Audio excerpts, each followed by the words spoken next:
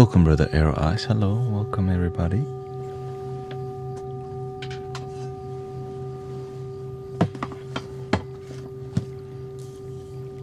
Thank you, Brother Jan. Thank you for the blessings. Yes, we're back from camping.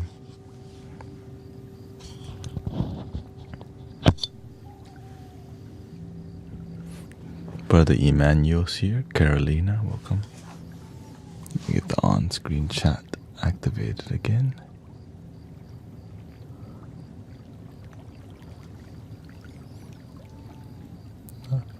I hope you have a good day so far. There we go. There we go. Julio, what's up?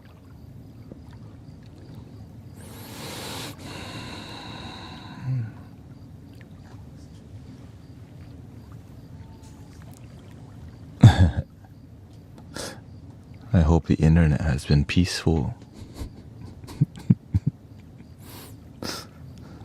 for you.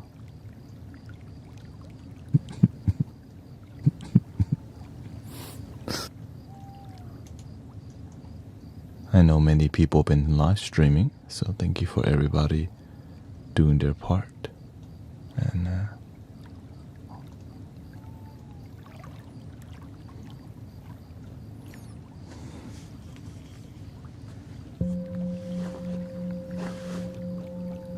yes, I've been out in the forest since Thursday, Friday, Saturday, and then Sunday.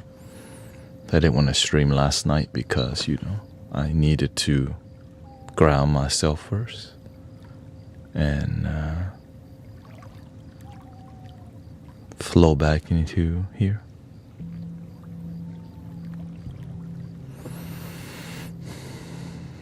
Are you posting a new video soon?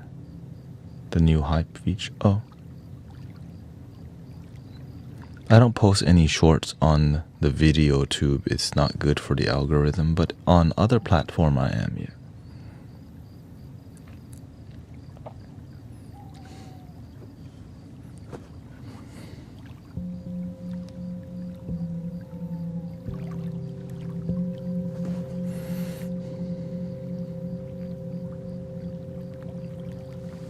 Well, I hope that you have been getting good sleep. Many sound healers on, right? Many sound healers and many communities. I'm so grateful everybody is doing their part. 'Cause I know I'm not the only one. You say I'm crazy. Well, shorts on the video to conflict with long-form content. สวัสดีครับ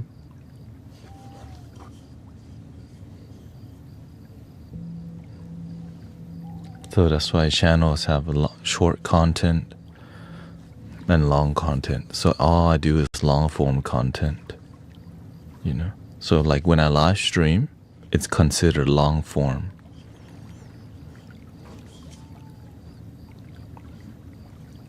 I know it's kind of like, because shorts content it's a different animal. It's another art form. Live streaming is another art form, and long content is another art form.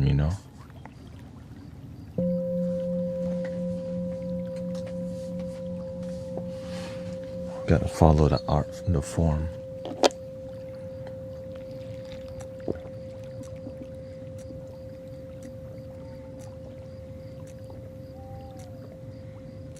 Welcome, Jason. And community is another. Right. To actually create an online community where people feel heard is another art form. Because you can have a big community where you have a big following, but nobody really feels heard. So it's all different. It's just you got to do what works for you. Right? It's how you build it. In here, we can actually talk to each other. That's the core. That's the core of what we do in here. sound healing podcast. But the podcast is you are my special guest, everybody here. So that's the unique aspect of the Mystic Village experience. And I think many people do the same thing, right? Brother Era Eyes does the same thing. Sister Grace and Christy does the same. When we focus on one love and actually achieve getting people to kind of... I love that religious people can come here and feel part of a community that's still loving and it's not religious. That's huge to me, you know. I love that unifying aspect that you can be from any politics or in any spiritual or religious and have a good time here, because humanity needs that more than ever. I'm tired of seeing people fight and just focus on their differences and their disagreements, you know. Hello, thank you, Nacho and Earthling.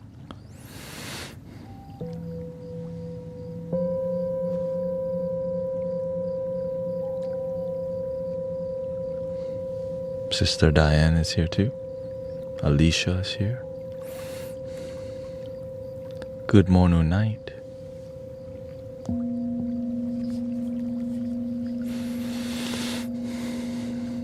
But I know brother, you know.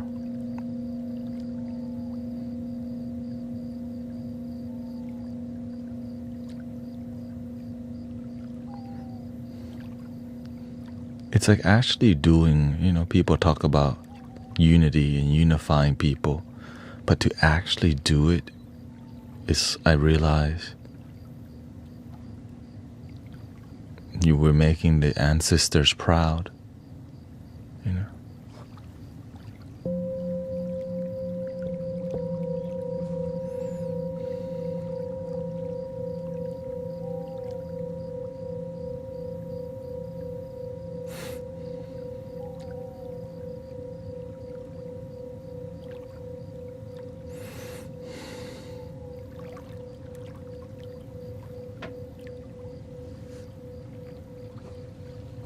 Oh, that's a thing?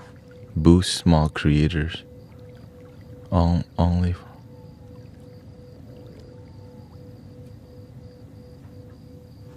Interesting. Well, since they're not banning TikTok, the social media war is on. Remember, everyone was too scared to invest in TikTok because are they going to get... But now that they're not, a door has opened to another dimension of creation. I know this might bore, you know, this kind of talk might bore y'all, but I get to watch it unfold on a daily basis, how the algorithm wars are... You know what I mean? Like Godzilla, and then maybe like another thingy.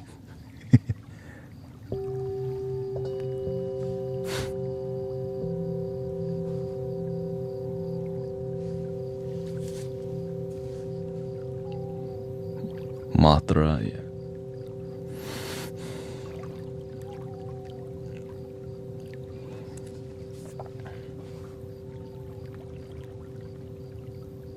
Yeah, right.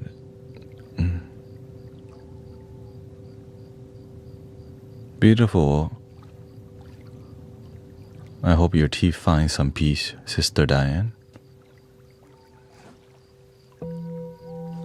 It came. You need to post within 7 days.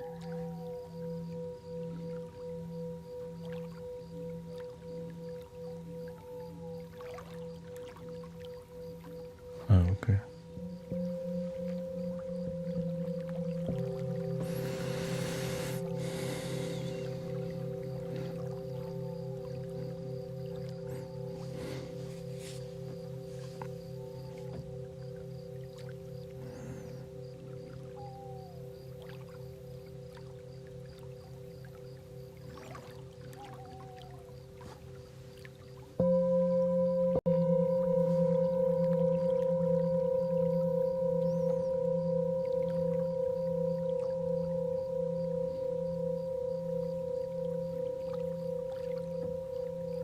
Thank you. Welcome, Chair, Julio.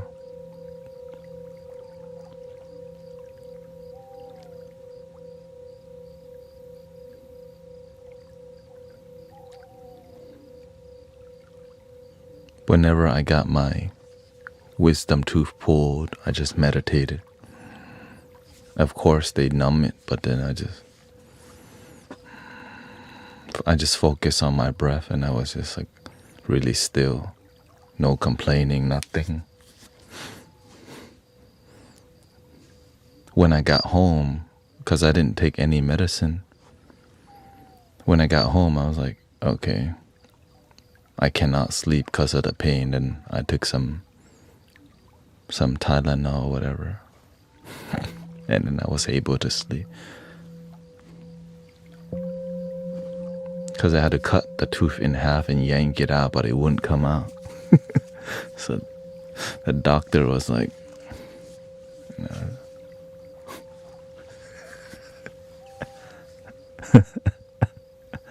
because my tooth was large and it grew sideways, so they had to cut it first, and which has been there all my life, right? Grew sideways on the very end. That's what happened. So thank you to the dentists out there.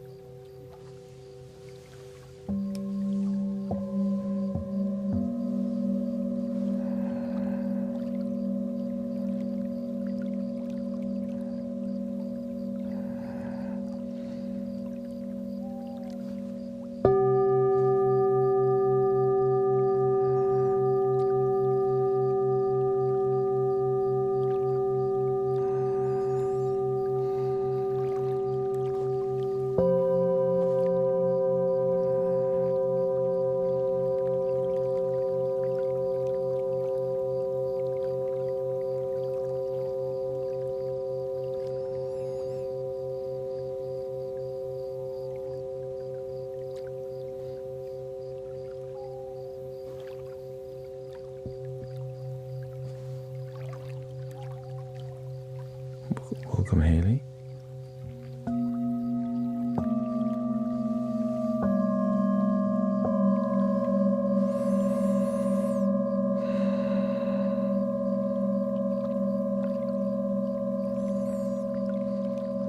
Dead chrome and sedated cycles here.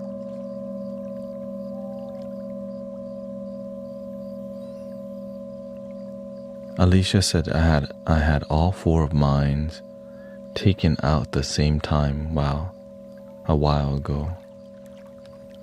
I feel like I had elephants sitting on my head.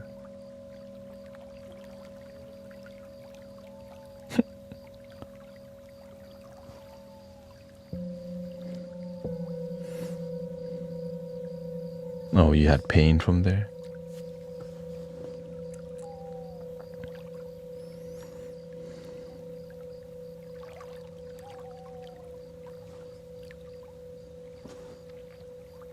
Can you do the old school doorbell sound? Like ding dong. Ding.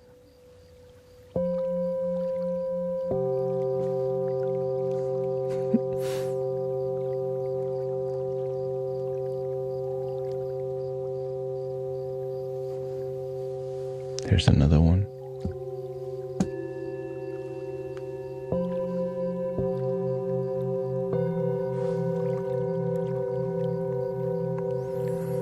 We have to.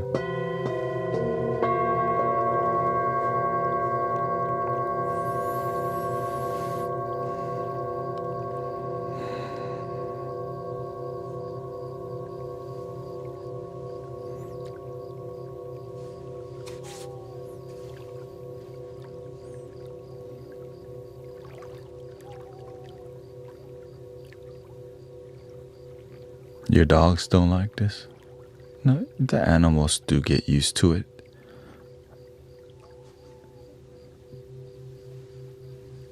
Do they have are you on like a Bluetooth speaker?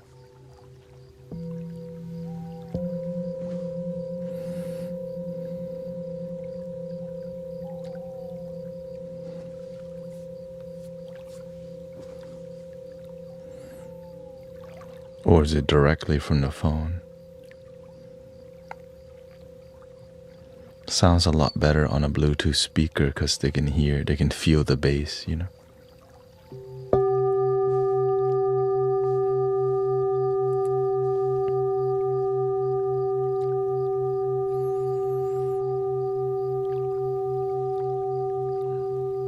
Hello,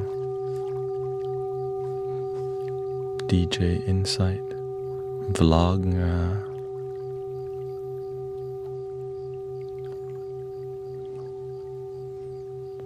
Walok Paakpo.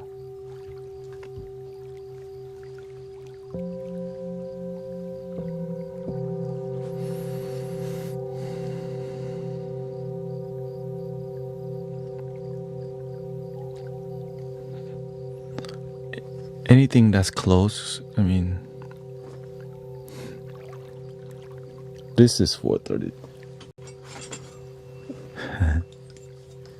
This is actually around 4:32.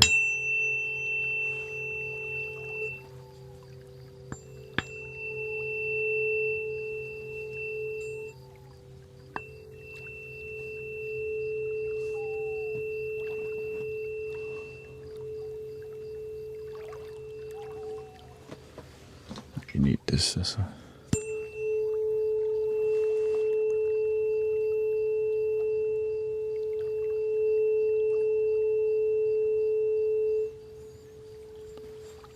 So, making 432 hertz music is like, is it 432 hertz? 432 is really close to 440, but no one really makes music exactly on that unless you're playing live acoustic. Right. When you make music on a computer, they set the frequency down to the dot because it's robotic music. But when you make music that's live, there's no exactly getting on 432 hertz because that's not how real sound works. Digital sound works like that because it's robotic. Right. The best way to explain this is a 432 hertz flute. Okay. When I hit anything that's in tune exactly to 432 hertz, we'll hit the middle line.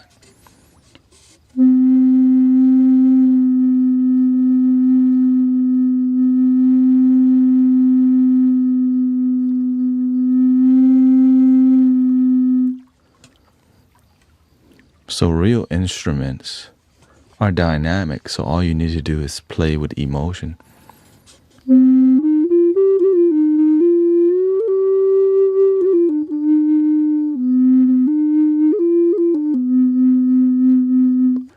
Emotion is dynamic.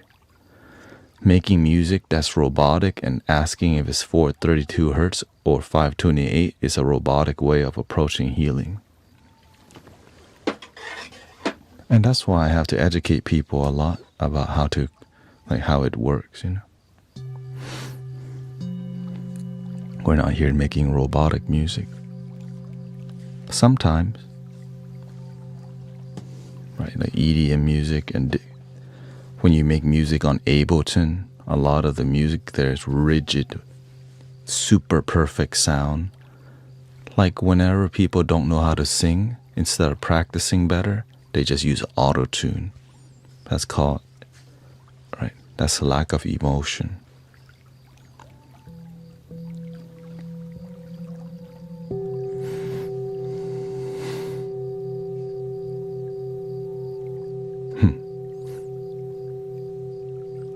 Sandstorm.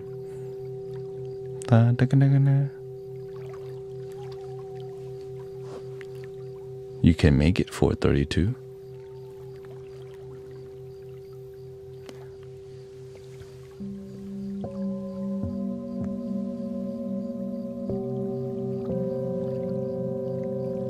Welcome, Tanya. The only reason I know about the 432 hertz is because I actually make music focus on that frequency range every day here. Right. But it doesn't matter all the time if people feel love, because that's the key. What's the point of 432 hertz? It helps to ground you. Well, you can make music that grounds people without 432 hertz. Right. But when you make concert music, all of the concert tuning is 440 hertz. Yeah. Right. So every instrument is tuned to 440. And that's why that's a bit robotic tuning. Right. But it's how they play, what symphony they're playing, right?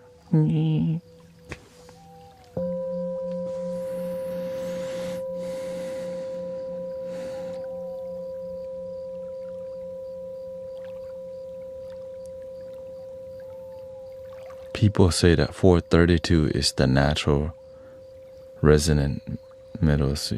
Yeah.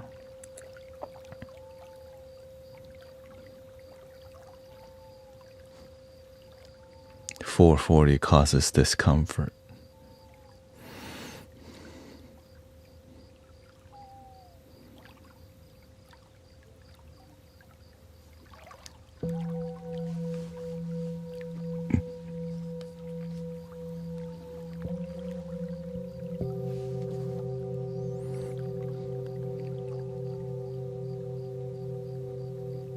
You can help people relax at 440 hertz. London says, I miss my late mom. She passed on Thanksgiving, so it's good. Yes, the nature of life. And then there's the nature of love.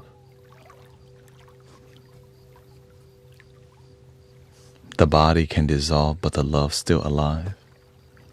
That's what I work with, love. But that love is something that that knowledge of that divine love is something we could feel in the music.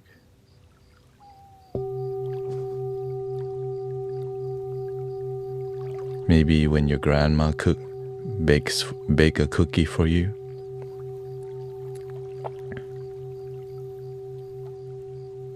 When a home cooked meal, that's delicious. That's love.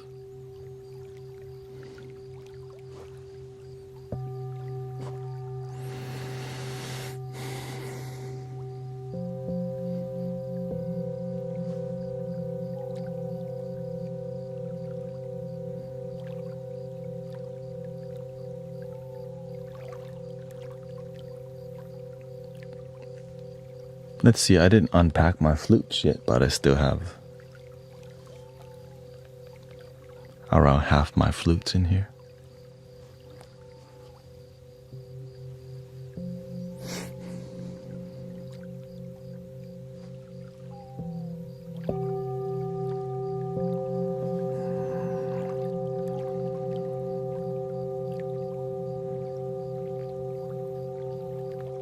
Welcome, OG Menace.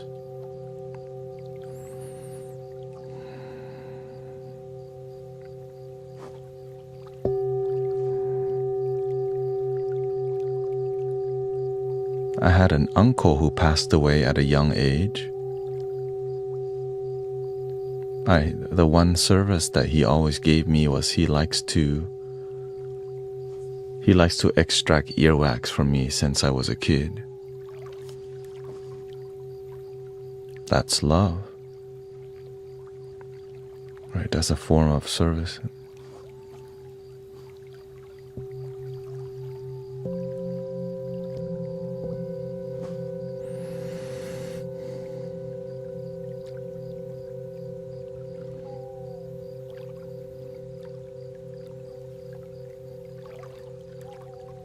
Nako, whatever. I didn't really listen to them too much.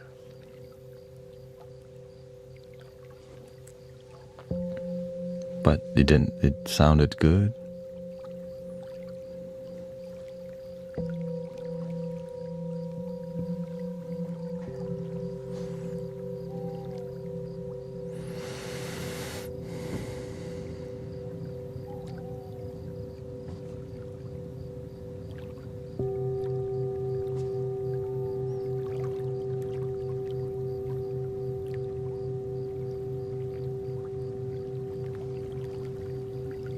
Let's see, let's do a flute for somebody who misses their late mother, right?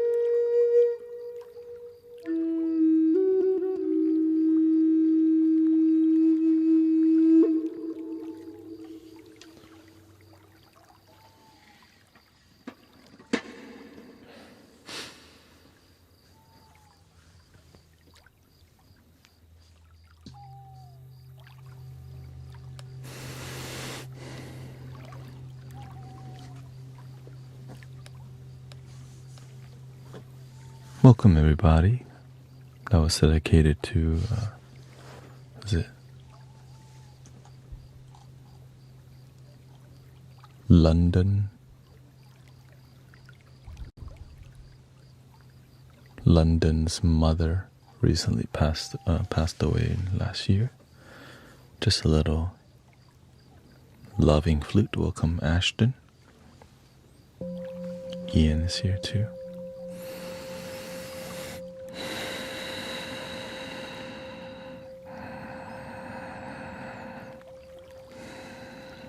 I hope you had a good day so far.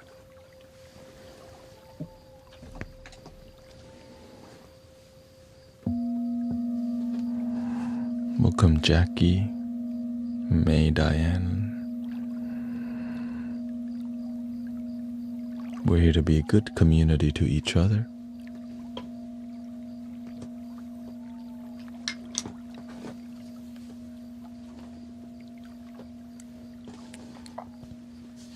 In here, yeah. Sometimes on the internet, harder to find these kind of vibes.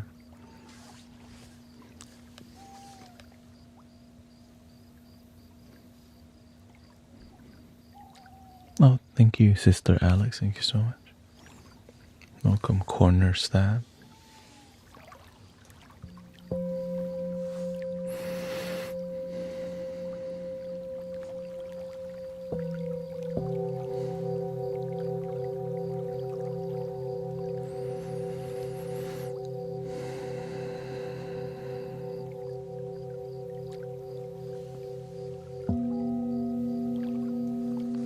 I just spilled chocolate shake on my carpet.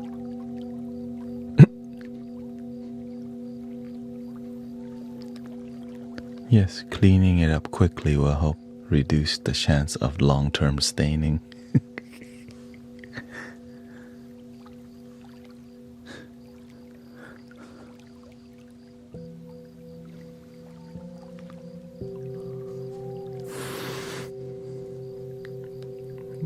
Come, Pac-Man.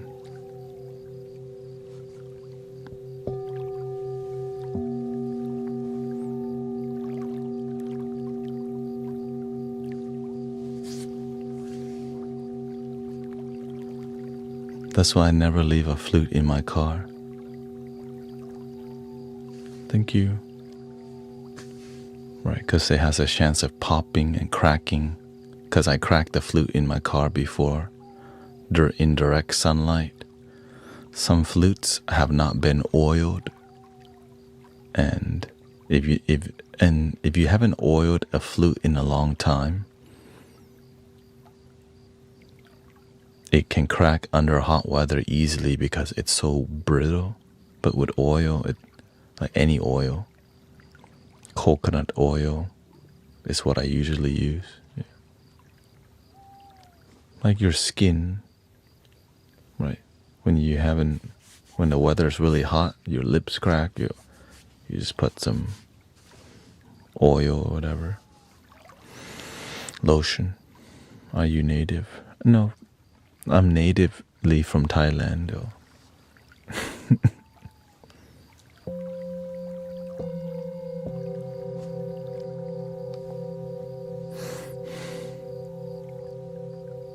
Welcome, Honey Badger.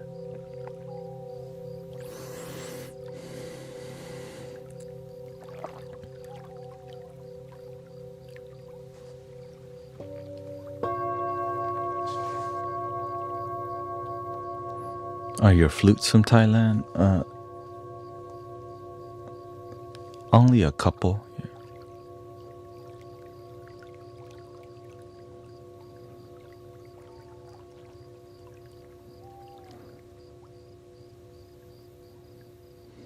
Yeah.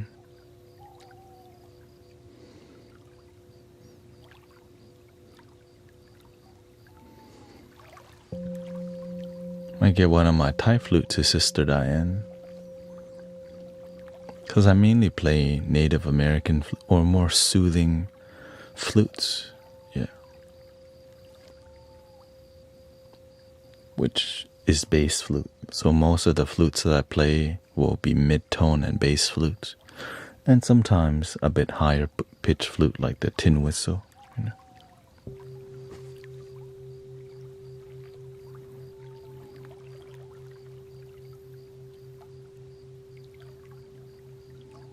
Oh yeah.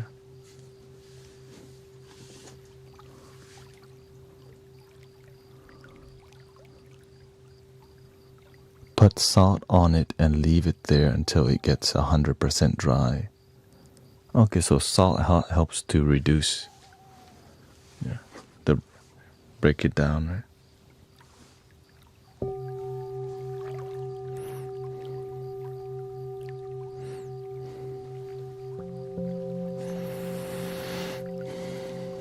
How do you deal with anger against someone?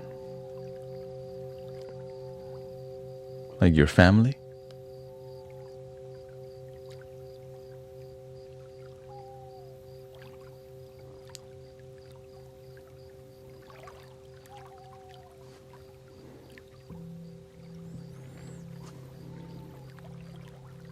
An ex job? You're angry at your past job? I can see. Why be stuck on the past? You're somewhere else already. Enjoy where you're at. The past is gone. But learn from it. Let it go so you make space for better things in life. Right?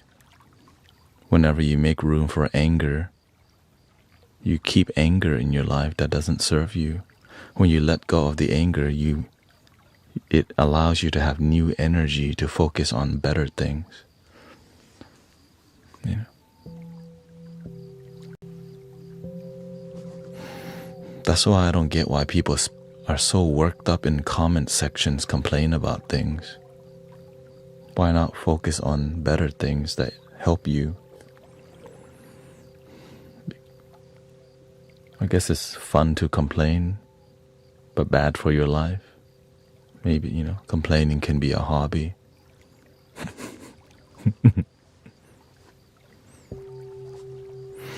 Gossiping can be a hobby. Does lower your vibration. Did you hear about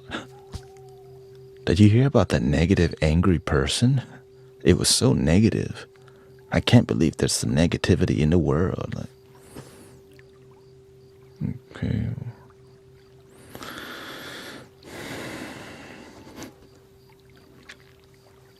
Anything else? You know what I mean? Okay, thank you for the update.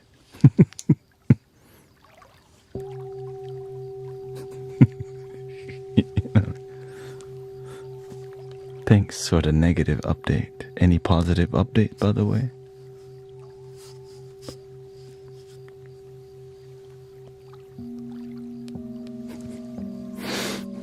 Anything at all? Did you have any ice cream recently? Oh, what flavor?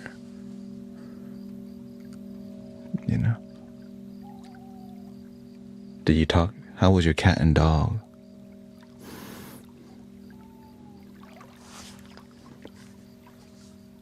Did you give your cat or dog a belly rub recently?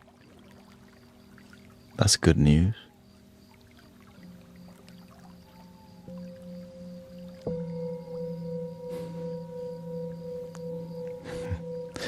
My wife gave me a belly rub recently also.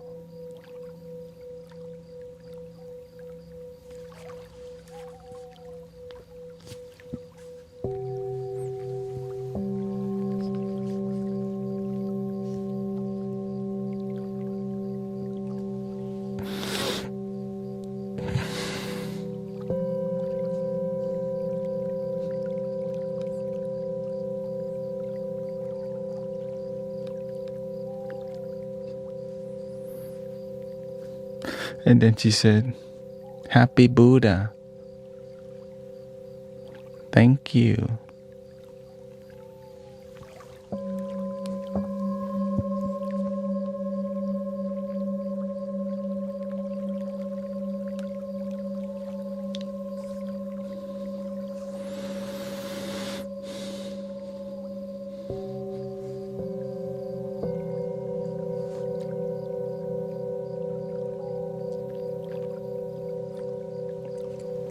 Excuse me, my lips kind of dry.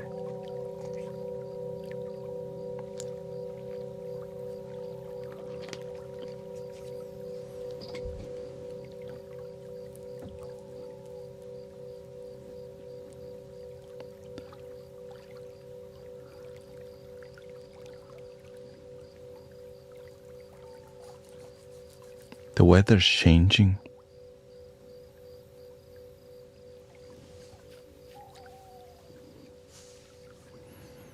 How do you deal with a father not checking on his kids, two handsome boys?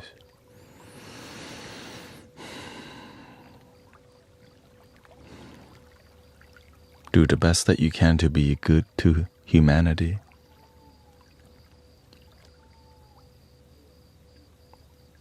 Right, because it's on our watch. When I started live streaming and I was positive, many people came to me with self-deletion ideology. Like they just had, and I'm like, how do you do?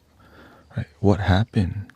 That their parents and their society failed them, that they want to do that? Right? But how can I be a good humanity for people with high anxiety? How can he be a good neighbor to my brothers, sisters who are deeply sad and depressed? It's actually how I met Brother Sean in the Mystic Village, you know.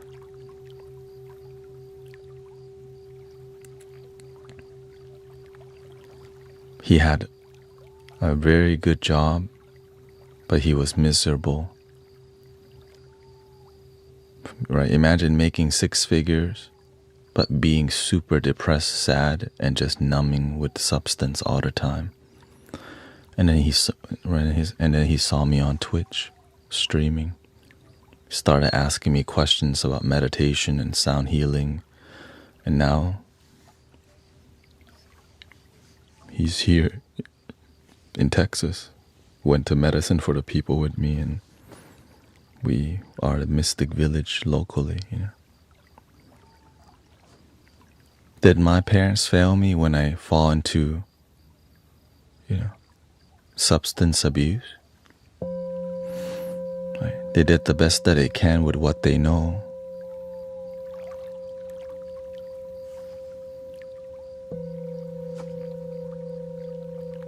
Right. And so that's why that's the reason I'm like this today, because I got blessed. I know that some people don't make it through depression and through substance abuse. But when you do learn to make it, when you learn to heal yourself, it's because you get to also help others make it too. Right? That's why I'm grateful for healing every day. I definitely needed the healing, and so do many people who just are confused about life. We're lost in life, no purpose, no calling. Are we just here to be workers? You know.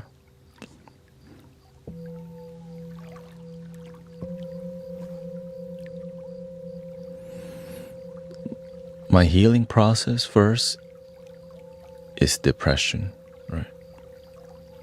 Whenever you survive whenever you went through a dark time in your life, eventually you go numb for a while. You don't want to see anybody because you have shame that your life is just, you know, in the gutter.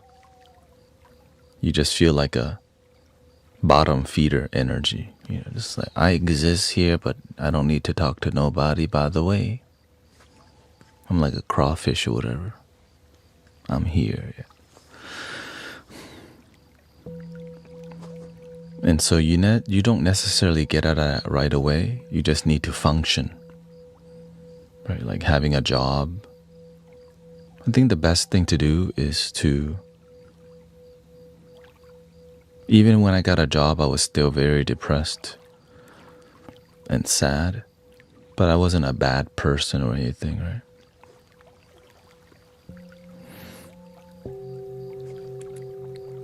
So while I got the new job, I had a good heart, but I was still emotionally damaged, which I naturally attracted other damaged people, which led me to more substance and connecting with more people to smoke with and drink with at work, which was not good for me. Yeah.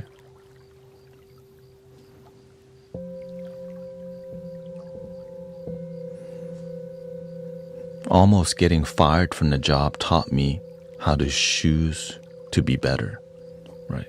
When life corners you, it's like stop crawling to the side and start climbing up already, right? I got tired of going lower and going to sideways. And the one thing I never did was try to climb up.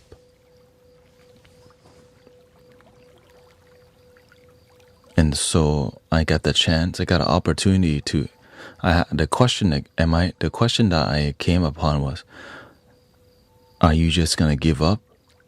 Or are you going to try to be the best that you can? What do you lose for trying to be the best that you can be?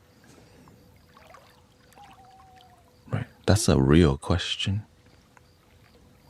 What do I lose for trying to be my best? Then I realized nothing. I lose nothing for trying to be the best but I never thought about it like that before. I just thought I didn't have a reason to try my best. But then I didn't realize I lose nothing. And so that's when I began to try to be my best. And the best kept happening because I almost got fired from my job. Because I was always effing up at work, because my brain was so unstable. My anxiety was so right, you're at work, but you're like, oh shit, I effed up again. I effed up again.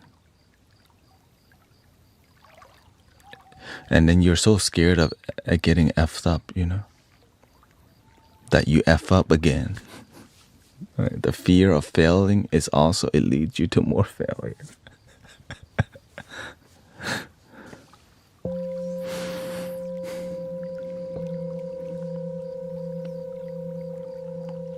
Then I started YouTubing, or, I started researching how to be a better server, how to have better social skills, how to be more consistent at my job. Then I started truly succeeding for the first time in my life by, I started feeling that I started feeling a sense of power for the first time in my life. I had some grip of my future because I was able to do something and have good results. And in the past, I didn't. I was just surviving. Yeah. Because clawing my way to find, to fit into society and, So whenever you fail the plan that your parents want for you, you get lost for a long time. Imagine the things that your parents taught you and society teaches you. Sometimes you fail at that. And you just think, man, I got no purpose here. Nothing else for me to do. Let me just go play games, smoke, and just be a worker.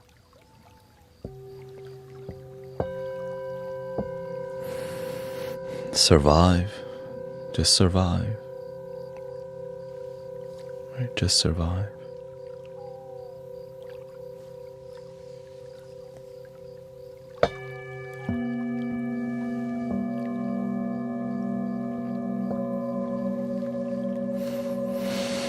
You can also fail at a plan you had, yeah.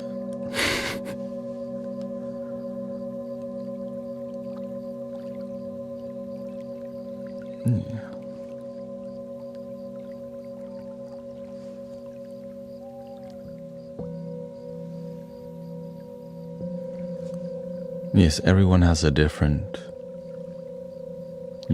journey.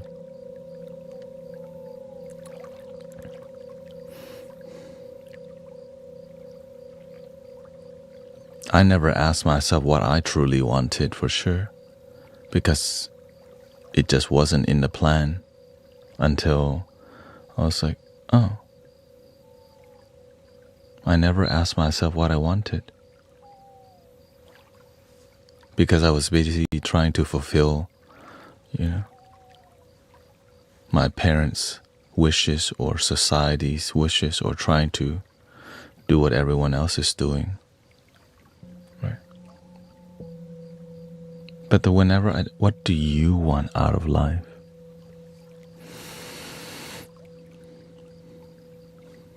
It stunned me that I realized, shoot, I never go for what I truly want, because we're raised sometimes to be a people pleaser, that we never really ask what you truly want,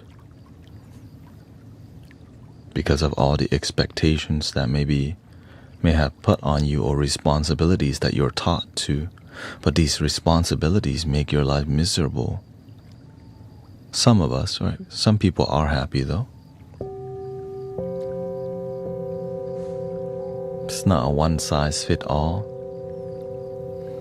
But we can also find how can we fit and be ourselves in humanity, in society.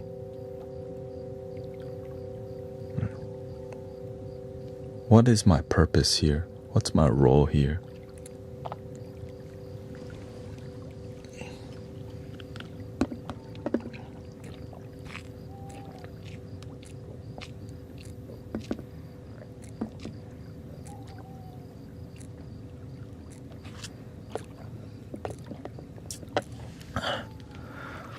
Thank you.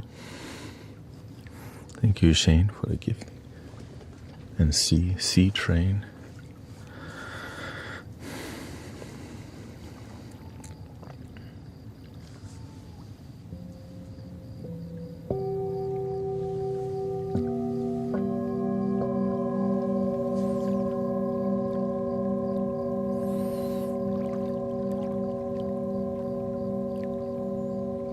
So the way I actually healed myself,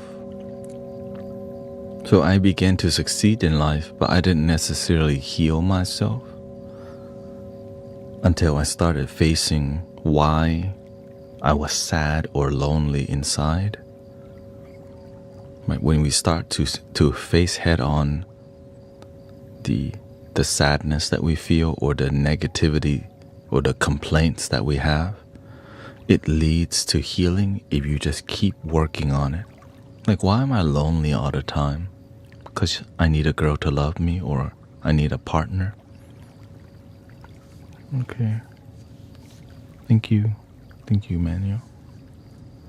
Look up the hype after stream.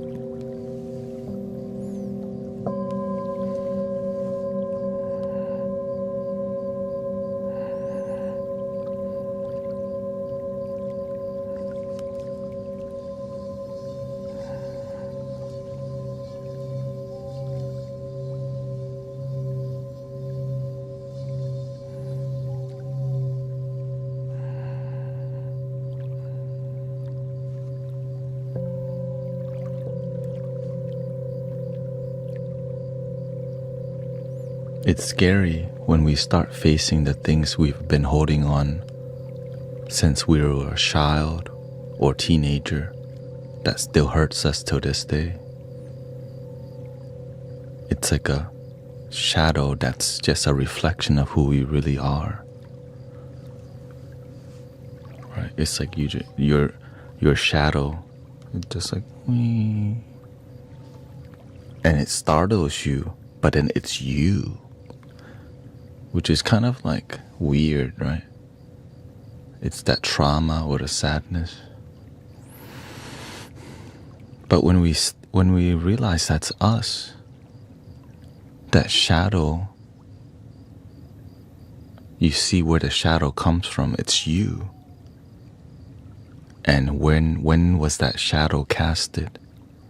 Oh yeah, they yelled at you, embarrassed you, made you look like a fool, and you just never acted the same after that point again.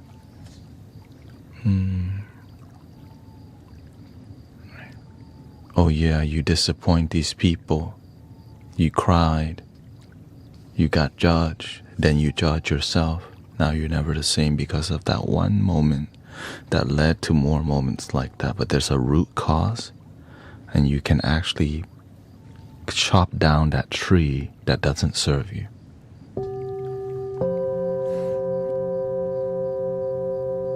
Is it difficult? Yes. Is it possible? Absolutely. But you actually have to want to chop down the negative trees by learning from them and loving it.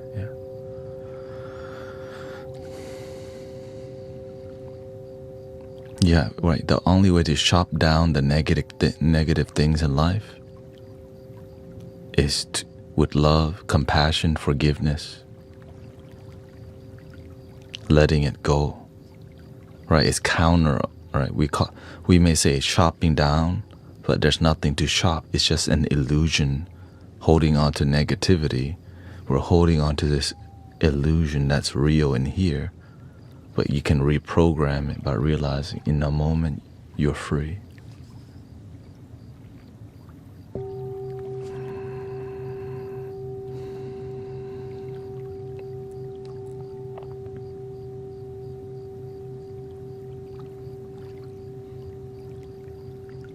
In this moment, we are free. Unless you're literally in jail right now, then you aren't. Some people be watching the stream from people in jail got freaking cell phone service nowadays,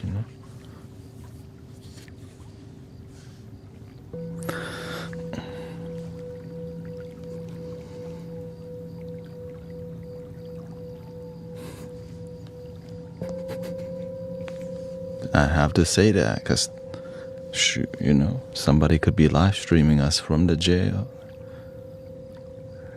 Shout out to the penitentiary. Yeah.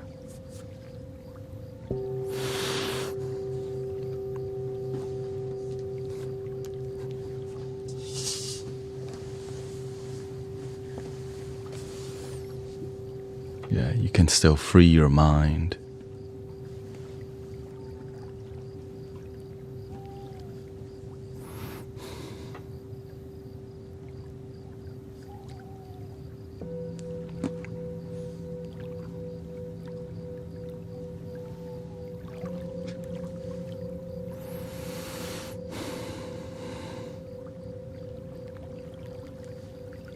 Welcome, Lucifer. What's up?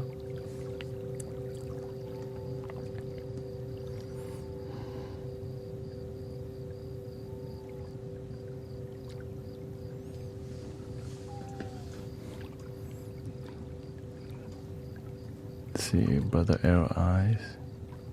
What do you say here? My parents never had a plan for me besides graduating high school, so I had to make my own, he says. Besides being forced to go to church as a kid, I had to find my own way.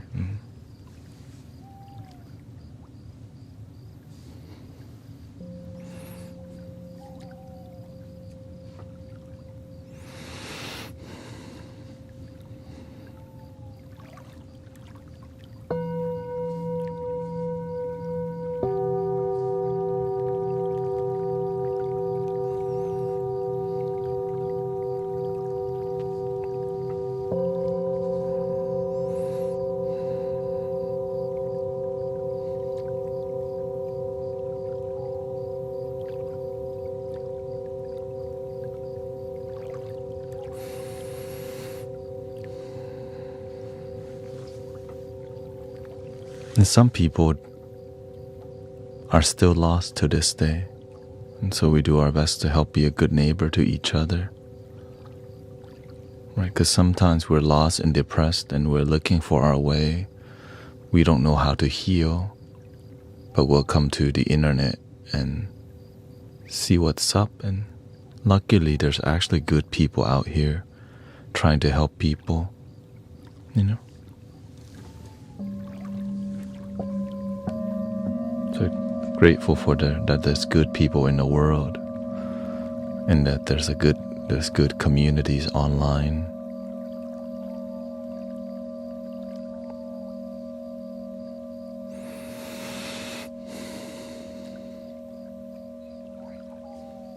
Yeah. Welcome to the high quality audio experience.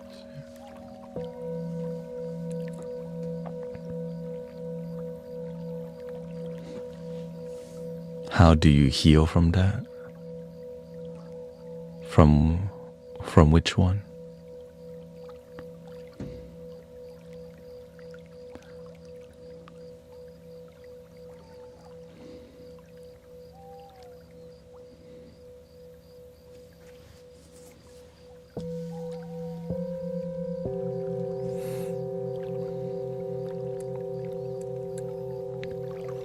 The people who may not, depression is different for everybody.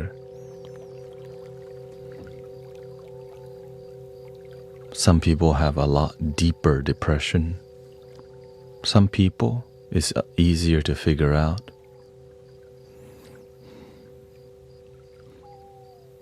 And you learn a lot by looking at who raised them, how they raised them, and what happened in the past. The hardest people to help are the people whose parents are traumatized and then they traumatize their children. Right? It's just chaos. And the chaos continues in here, even though it's gone, like the situation.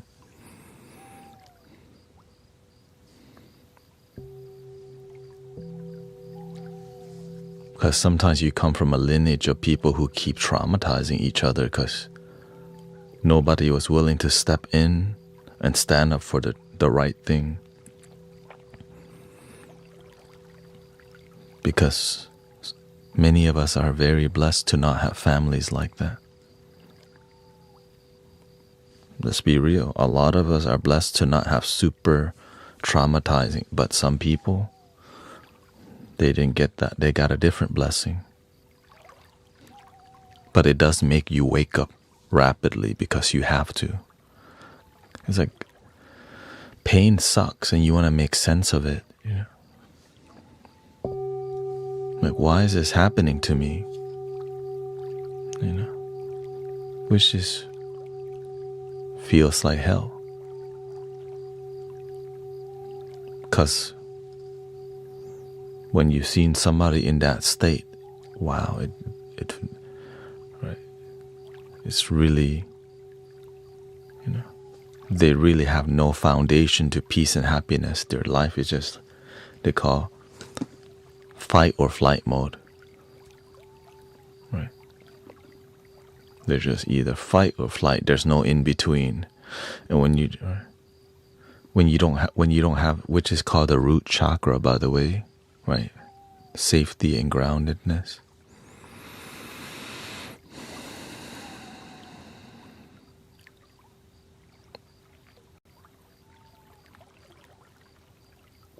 But when you find your foundation, it's a great place to build your life. Because when you build on a strong foundation, you can build a mansion within your consciousness. You can build the temple, the church. You can build something great within.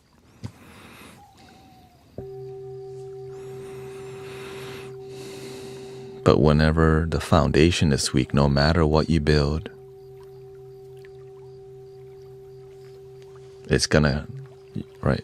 When the foundation is weak, that house starts cracking. And if any earthquake or something happened and it's already cracked, man, that thing coming down. So a lot of people build their life on an unstable foundation that leads them to what? Divorce, jail, abusing others, right? We wish people didn't have that, but that's not reality.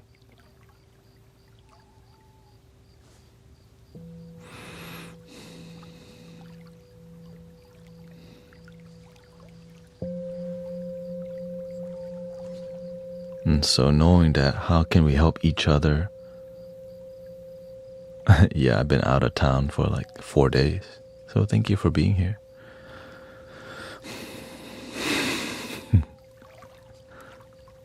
So with this community, how can we help our brothers and sisters find their grounding, get your roots, get your foundation firm into the dirt, so that we're not building life on unstable ground, which makes us have high anxiety and stress.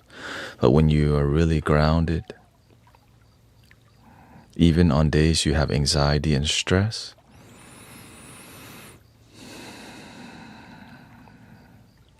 you believe in yourself still.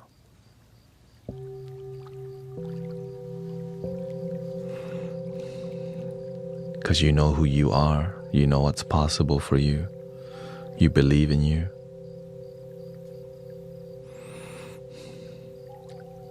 You know that song? I got the power.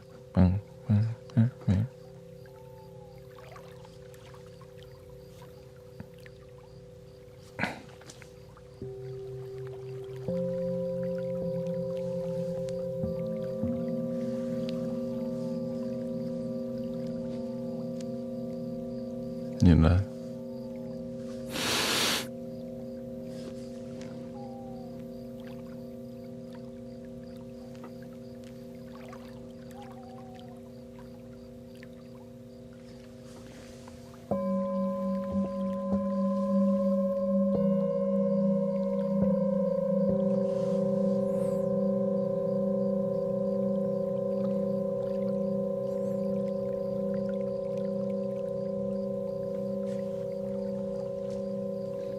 Thank you.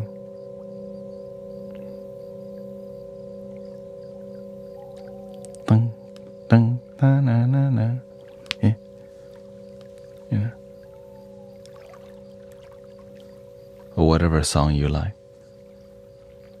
This is how we do it. This is how we do it. It's Monday night. I feel alright. Party's still on the west side.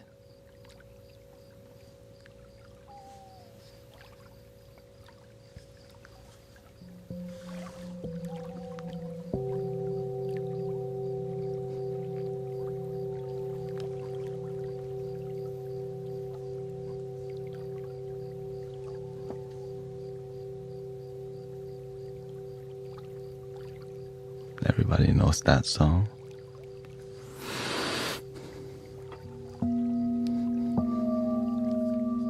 Welcome, Maria. 718, brother. Yamor is here.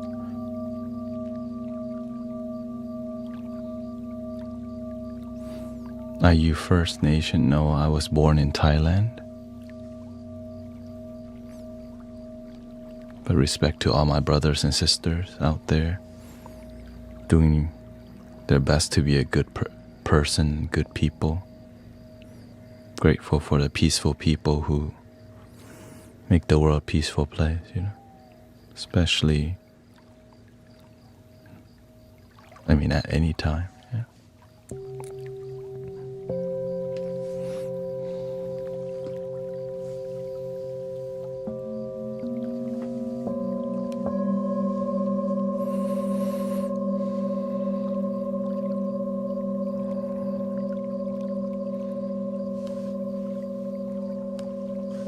Shout out to Norway. Welcome, Kato.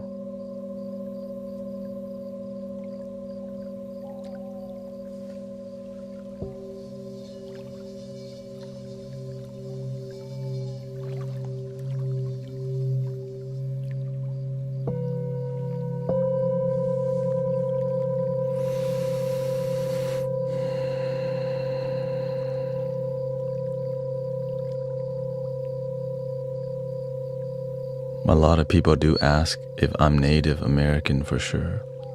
And I see the colors of the indigenous culture that's similar to the folk culture of Thailand too. And even the music has very similar. The more folk music of Thailand is very similar. Yeah.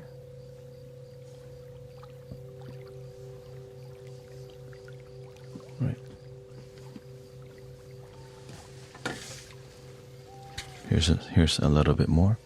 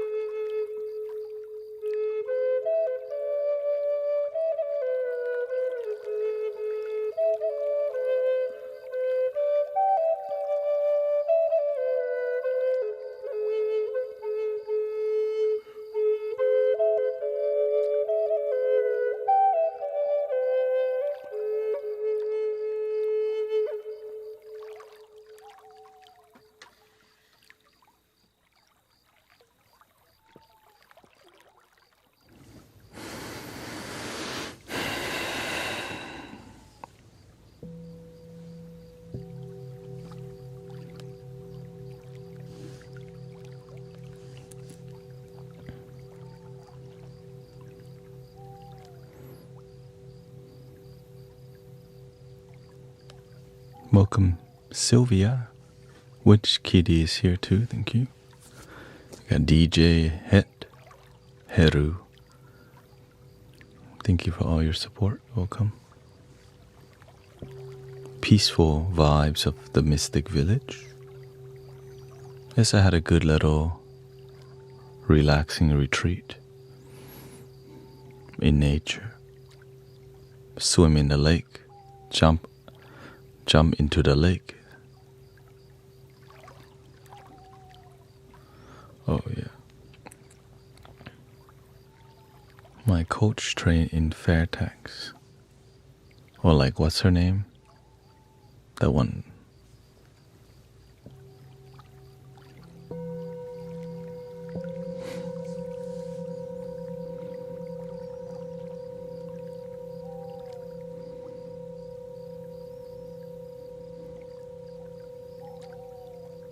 Triple drone, yeah.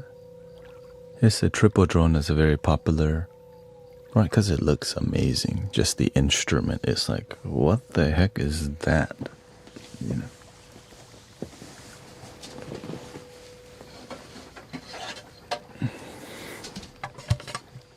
Right, like, whoa.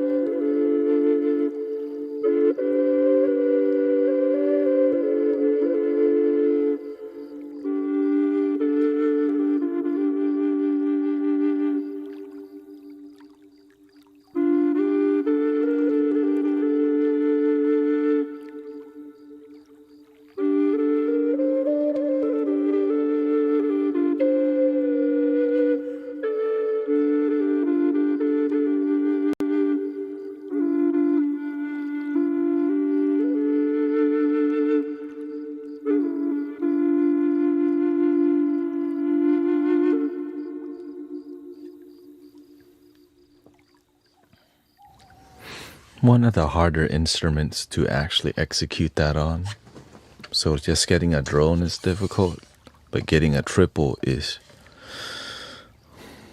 even more difficult because you need lots of technique. But at the end of the day, if you practice, you can do anything. Yeah. For real. It's just, if you don't practice, you're not going to get better, that's all. Right.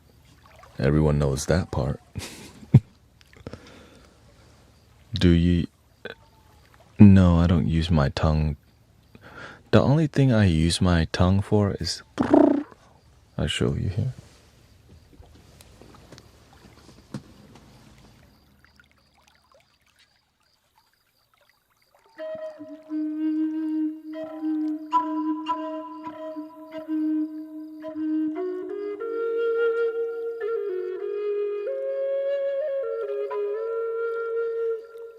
So, for example, this flute has 2 holes, right?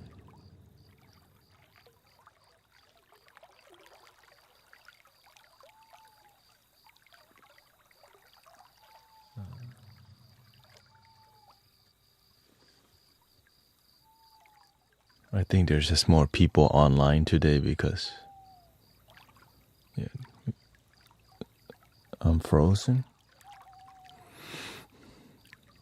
Yeah.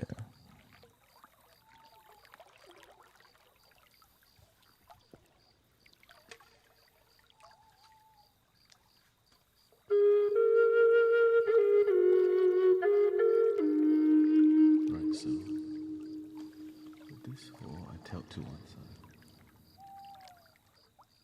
to exaggerate how to play.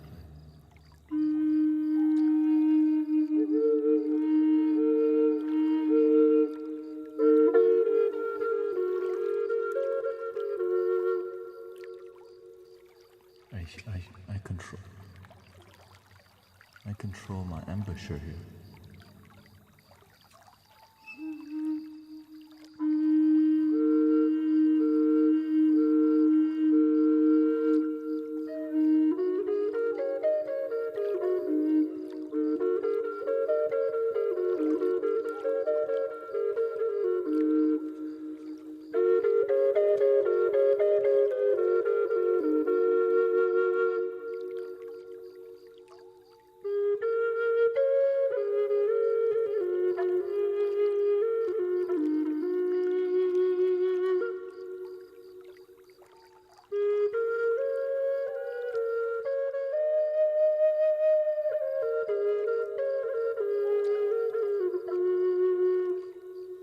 Thank you, Jenny.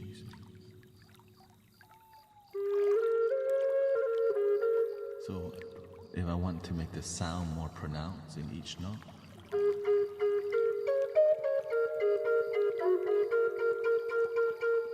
but I don't have to.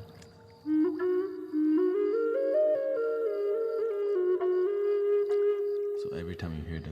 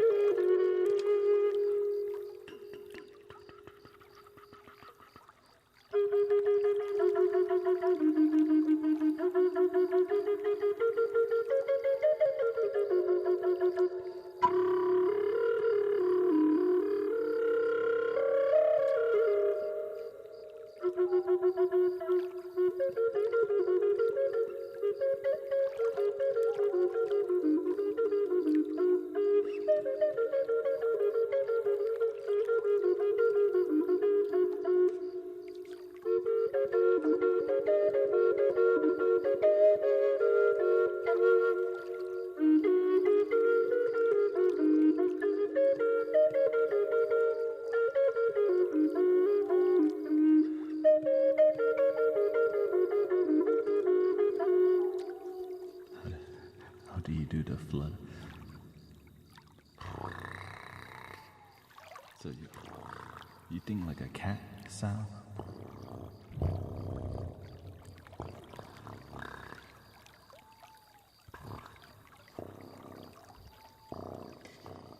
And then you just play it. So I leave the tongue at the upper, right on the roof of my mouth, and I just hold it there slightly, but relax it. It's not so stiff. Yeah, like the R. Yeah. But I don't use it like that because it doesn't sound beautiful. So I do use it.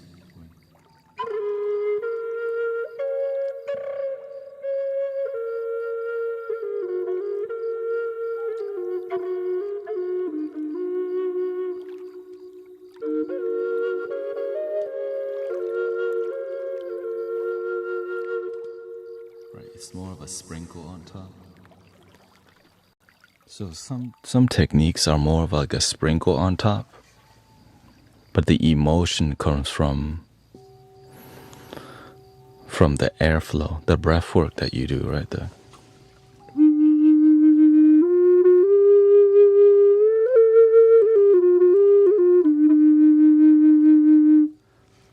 Just getting that vibrato is where the magic is mainly at.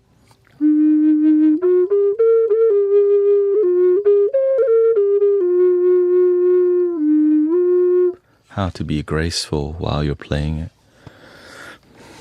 Right, that's why I use that word a lot. It's learning how to play with grace, right?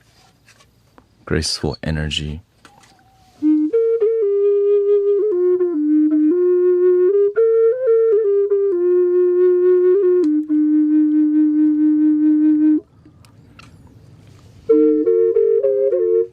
Right, how to present or begin the journey is really, right, it's learning how to set the mood first, right?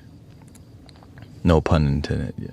Learning how to set the mood, how to position yourself to signal to people, we about to get lit up in here, people, so chill, without saying that, right? So you have to learn to have a demeanor. And then you pick up the flute.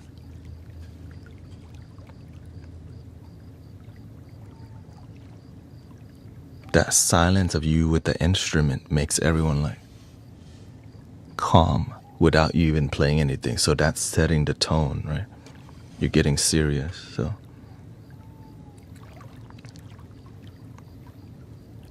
And then the initial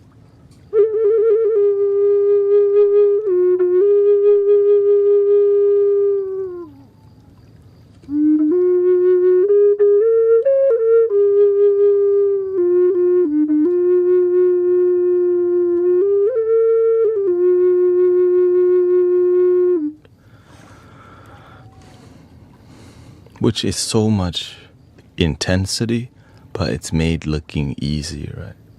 As you can see, I'm using all my air just for that part, because people can feel the intensity of your focus and your heart without you having to say, we're about to intensely relax in here, people.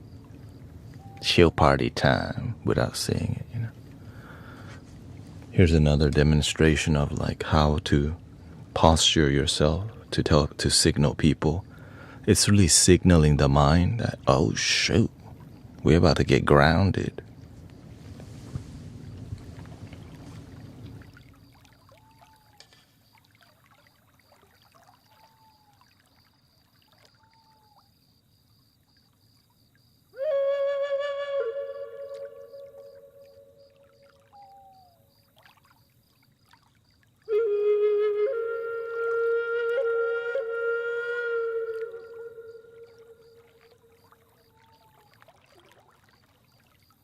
So I call this phase the spirit animal phase, right? It's like you're in the scene and some animals come out.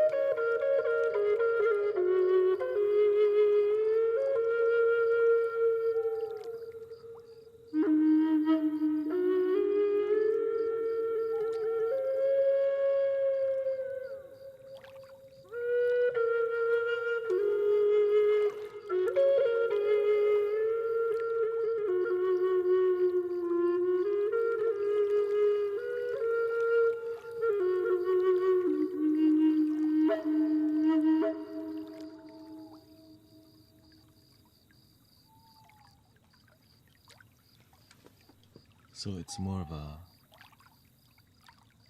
of a shamanic approach to music, and that's basically what we do in here.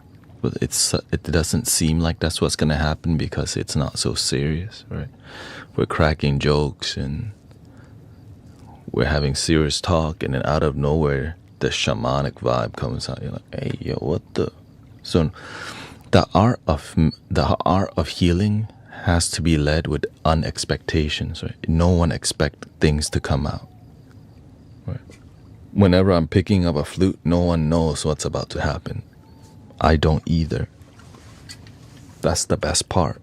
That's why I have fun, because it's always fresh.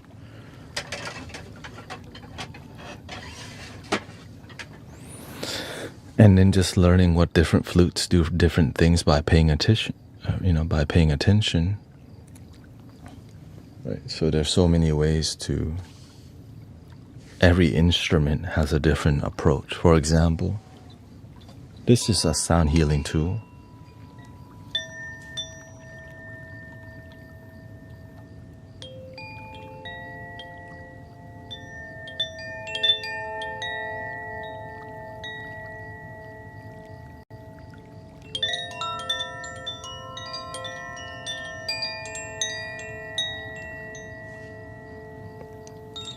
You can surprise people by finding new ways to play your instrument.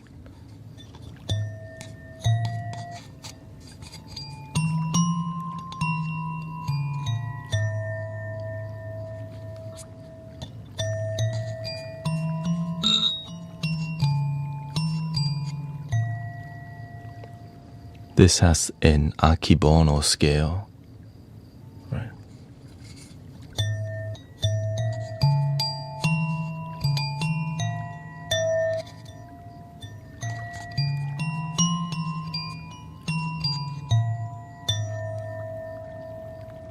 Right. No one knew that's possible, but whenever you are when you are a sound practitioner, you want to explore what else is possible, right? You could even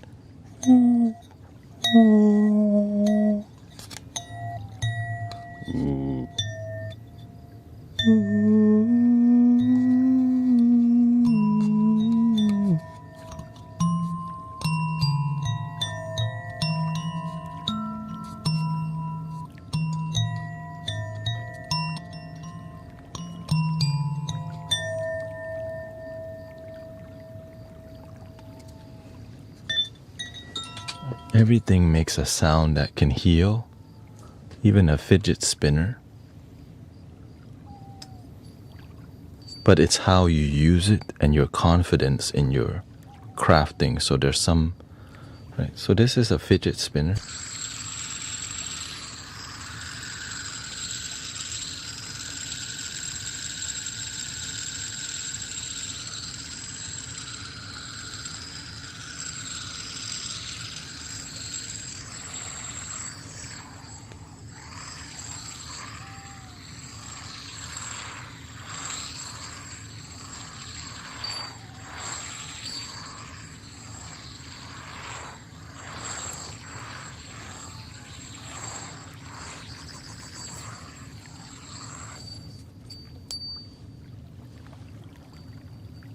Well, guess what? The way you talk can also be sound healing. You can also speak in a more authentic way if you learn how to convey and how to be authentic, right? So you find a way to, what sounds authentic to you? You have to learn how to adjust your tone because you are a sound healer, because you're a practitioner. And so it takes time to figure out how to sound. Sometimes you try too hard and it sounds inauthentic, and sometimes you don't put much effort, so it sounds lazy. So the more you practice, the more you figure out how to be more authentic.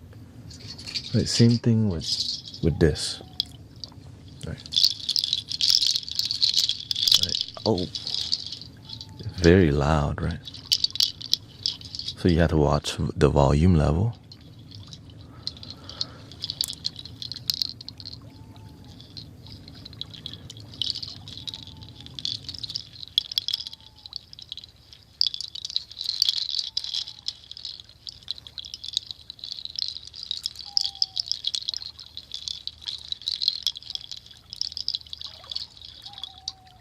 Interesting, right?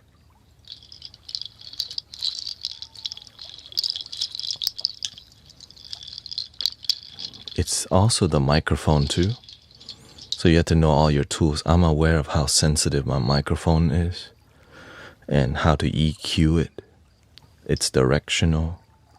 How soft to speak, how loud to speak, what tone to speak, when to raise my voice, when to calm it down. Right? Everything it could be used for healing, and I do pay attention to everything that I can. Right? Oh, thank you, Amanda. Have a good night.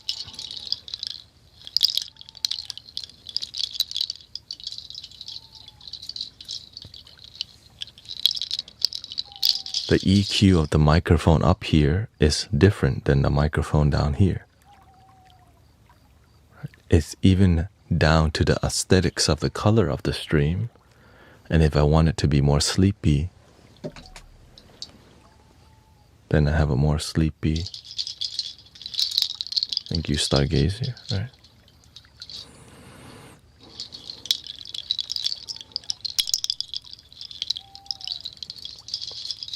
Even down to the way the singing bowls, right? There's some feng shui happening with how the bowls are positioned. Why is this one slightly higher under a wooden, right? Under a more wooden piece of wood here, right? This little thing help reduce the vibration. The positioning of the mic down here.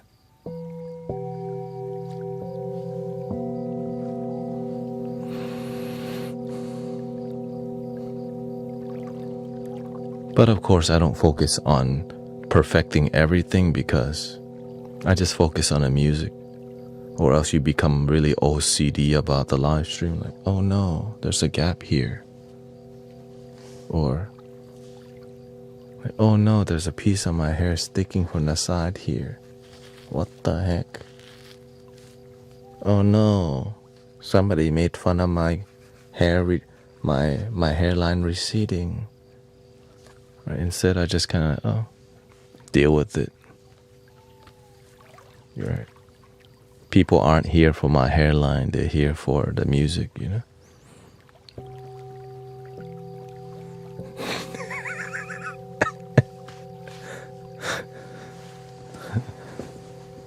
You know what I'm saying?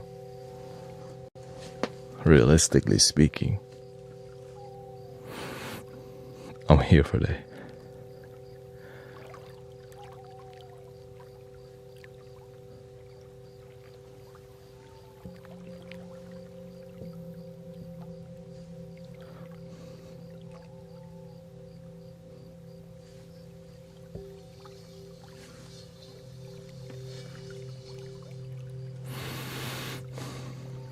Thank you. Right. So I'm watching a lot of the volume levels and how close, right? The angle of how I'm playing the flute, how it sounds, right?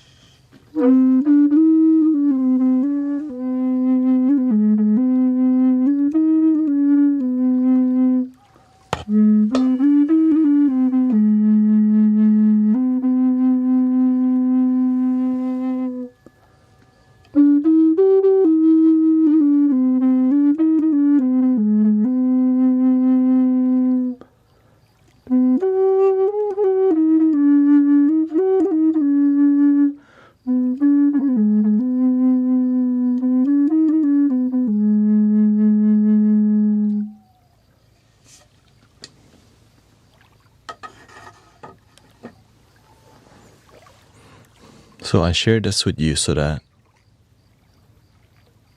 you can learn from sound healers that, you know, that have great result in healing, and it's free. So you get some You're really getting at a lot of advanced lesson in here for free. Because it makes me sad that so much sound healing is selling certificates nowadays. And they're not even doing a good job of mentoring people because it's not profitable to apprentice people. But it's the right thing to do for humanity.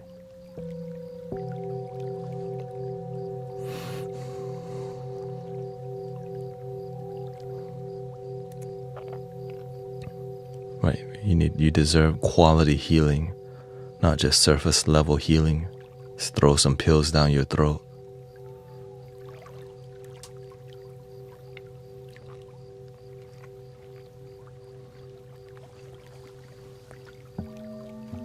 So thank you to all the people who approach healing with wellness, not just one thing, but the way we live our life is healing. So this is why this community focus on being positive and being a good neighbor and being consistent. That's why I stream, right?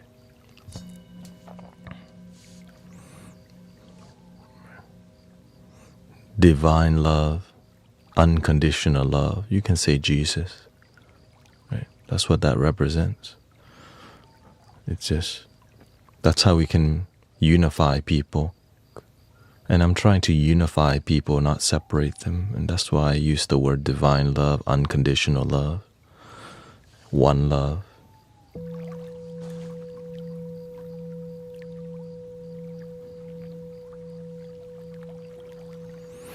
How often are you live?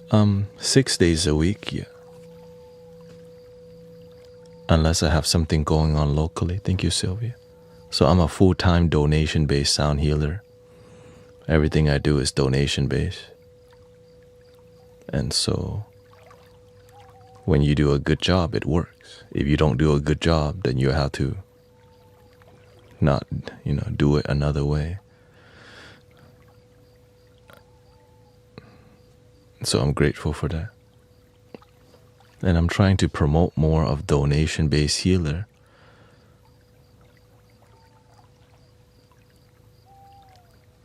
Because it requires you to do a good job and do a great job. But sometimes we don't have that faith, Yes, I do have do you have Cash App?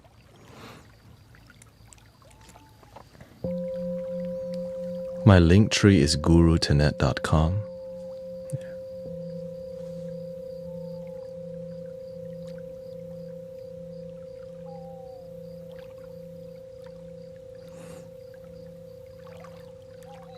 It means that all your donations from TikTok, I only get 30% of it, yeah.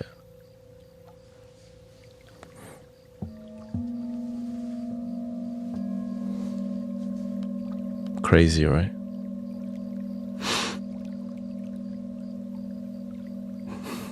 It's not crazy. It's because TikTok allows me to be here with you today. It helps me grow, and it's a right. That's why I put that. Yeah.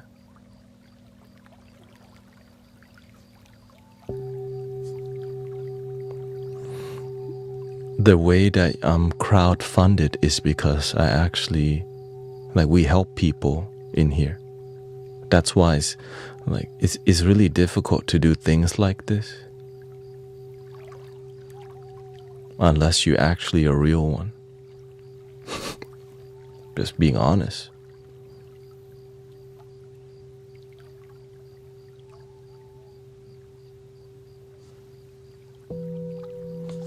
Thank you, Kato. Thank you, everybody.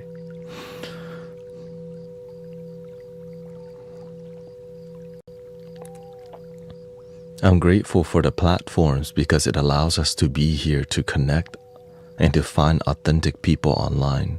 So without the platform, we wouldn't even have this. Right? They gotta do what they gotta do.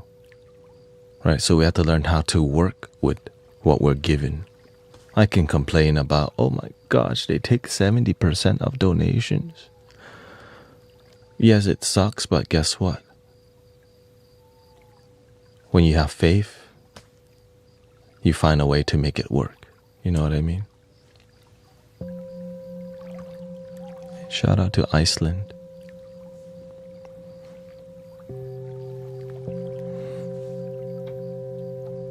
But one thing we're not doing is selling out just to be viral and to be popular. Just to get the numbers up, because I'm here to focus on building community. Yeah. And so the one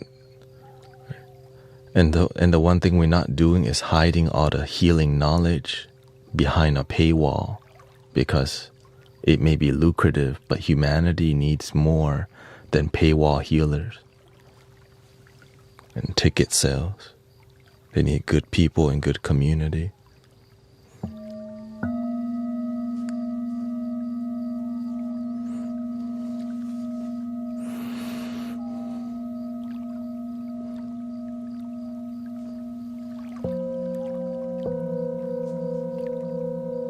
Not that there's anything wrong with getting paid, you know what I mean? It's just whenever it comes to the healing work that I've been taught, it has to be as pure as possible and heart-based as possible to create any genuine transformation, also known as miracles.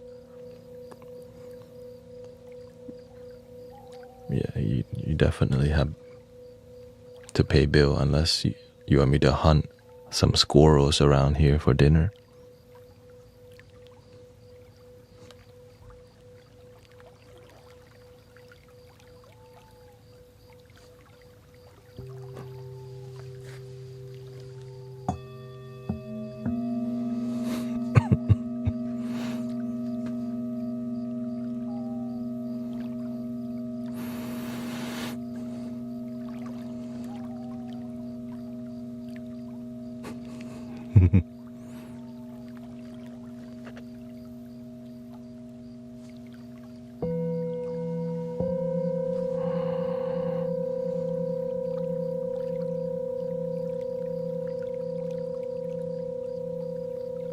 And so I talk about it often because it's what's been taught to me.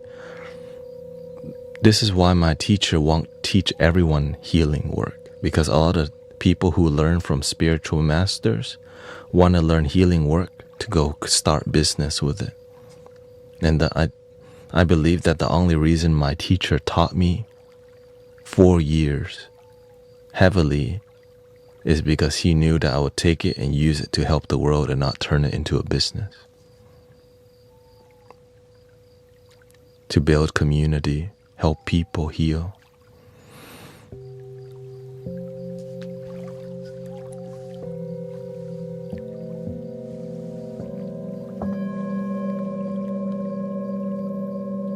And teach others how to help others too.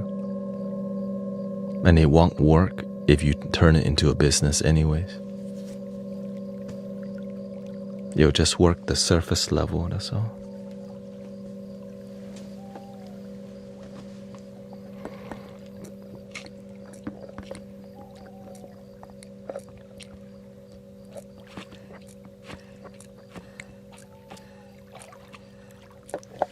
Good night, sister.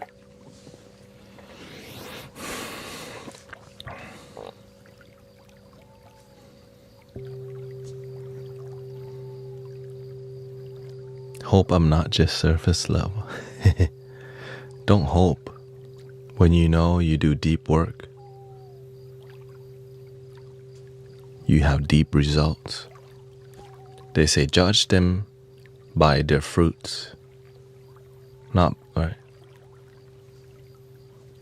Whatever the saying is.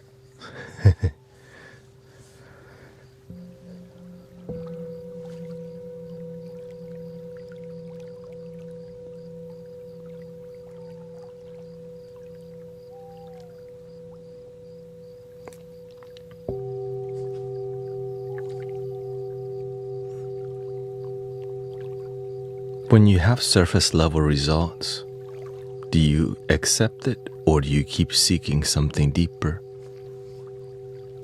Or do we lie to ourselves that the surface level result is deep?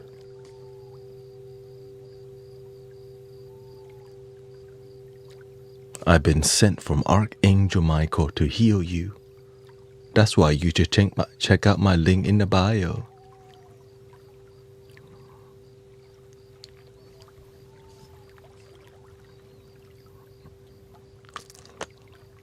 You.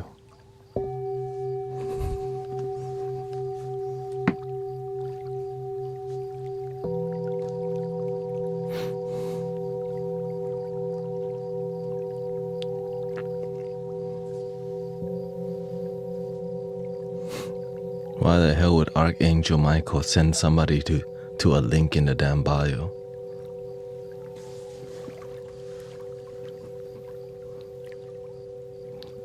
A lot of deception.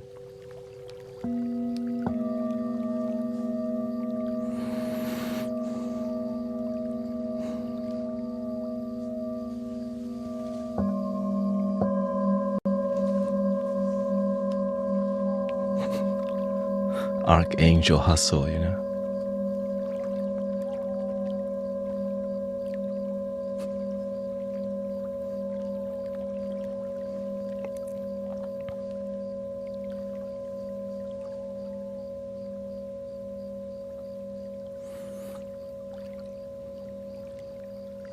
And the people who truly want to learn about right? What's, to me, my ego in the past was like, what's the deepest form of healing? Right? What's a sign of deep healing? Right? You hear people becoming more relaxed, right? But when you start healing people, my tumor has dissolved. Wait, can I be part of that? Is it possible that what we're doing, how can I be part of that?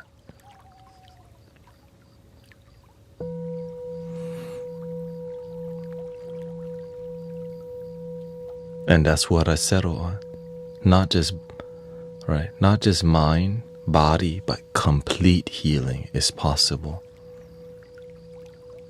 But it's up to the person. Are they willing to go all the way with the healing work? It doesn't have to be 100%, but are you willing to do 80%? Realistically speaking, are you willing to do 70%?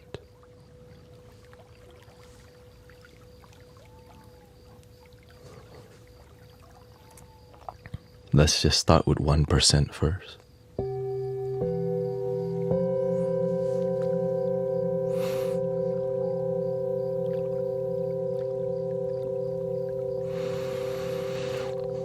One 1% every day. Let's keep going a little bit every day.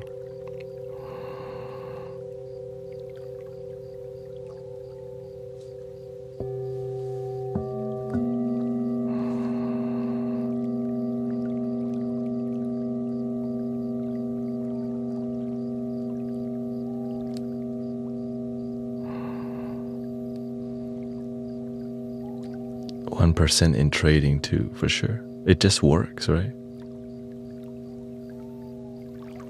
So for me, I focus on this, whatever I'm doing here with you, 1% every day for years, for me to just get to this level, right? Whatever level this is. And just keep going.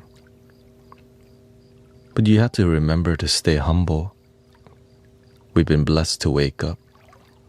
We've been blessed that healing is possible. Man, if healing wasn't possible, imagine how effed up we all would be right now. Imagine you had a scar or a wound that never heals. Like, damn. But luckily, your wounds heal and your mental wound can also heal. But it's harder to heal the mental wound because you can't see it. But it's still possible to heal your emotional and mental wounds.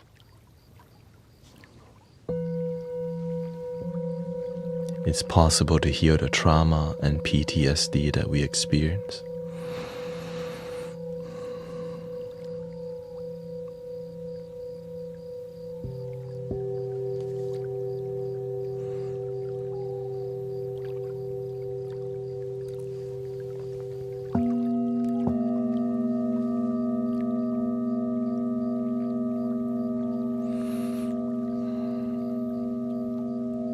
Welcome, JP,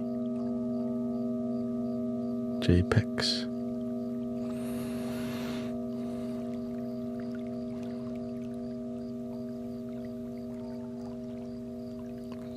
Kulima is here too.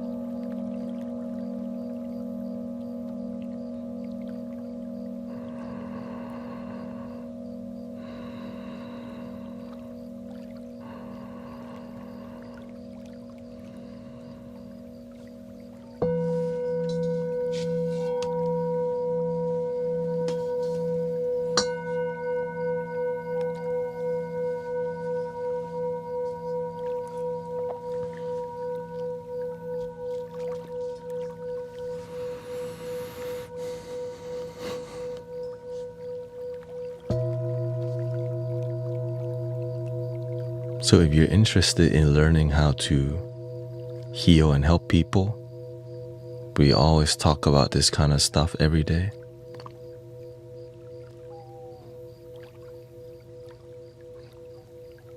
Free. No paywall. Just show up and learn.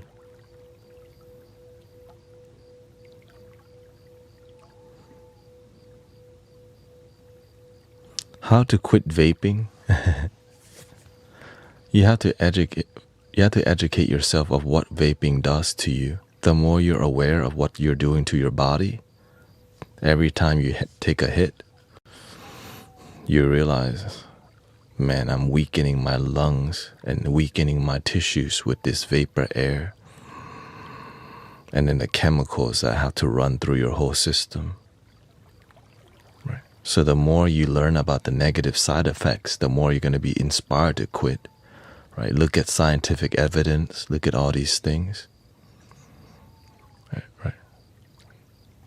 So the more you see the truth, the more you're like, damn, I'm not trying to do all that to my body. Yeah, it's really bad. Yeah. So grateful that many people can let it go. Right. Well, here's the thing is, it's an unhealthy way to deal with stress also, right? So you essentially, here's what's happening. You know, you can breathe and relax. But you don't believe in that. You believe in picking up a vape pen, getting a little nicotine. And it's a ritual, right? It's a meditative thing that's unhealthy. So you can actually just pretend to hit the vape pen by using a regular pen. You can just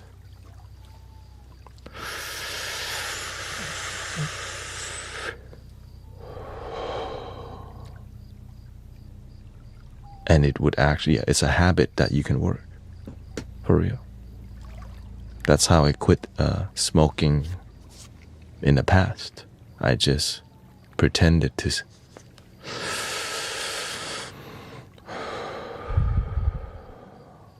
And I believed that I was using the real thing, right? Because the mind was saying, man, this is lame. But instead I just went,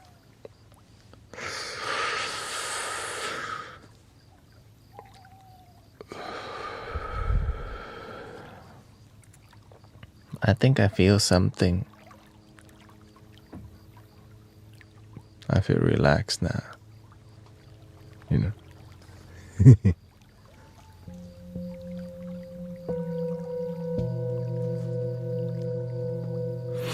It's like a simulation of, yeah. So you can just simulate the old habit and just replace it with air.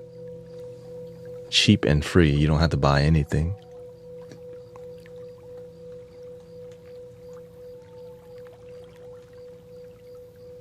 So shout out to the people who recently quit. Peaceful Healing Journey. Stopped vaping 3 months ago. Alishan quit 8 months ago.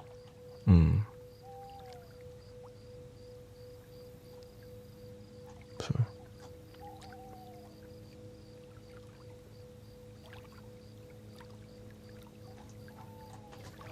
And the way you can replace those you also have to replace the smoking activity with something else like this. No worries, Emmanuel. I'll take care of it. Thank you, brother. Thank you to all the moderators. I know it can be a little wild.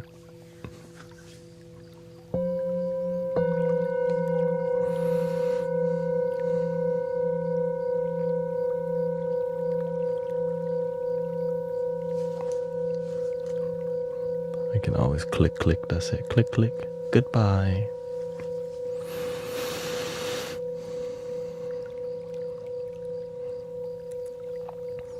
It's the hands keeping them busy. So the way that I manage my ADHD or my hyperactive mind is by doing this. Sitting really still as my fidget spinner. So the act of keeping good posture is a discipline that you constantly have to do, right?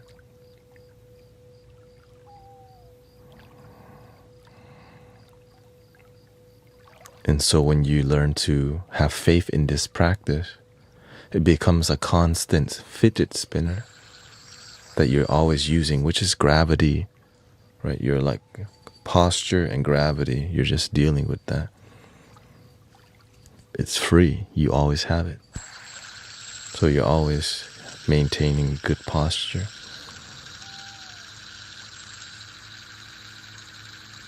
I don't have to hold a fidget spinner like a robot like this, but it's a meditative form.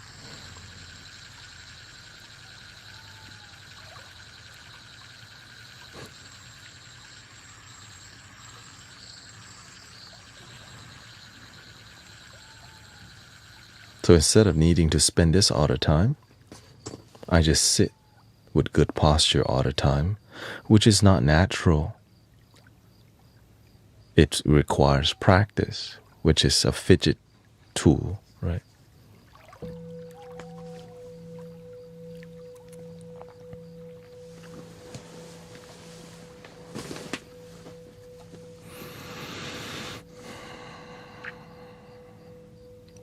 But you need more than just one technique, right? Posture, the way you posture your face. One of my meditation techniques is to not scrunch my face for extended amount of time. Relaxing my face is another meditation that I do, which is why you don't see many wrinkles. You know why? Because I pay attention to when I do this. Right, you're on a computer, playing Call of Duty or League of Legends or whatever.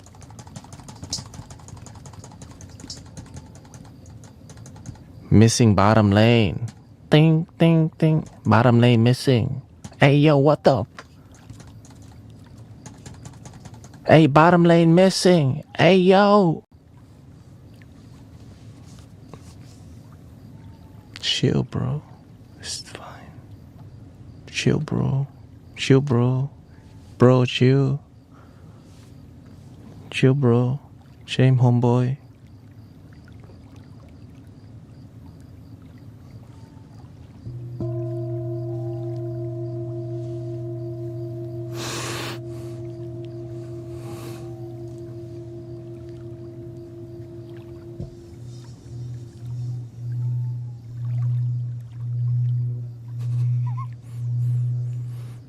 I used to be angry, gaming. That's why I'm doing this now. Like, why the heck was I doing all of that? You didn't know better.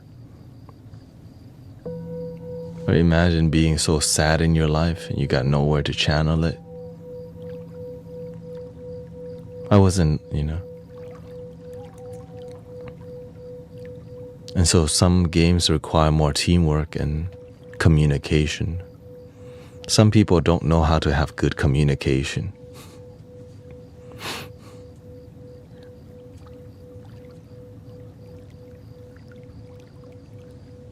Nobody taught them good communication. And so we're willing to engage, right? That's why we work in this community.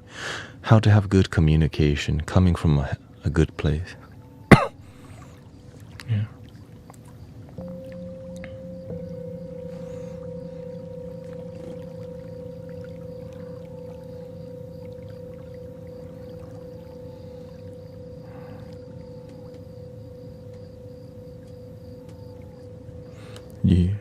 You can learn that about people while playing at.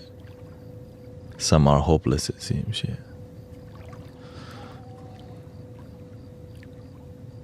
Is meditation only found in stillness and silence? Well, it depends on what kind of meditation you're doing. There is contemplation meditation where you watch your mind thinking, right? You become aware of the past.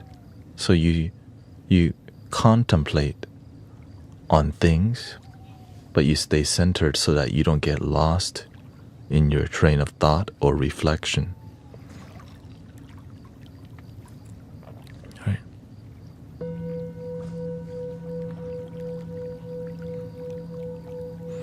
When your meditation becomes your life, it becomes more of called mindfulness.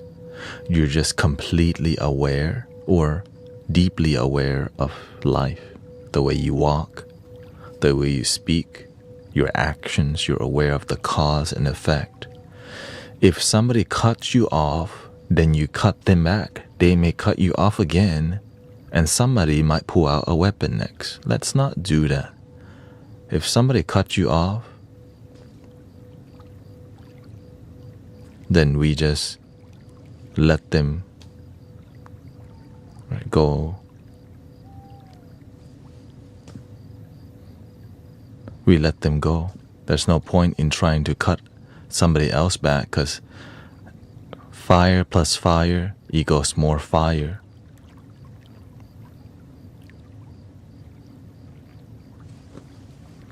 So instead, if you want your life to be harmonious, hey, shout out to Truck Lamb, what's up? Instead of like fighting fire with fire, the way you balance the fire out is with water. If people bring out a lot of negativity, the best way to balance that out is with patience and positivity.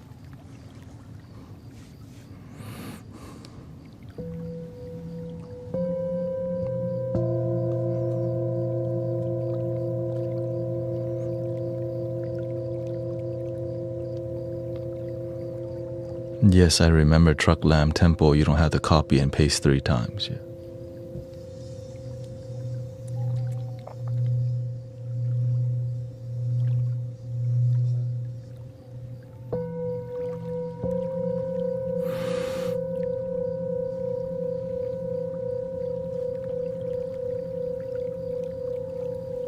Unless you like to learn about some boundaries,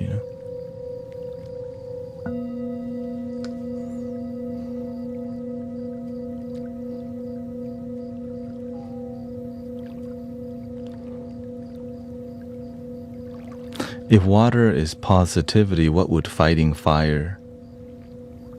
What would fighting fire? Wait, what? What would fighting fire with dirt be?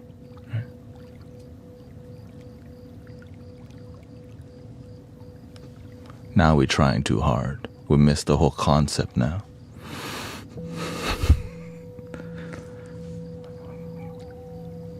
Maybe we need to look at Pokemon instead.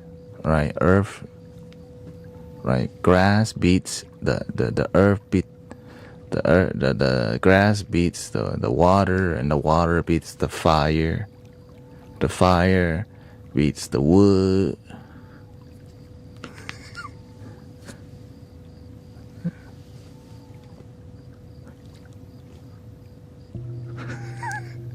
But shout out to Pokemon.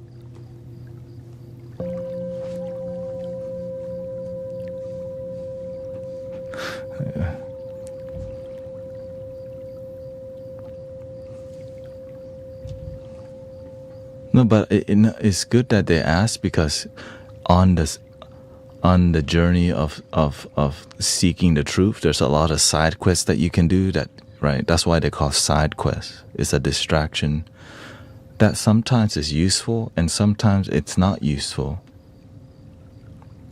Right? So that's why you have to pick. Is it useful side quest or is it distraction side quest? Like when you watch Naruto and they have another freaking filler.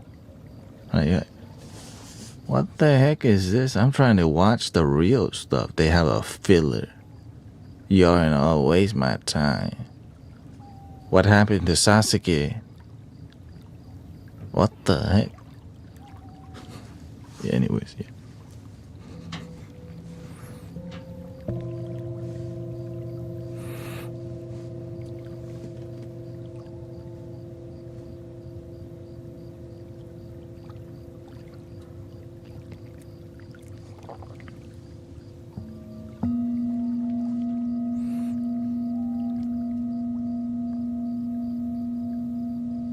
Welcome.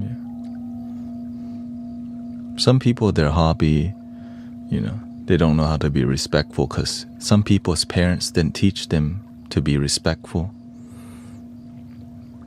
Some people's parents didn't mentor or guide them, so that's why you have a lot of children roaming the internet being disrespectful, because sometimes kids don't have any mentors in their life. So they let the internet mentor their children, making them tripping out, or their brain gets, taught by things that don't help them. And so that's why we do our best to be patient with the internet, because a lot of the people who are on here, they need mentor and guidance too. You know what I mean? And so we have to be patient with our humanity here, because some communities fail their children, but we don't have to fail each other.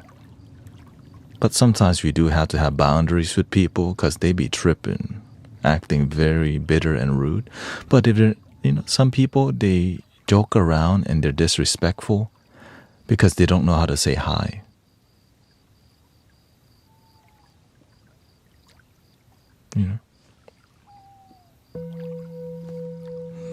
It's just more, it's not, we have to address the negative things sometimes because it's called reality, right?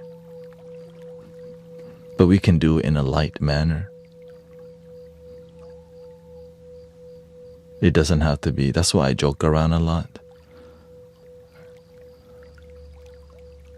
You know what I mean? Because it's a healthy way to address negativity without it destroying the vibes. And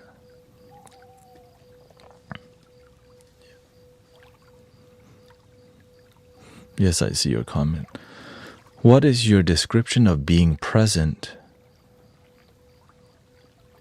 I don't understand how one could be anywhere than to be where that. Imagine a lot of people when people aren't present, It means that they may be here, but their brain, their awareness, their consciousness isn't here. It's in here about some things. Imagine some people don't know how to just be present because there's no reason to. Well, why isn't there? Because we're busy playing Clash of Clans and on Snapchat and on the video tube and playing video game. So when there's no dopamine to feed the mind, it goes, no, do something, bro. Do something. Like, give me a stimulant. Give me a dopamine. Oh, okay, game. Okay, let me click something. So in the world of information, the absence of the information makes people feel like trembling. What the? No information. What the? Right? It's sad. And so a lot of children are what? They're playing Roblox and Minecraft all the time. And so when you take that away from them, and then you take them to school, all they can think of is Roblox and Minecraft while at school. So now they can't focus. Because their brain is thinking about going home and building a spaceship or building that fort. But they have to focus on algebra. And some parents never tell their children, okay, it's time. So, right? And so to be present. And so the amount of stress people have because they know how to use their brain, but they don't know how to give it a break. They know how to use this, but they don't know how to not use it. So some people go for years of their life not realizing they can just enjoy the moment. That you can just be here and enjoy it.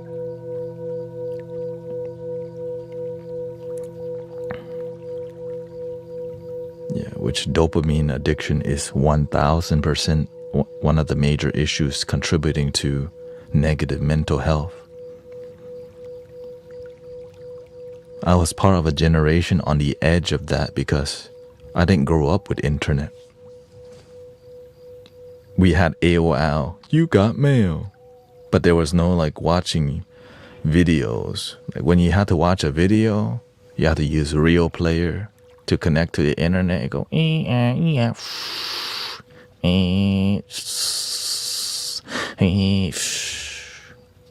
you got mail. And there was no good games on there. So like, why the hell am I going to be playing video games on here? I'd rather go roller skating or something. But nowadays, they got spaceship. Right? They got 3D. They got virtual reality nowadays.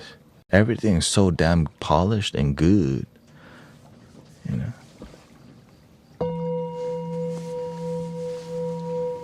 The graphics card are crazy nowadays. Like, yo, what the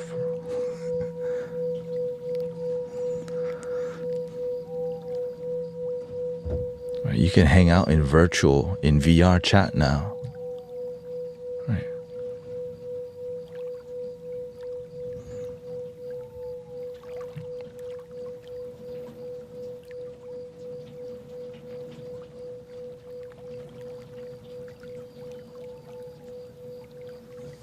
But now some people, everything's digital. And whenever you're younger, you don't know. You just believe that's why that's where they try to control you the most. Young, vulnerable mind. The younger you are, the more the people who know how to control you, they know to get you at a young age.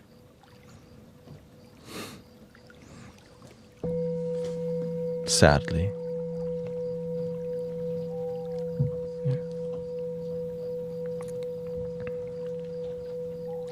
So the point is that when you become more present,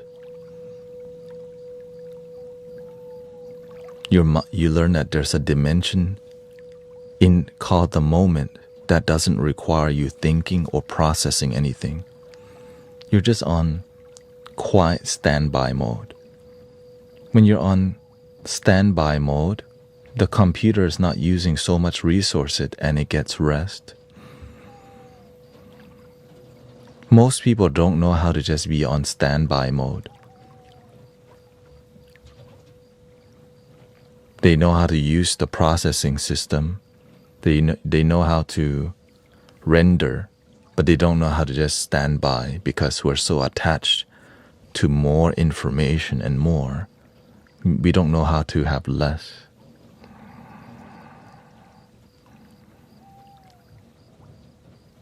Because having less, it makes you feel like that's not what the computer is for. We're not here, we're not a robot. We have a soul, we have a spirit. And helping people connect with that, helping them feel relaxed and love, that's beyond romantic, right? Because one thing that people do is we need love. And so when we follow what we think is love, which is, follow the booty, romantic interest, flirt. But then we never find something that's deeper than that because we've been brainwashed to just think love is romantic. This is what I used to think. Love is between man and woman, or for some people, man and man, right? Whatever your thing is, do what works for you, right? For me, and so all I did was I was looking for love, and I thought the deepest love you ever get, it was in relationship, right?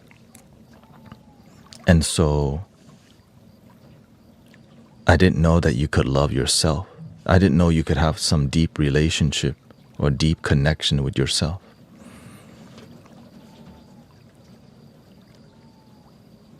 Until my life just kept spiraling in misery, out of control.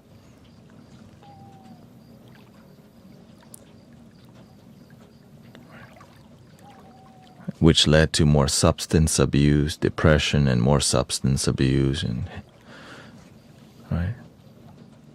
Which led to an awakening because, man, my life was terrible.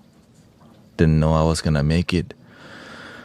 Right? And so it just led to more heartbrokenness and more alcohol and more heartbrokenness and more alcohol. And eventually you want to give up, but you don't even know what. I've been blessed to not know how to give up. Right? Some people, they've been taught in their family, people do give up. And so in here, we help each other have faith and believe in life. Believe that you have a reason to be here. Right? Choose to live. It makes sense. When you're suffering, it doesn't make sense. Like, why is this happening to me? The negative things in life make you stronger if you're willing to see why the negative things happening to you. When a baby falls down trying to walk, and then it does it again with the help of good parents. But in life, when you fall out down, sometimes where's the support? Welcome to the support team.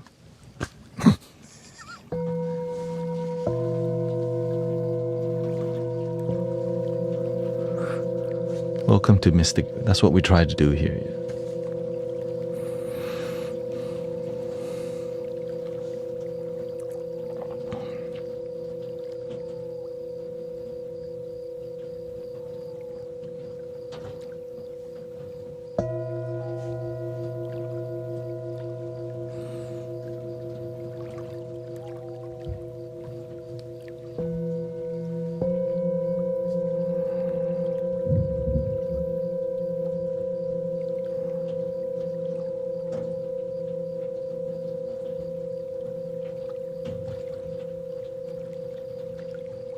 And so a lot of people don't know where to go for emotional support. If their family right? Sometimes their family don't even know how to emotional support each other.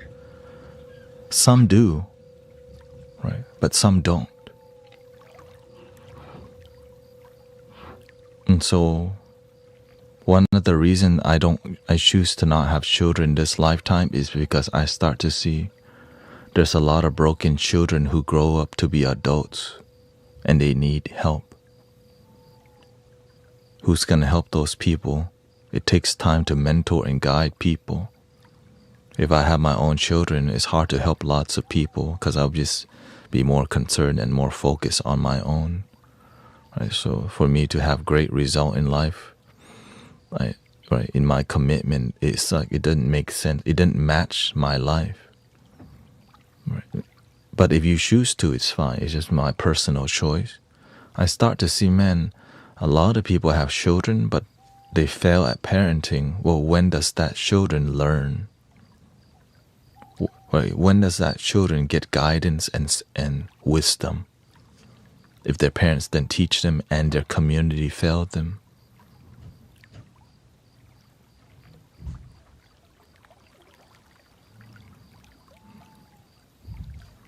And so here we are.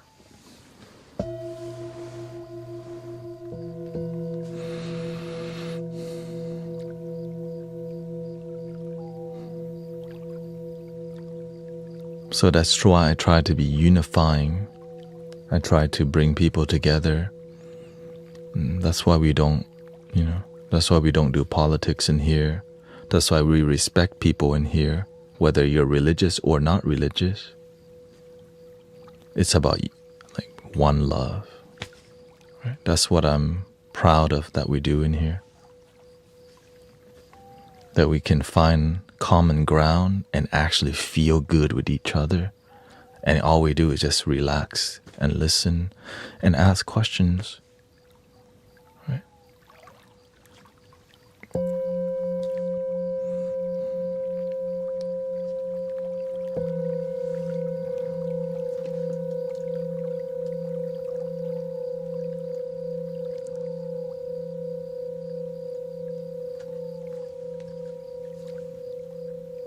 Have to do a little babysit today.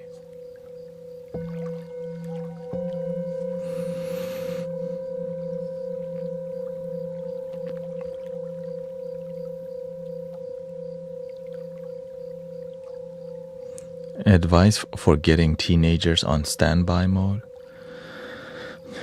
Teenagers have lots and lots of energy, and so going like nature and going and healing in it, right? Going outside and hiking with them and exercising their body and keeping their energy engaged, right? Even team sports or activities where you move your body helps the mind to be more calm.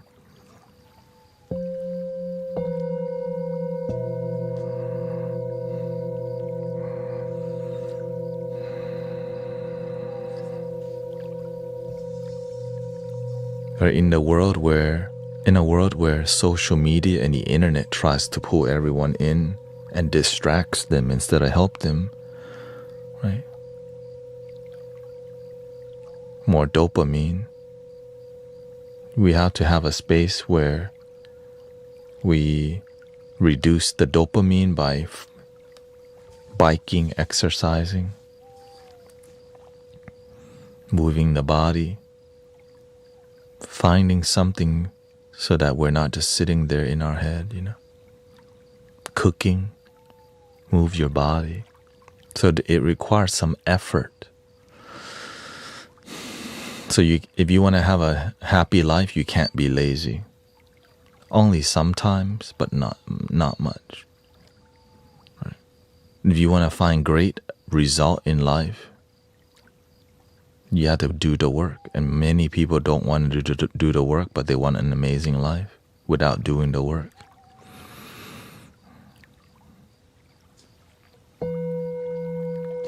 So discipline is an amazing thing, right? Teaching your children discipline will help your children actually have better focus.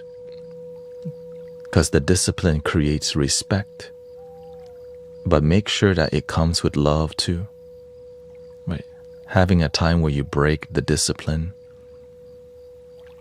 so that they know life's not just about being rigid, that we're rigid so that we can make life useful.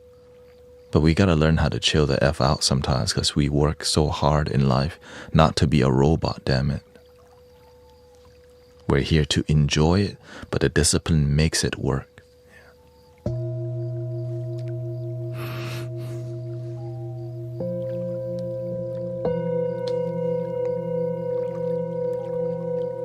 Which is why we crack jokes and laugh in here a lot.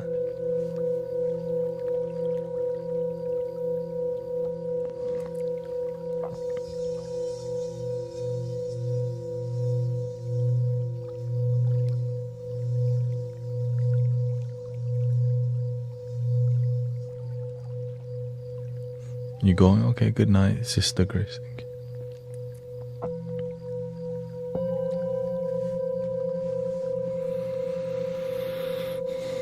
Yeah, helping others is good too, but the downside of helping others is that sometimes we help others to feel good about ourselves because we don't feel, right? Instead of feel good and then help others, we help others to feel good.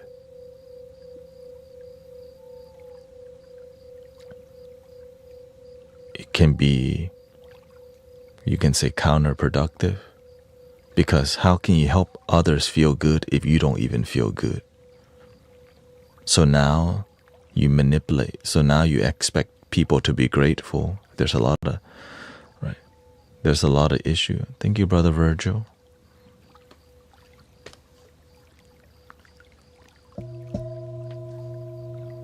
If you need to help others to feel good about yourself, when there's no one to help, you'll look for trouble. So your life becomes a problem-solving life instead of the peaceful, spreading more peace. You become the blind leading the blind. Right?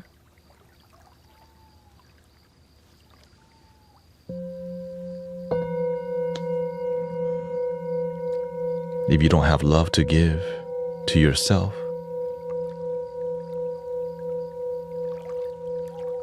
then you don't even know how to give love to others. If you don't learn, right, you have to have love for yourself first before you can give to others. And most people skip that part because it wasn't taught, right? You have to tend to your inner kingdom, your inner temple, which is be kind to yourself. Treat yourself with kindness. Which is why our motto is called Love Your Damn Self.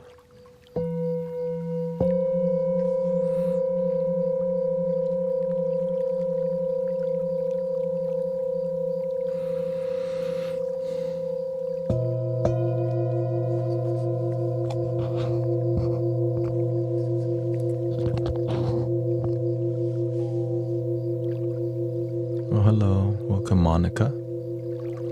Monica Camacho.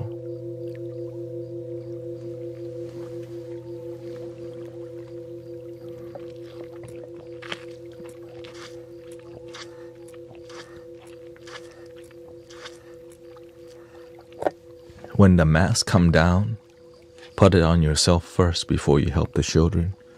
But most people won't do that. Let's be real. When the masks come to my children, now the children go. And on and on and on and on. You see the issue? My family was like that. We help everyone else but our own family first growing up. So it felt weird. Like, wait, we help others, but how come I come home and my parents are fighting every day? So it made my brain, like, I didn't get it. We are known to be good people, but at home, we're not good to each other. Which is why it led me to teaching people how to love themselves.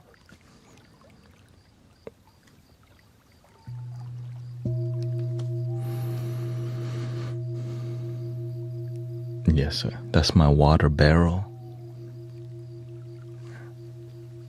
Break the chain.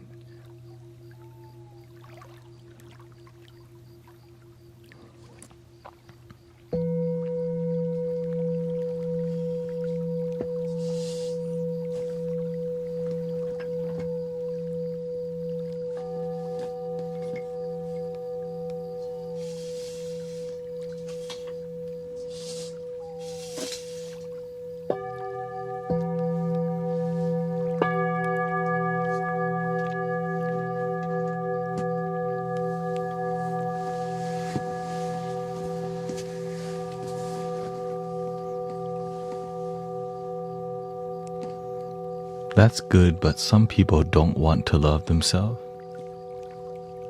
You're welcome to be miserable and depressed. You don't have to live a good life if you don't want it. But if you want to live a good life, then you have to work at it. You have the free will to be miserable and the free will to make your life better too.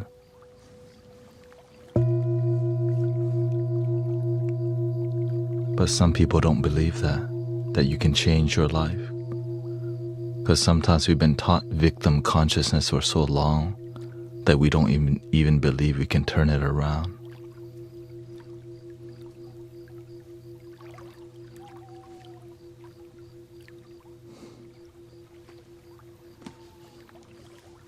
I used to think that way. Man, my life is too effed up to save and change. Wrong. Anyone can change. You can change. You can improve. You can make things better.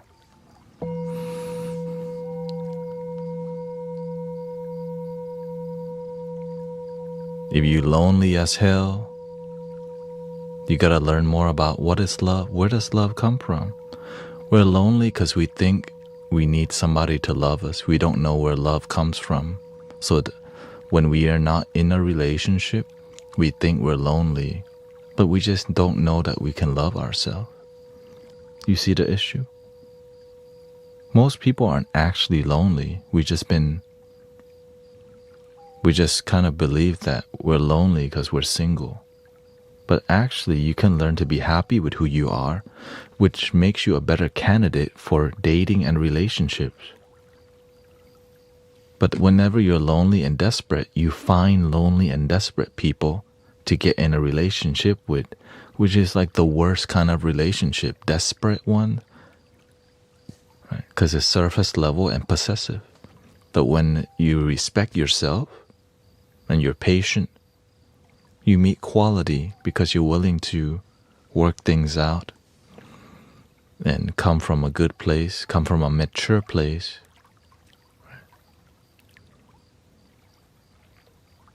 And so I'm grateful for healing.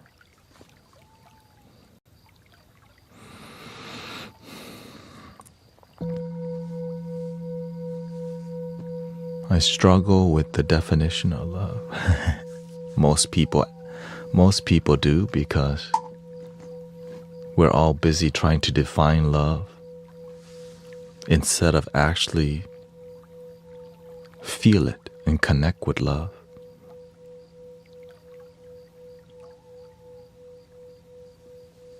And maintain it. Love evolves as you evolve, right? As you evolve as a person, love evolves with you. When you're immature, your definition of love is more immature. And even when you hear a mature definition of love, you don't believe it because your consciousness is still immature, right? And so that's why we get the blessing from the universe called getting humbled by life, getting your butt kicked by heartbrokenness, disappointments, loneliness. And then we're like, man, that ain't no love. And we don't pay attention to the people around us who made those mistakes. Because the more we pay attention to, like, this person was following love and now they're miserable. Is that what love is about? Right? What were they chasing? And how come they didn't get what they wanted? Wait a minute, that's not love, that's called codependency. Right? That's not sustainable love. Oh, what is love that's sustainable and long term? You gotta start with yourself first. Like a champagne tower. You gotta fill the first cup first before you flow to anyone else. And most people skip the first cup. So you have to go to 4 cups, right, instead.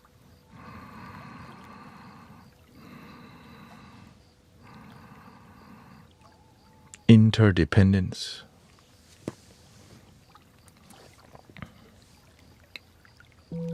Inner practice. Fulfill yourself first and help others too.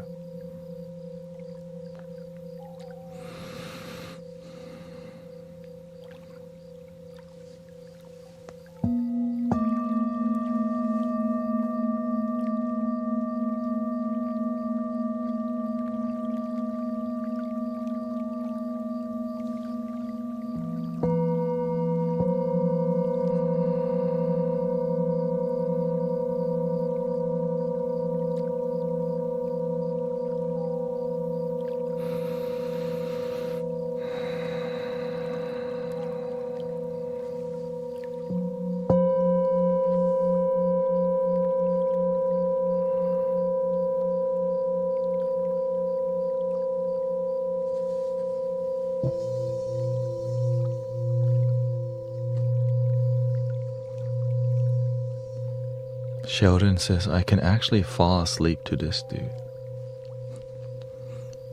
You're not the only one, bro.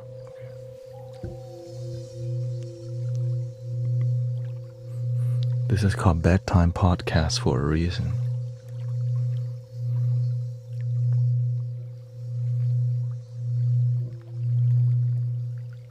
This is my full-time job, by the way. It's donation-based, so thank you to all the blessings today. Help people first.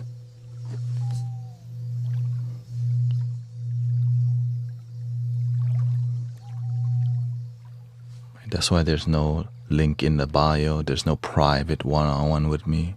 You're getting the best that I have to share with people live now, not AI. Human being. Okay. Look, see? My non-AI hands.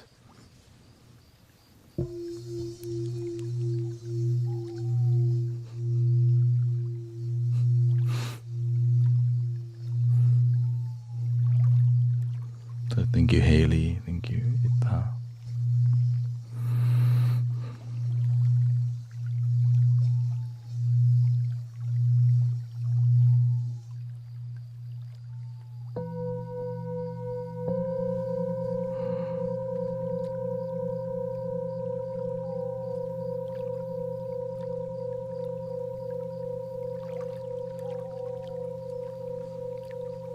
Thank you. Yeah, we focus on being a authentic community, and it's just about life skill that actually helps people now. Like you can turn your life around, and that's what we do in here. You don't have to change your religion. You don't have to change anything. But when you listen and it makes sense, then you naturally want to practice, right? I only practice the things that make sense to me, right? I sit there and contemplate, does this make sense to my heart, my mind? And when I practice, do I have results, right? It's called result-driven spirituality. I don't just believe because somebody told me, but through practice, results happen. Then I share with people, this works. Other people practice. They share with me their testimonial. It works. And so when you've been doing it for over let's just say, 8 years, you end up helping lots of people and learning lots from people and finding great mentors and teachers yourself. Yeah.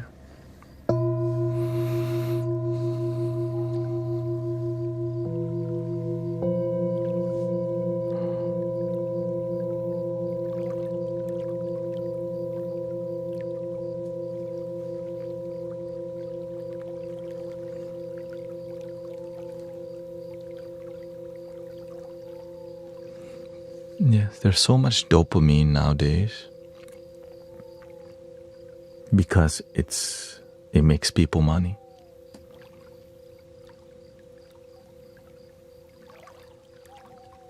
That's it. It's about money. It's more about profit, and so at the cost of humanity's mental health, people make money because they have the free will to.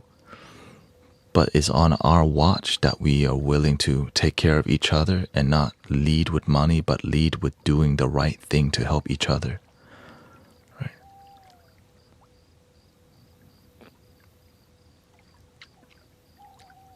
But doing it in a balanced way.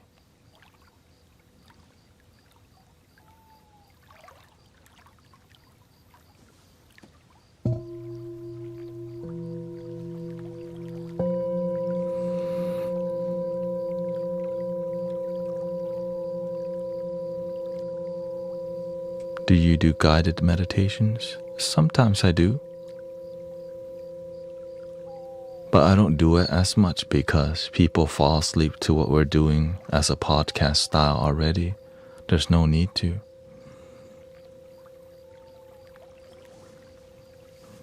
Every time I do a guided meditation, the whole stream just fall asleep within 30 minutes.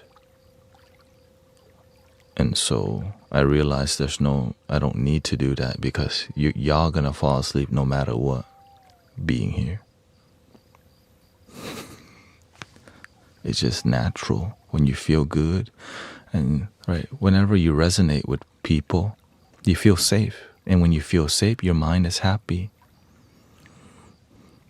And when your mind is happy, you're a lot less stressful, which means you go to sleep better.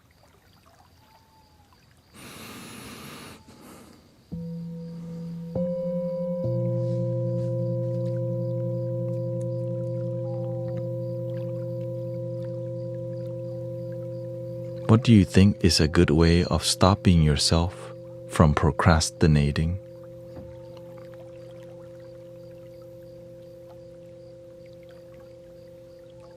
Believe in your dream life and work at it until you succeed.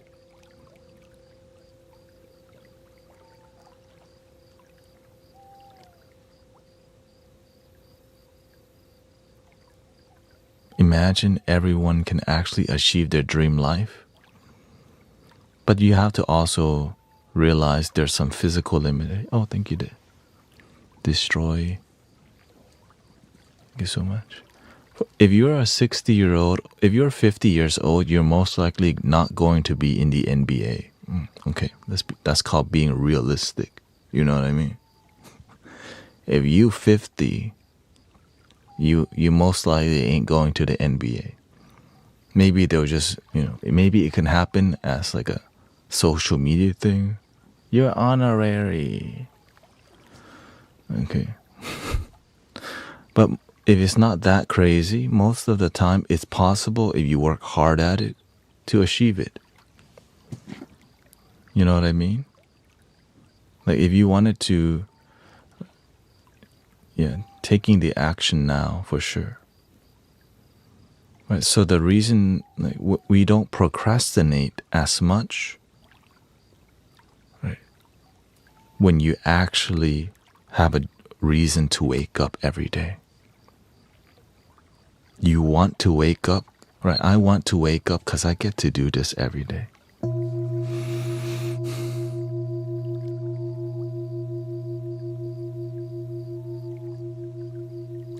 I get to talk to y'all every day.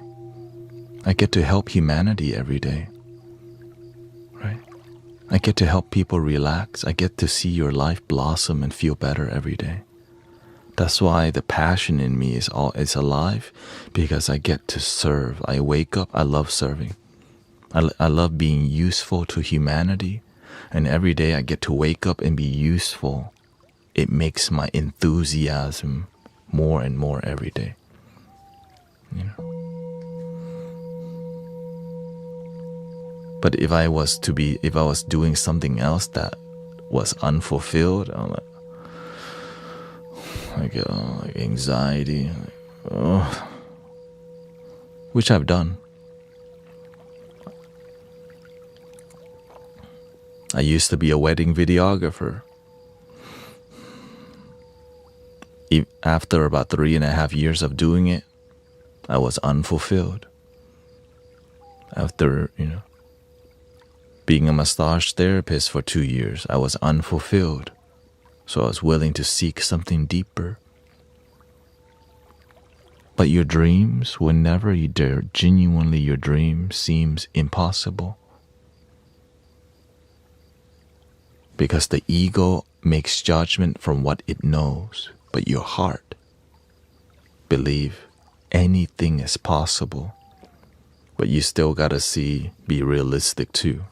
That's why I had to make if you're 50 years old, most likely you ain't going to the NBA unless you're like some wild specimen of a human being.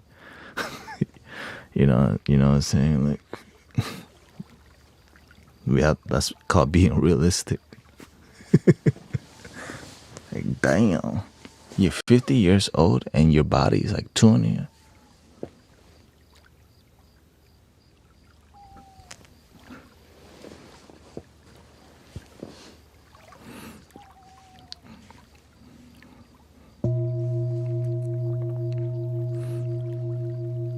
How long before you get sick of sound healing?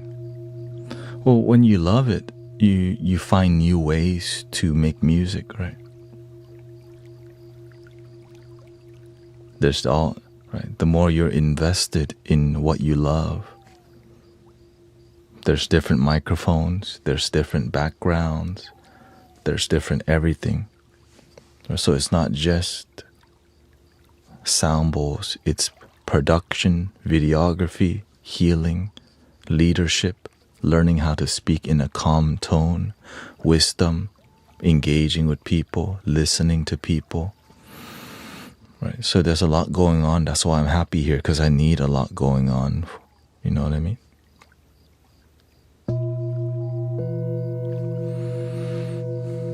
Yeah, the tone of the ambience, the lighting, right? The colors of the lights.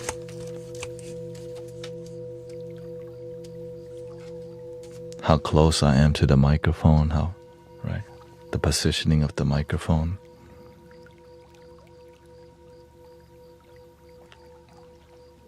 When to change the bowl to a different one, if need be, right? I'm like, all right, that one's getting saturated. We go to another singing bowl here. Right, I have to scoot this back because it's too close.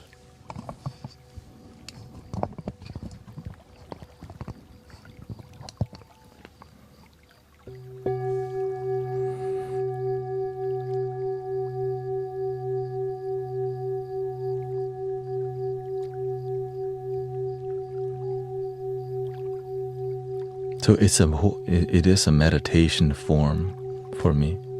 Good posture. Paying attention to what y'all are saying so that I don't just see people random words.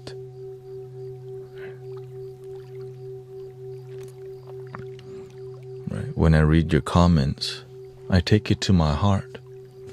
Unless somebody tripping out and being negative, so I have to have discernment that sometimes people tripping out. I'm aware of it. Some people come here to judge. That's okay. That's their problem, not mine.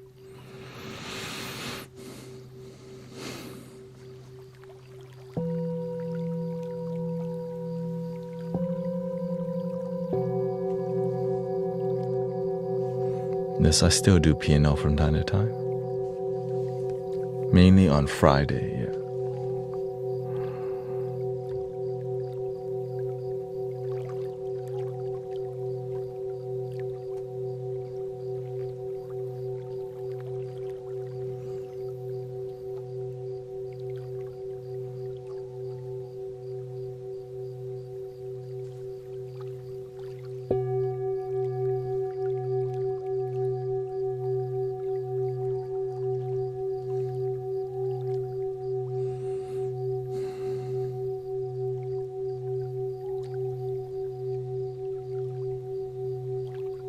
Thank you, Celeste. Have a wonderful night.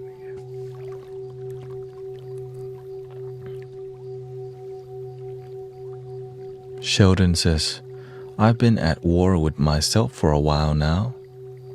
Sometimes it feels like I'm winning, but life is showing me a lot of things nowadays. I actually take mushrooms. Yeah, you can, but it has helped me a lot on thinking about life insight.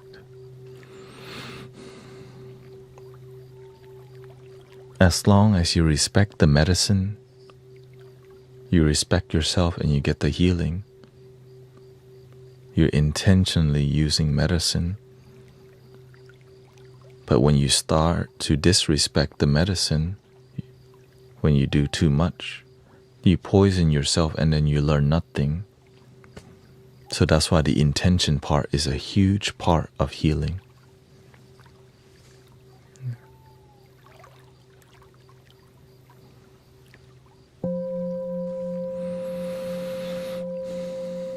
Some people just do it like a candy bar. Yeah.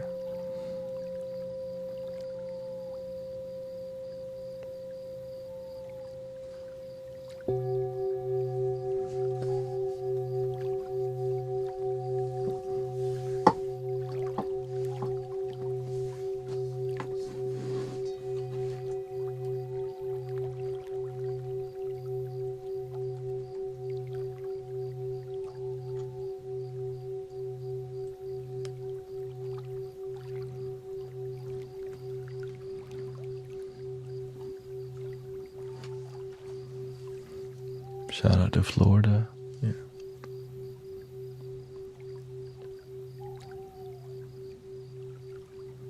And thank you to the super chat again.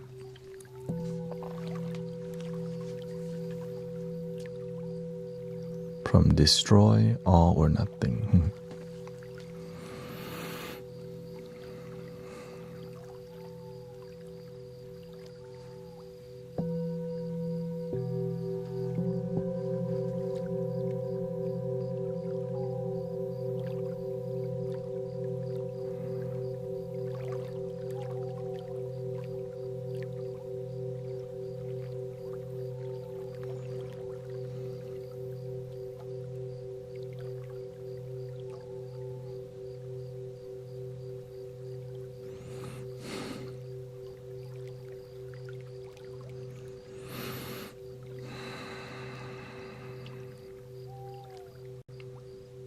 Yeah, the thing is, I'm just sharing with you how I got here, right? I've done a lot of plant medicine myself.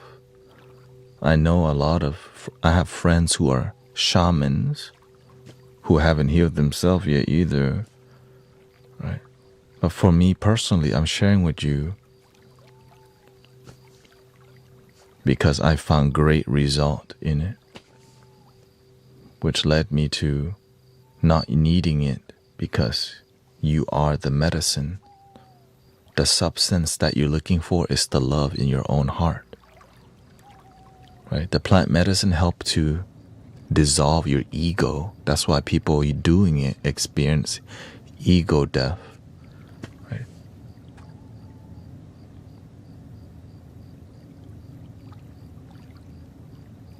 But eventually, you have to learn to humble yourself so that you don't need the plant medicine to do all of it. Yeah.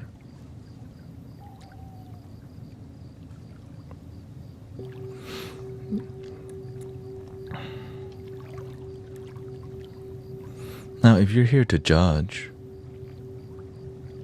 you most likely don't want to be here.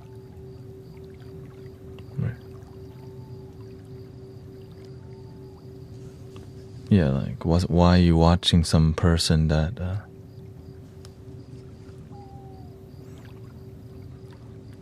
I guess some people hate watch because instead of building their community, they just come to judge, right? Which is fine because people have the free will to do what they want here.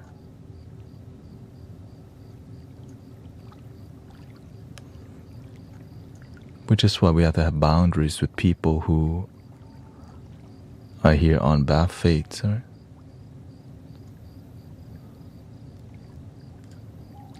No one talks like that. The thing is, when you're cultivating a community of, of peace and love, it's more about relaxation and calmness, right? I'm not here for like a debate. But some people they're not used to people speaking in this relaxed tone, so they think it's AI. Unfortunately, a lot of people literally think I'm AI because I'm maintaining a peaceful tone that's constant,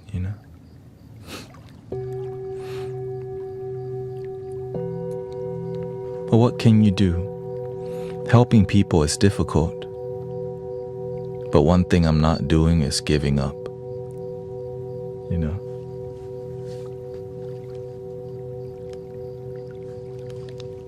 I'm here for it. Sheldon says, I'm a native Aboriginal. I met a lot of medicine people and they think I'm a shaman myself, but I don't know if I want to go down that path. Because a lot of things in the mainstream consciousness, calling, guru or shaman, oftentimes can be very pretentious, which I get it. But when you're a good person, you're still a good person, right? In the mainstream consciousness, people are more concerned with what your label is rather than the results in your community or results in your life. Because if people criticize you and you're always changing because of people's criticism, then you lose yourself trying to be a people pleaser. Hell no. Right? People can judge me, but I am who I am. Not everyone's supposed to like you. I'm okay with that.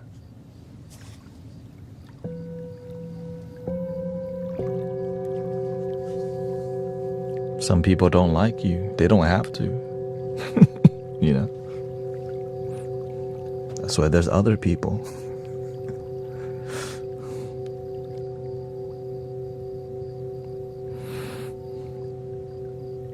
AI isn't at your level of humor yet.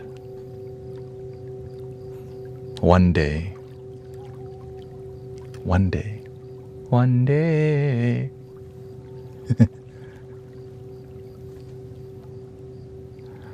Yeah. I mean, the honesty of people you can learn from, right? Some rude people, they actually teach you, but sometimes some comments are coming from a judgmental place that doesn't really help you. And so when you have discernment and wisdom, you know who's here trying to help you grow with constructive criticism, right? And I'm aware of that. And some people, they just want to come judge you because they're bored. So you got to pay attention. Yeah. And so I protect the space by learning how to filter out some toxic people, that's all. But I'm very patient with people because, again, you have to be when you're trying to build community, being patient with people with good faith, because some people come with bad faith discussion and all these things. Yeah. Okay, shout out to New York. Thank you, Yusuf.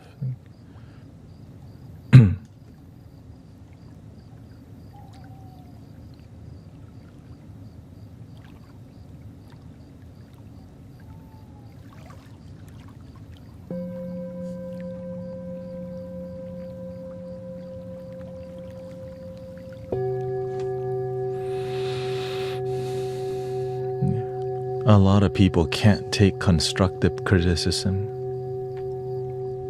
For sure. Because they don't know how to. Right? The ego's too rigid. But the truth is still the truth. And it's like I'm willing to at least see, is this constructive or not constructive? Right.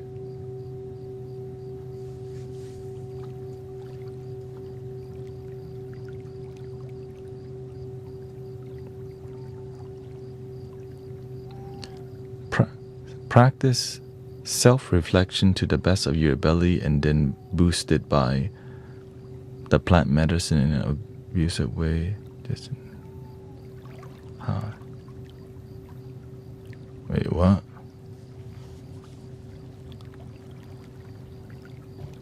Just in an experienced way is.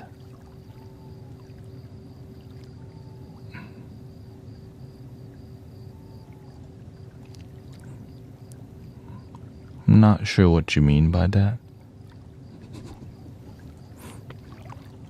Practice self-reflection to the best of your ability and then boost it by plant medicine in an abusive way, just in an experienced way. Yeah. Medicine works, but the real medicine is you waking up today and realizing from your own free will you can change. Discipline is a great medicine. Discipline, consistency, compassion. Yes, I've tried the magic truffles before. For sure. Dopamine detox, definitely. So this community is kind of a more slow pace on the internet, right? The pacing of what we do in here, it's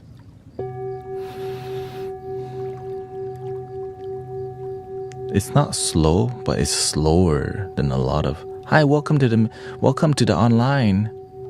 Hi, Stormzy, thank you so much. Oh my gosh, like welcome. So people's brain needs that dopamine. Dopamine, give me some more dope. No, I mean. So that's why even the current music nowadays sounds like that. Burp, skirt, slurp, shh. Because it's dopamine. Yo, I mean.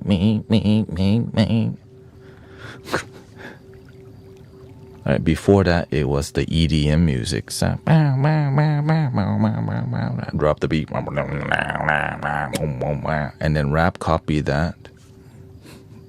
Right, the rap culture. And the next thing that come is going to be the EDM again.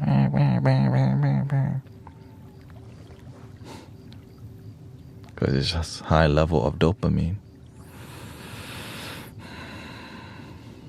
Ever thought about doing stand-up? Nah, I just do sit-down comedy for you.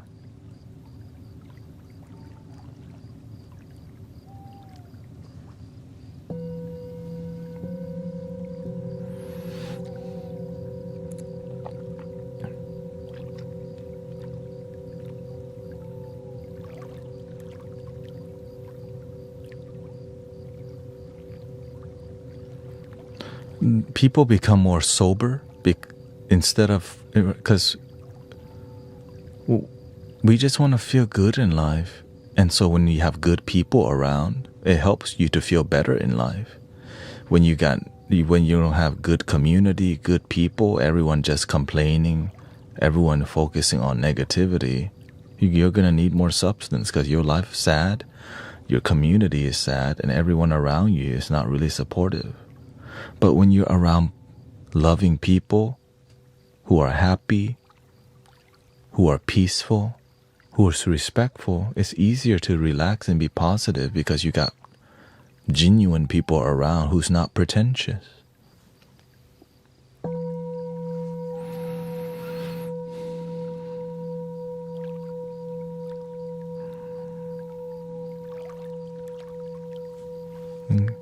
Thank you for the kind words, Patricia.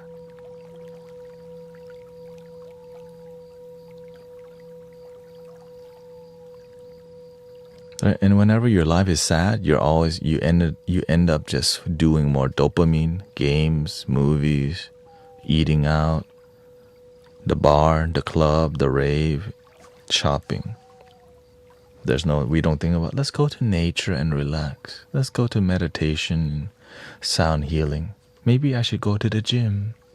No, you're thinking about escapism a lot because where can I go spend the money to escape or to get more dopamine? Right.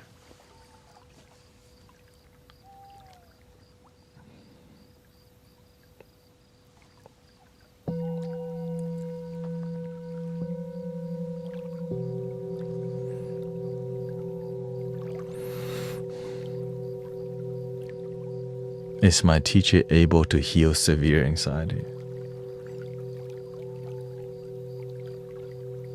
A lot of people can help with severe anxiety. Yeah, that's the one in life. We got anxiety, and so the learning how to help people dissolve the anxiety is very useful. Yoga, meditation, exercise, prayer, gratitude, positive affirmation. Right, reducing the gossip and the negative talk, improve, doing more positive talk, positive affirmation, letting go of your toxic friend who always trying to talk crap with you. Right, some people just call each other to gossip, and this is so negative. When those people call, stop answering the damn phone. Please. Oh, if your ex call, please don't pick up either.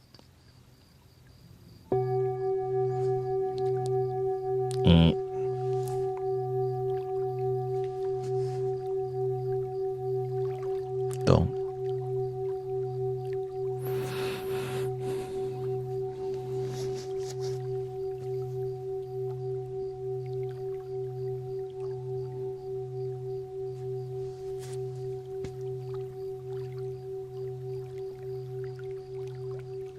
Lisa says, thank you, I'm a loner.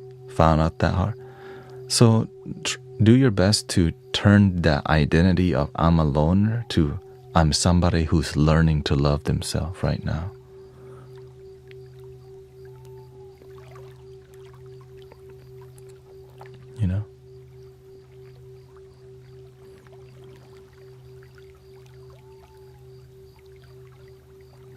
The more I say I'm a loner,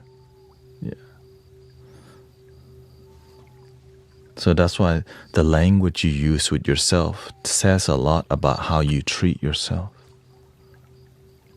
That's why I try my best to use optimistic and positive language.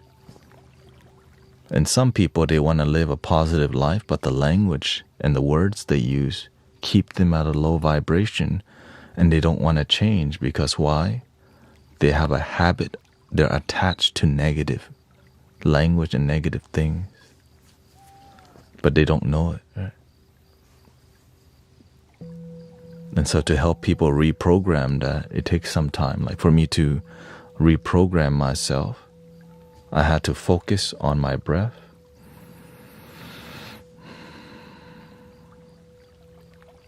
and choose to be more optimistic, choose to be more, right? Choose to believe in myself rather than doubt myself.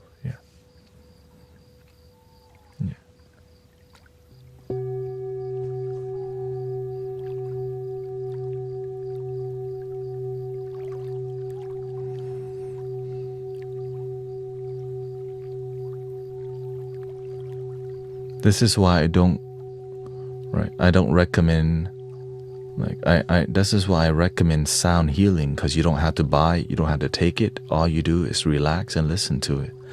But some people's faith in the depth of sound healing is limited. But in my personal life, It reverses, right? It reverses somebody's leukemia. It dissolves cancer, but it's not just sound. It's community, it's consistency, it's devotion. Right? They don't just listen to sound healing for one day. It's months and months of being around positive vibration that leads to the healing. Some people, they just do it once in a while, but they're not that devoted. So when you just put in half effort, you get half healing. But when you give it your all and you surrender and you have an optimistic and positive attitude, somehow, some way, a miracle happens.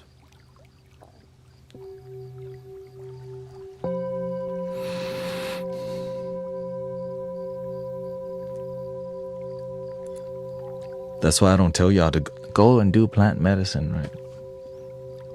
Instead, we got something that you can enjoy and feel now, and it's free. It's free. It's free. It's free. Vibrational healing.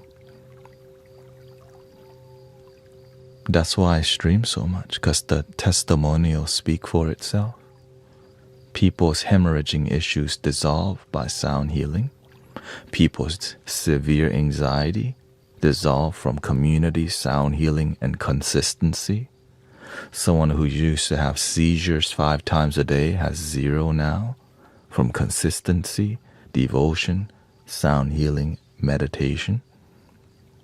There's just so many testimonials. I just already know that it could heal anything, but it takes consistency. But I'm aware that people aren't just going to be convinced.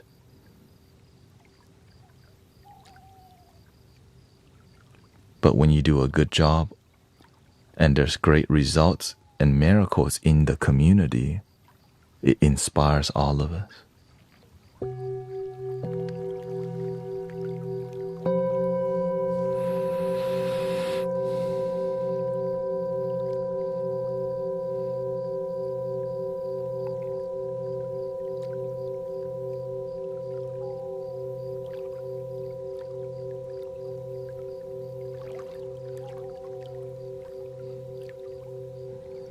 That's why I'm constantly breathing, engaging, relaxing.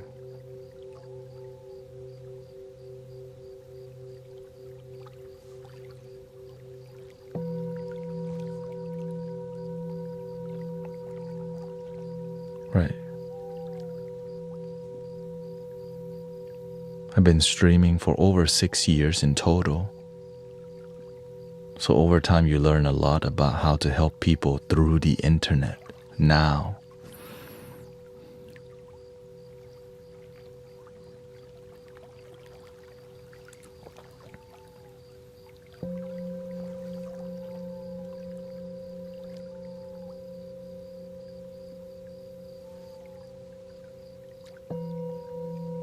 But some people come in here with closed-mindedness. That's okay. They just want to waste their time here to leave eventually anyways. It's all good. The people who judge you, they just do it for 10 seconds. Right. Eventually they leave because they don't have faith. You can't force people to have faith, but the result speaks for itself. But even when you tell people about the results, it's hard to teach the people who live in the desert about the ocean.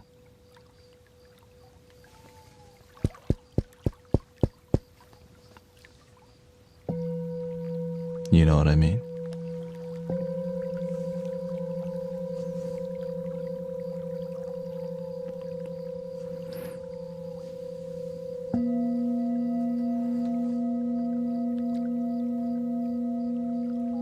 But at least they don't have to pay to be here.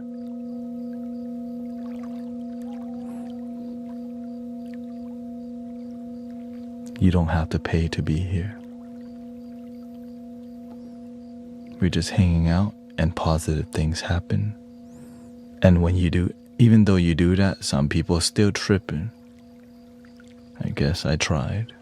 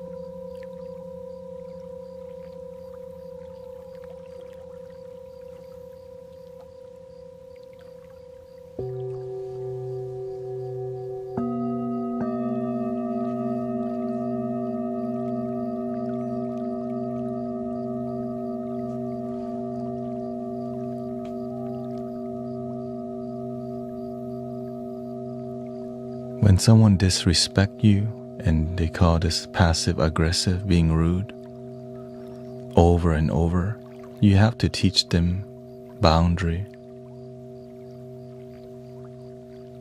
That's all.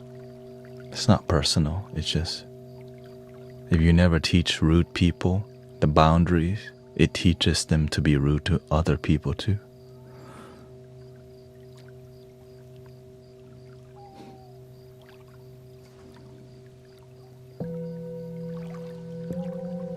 Especially when you're the leader of the space or the community. You know, some people, they do this passive-aggressive thing.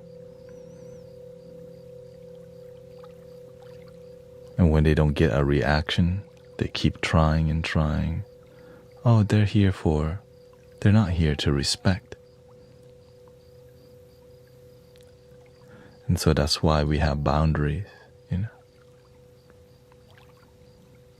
It's okay. They just get to hang out somewhere else.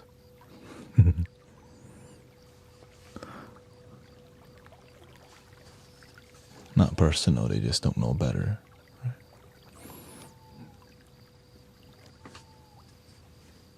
And oftentimes, unfortunately, some people are just drunk. For real, some people are just on the internet drunk as hell. Oh, what the...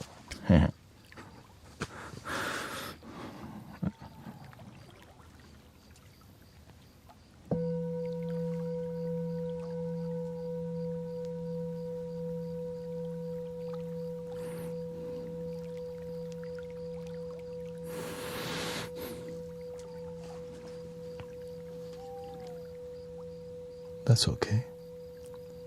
Argentina present. Shout out to Argentina. See, welcome Stormzy. That is why I'm going through with my wrongful dismissal case at work.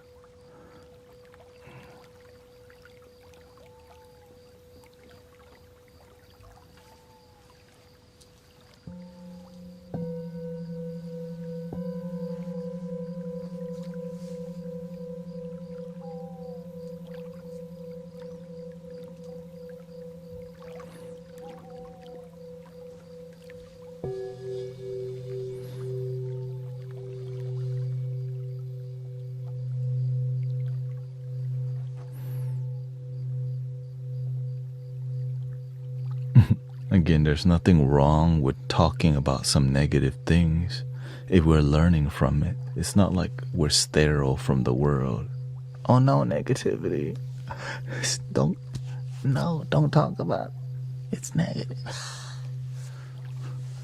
You know what I mean? It's not like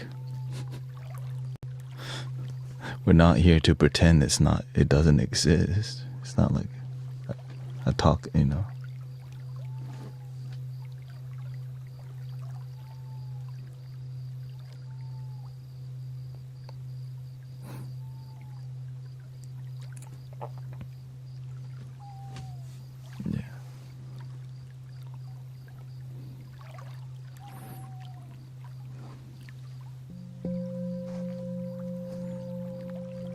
And of course I can't make everyone happy. How much threshold of positivity do I need to talk to make somebody go, you have the right amount of positive talk? You know what I mean? I just do the best that I can. But what other people do, I don't know. Your best is good enough. You can't make everyone happy. But you can definitely follow your heart, and when you feel good and you do good, your results are good. And even when you have great results, some people will go bad results. Yeah.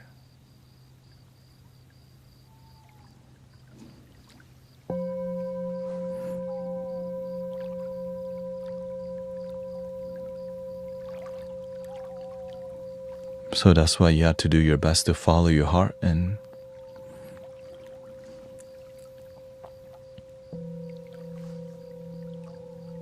especially when you live stream to hundreds of people, it's impossible to make everyone happy, but doing your best is all you can do, right?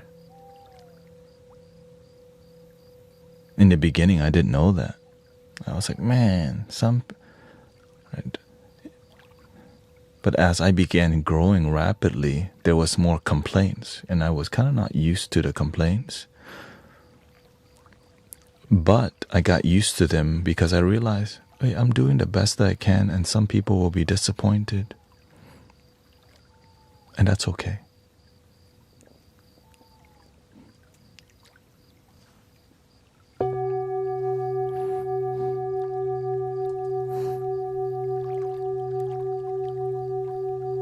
I always, right, that's why whenever I'm here, how can I enjoy all of it? Even the people complaining about what I'm doing, how can I enjoy that too? I enjoy it by just being honest to myself and being truthful. Right?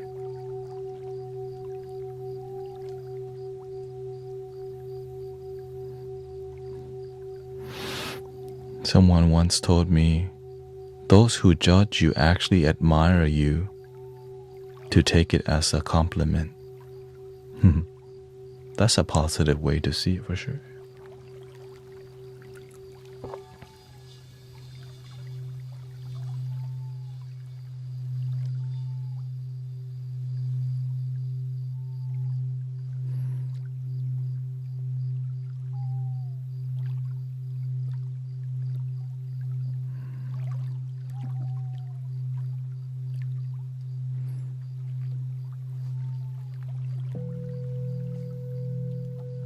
Sadly, the difficult part is with your family, because sometimes your family expects so much from you, and you don't even want to fulfill it.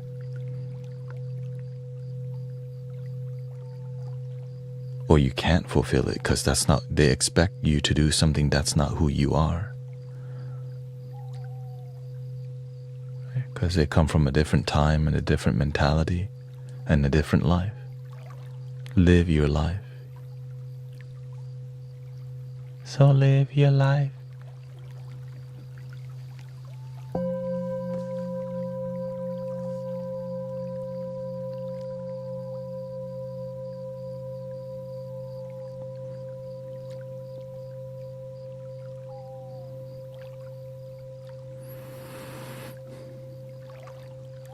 Like you're an extension of them, exactly, which is so...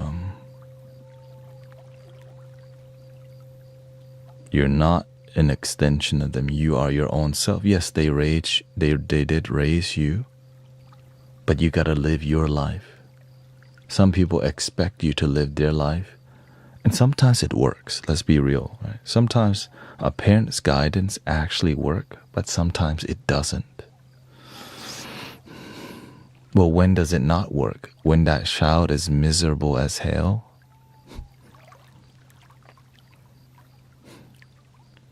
That's it. If the child's unhappy, following their parents' advice, maybe it's just not working, or else the child would be happy, genuinely.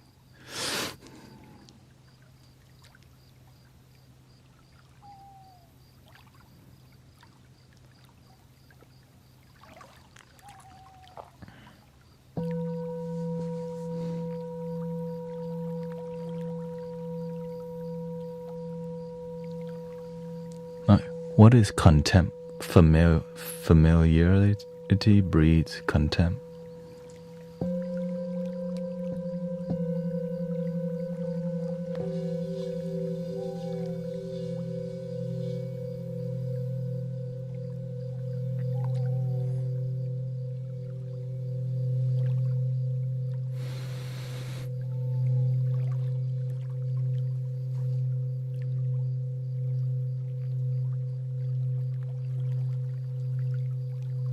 Welcome, Emily.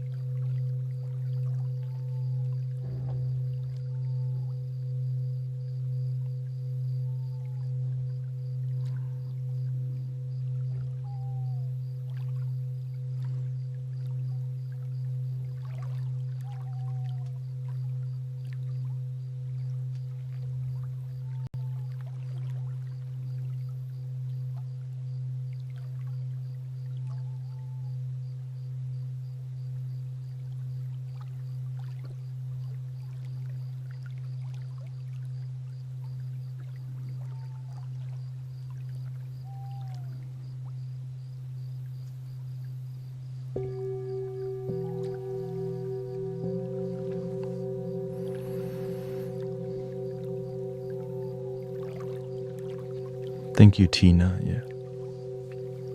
I just do my best to be a good servant, to help people.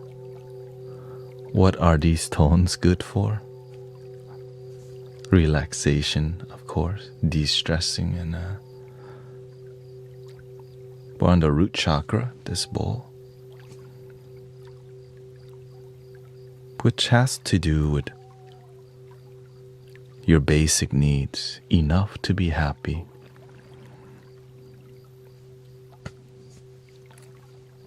Groundedness, your humanness.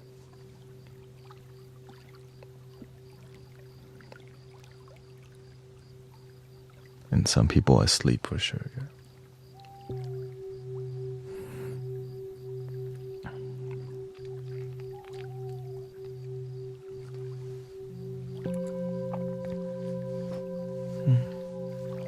Thank you, Liz. Thank you for the super chat. Thank you so much.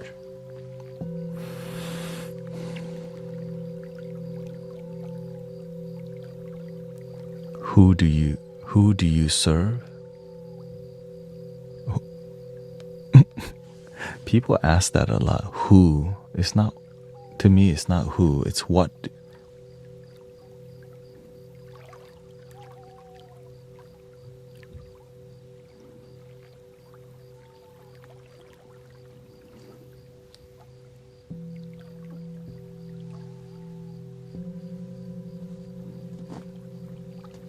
If it's who, it would be myself, but really I focus on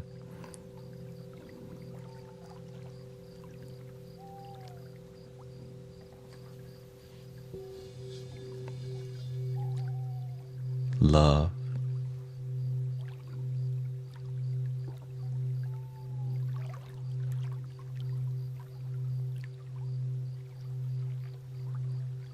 when you focus on love, you become more of a, right, one light can help other, one candle can help light 1,000 candles. That's it. So instead of trying to get others to, I focus on being a lighthouse more, right? And when that lighthouse is illuminated, people get inspired by the lighthouse and they decide, well, I want to help be a lighthouse too, so that we can help shine together, right? The lighthouse doesn't force the ship to go somewhere. It's just there. When people need the lighthouse, they look at it. When they don't need it, they don't look at it. But it's always available in there. So that's kind of my approach to what I'm doing, is we're just a lighthouse, and as we do a good job, others become a lighthouse for humanity too. Yeah.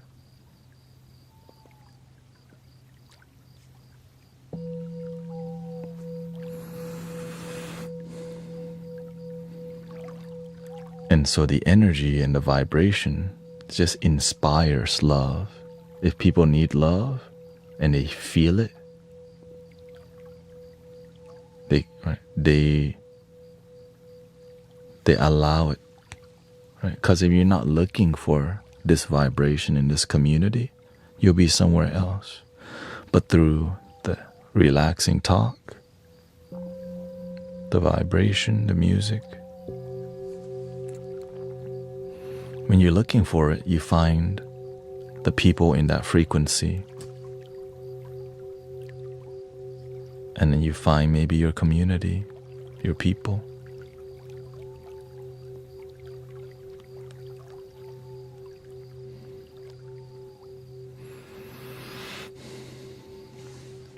Let's see here.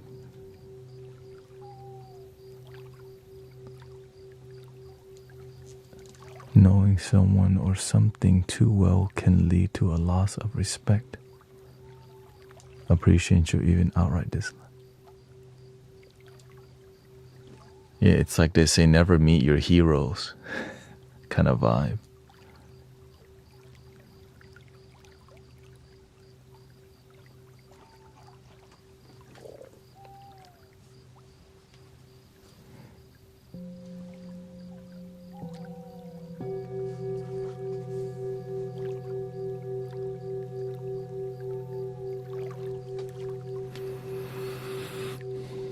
Welcome, Beverly. Nice to see you.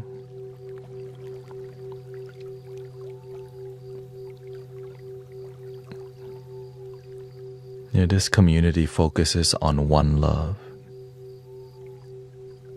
Help people, right? Help people connect and feel the one love.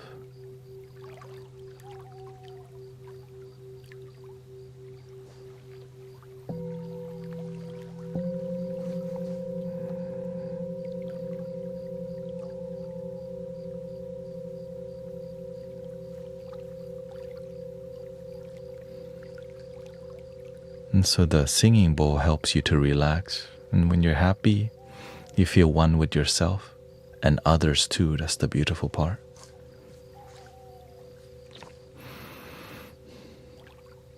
Thank you. Yes, the retreat was good. I get to hang out with my brothers, sisters. Right.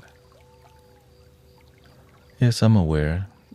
That's why I'm here responding to live questions, because I'm just here to be honest with you and be consistent with you about what we do in here.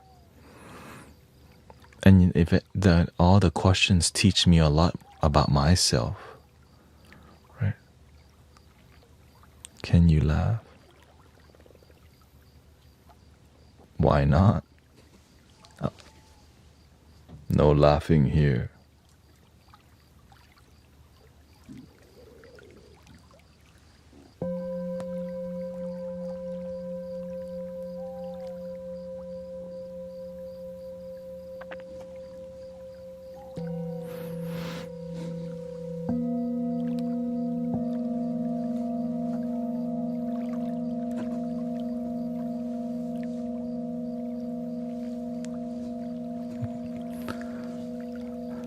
I mean, it's serious, but we still chill. It's just I'm not here to laugh all the damn time, you know? It's not just a straight comedy channel.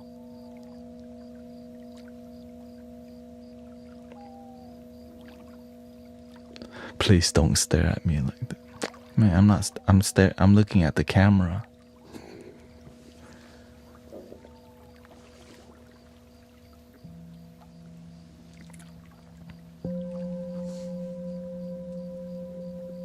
You just happen to be there.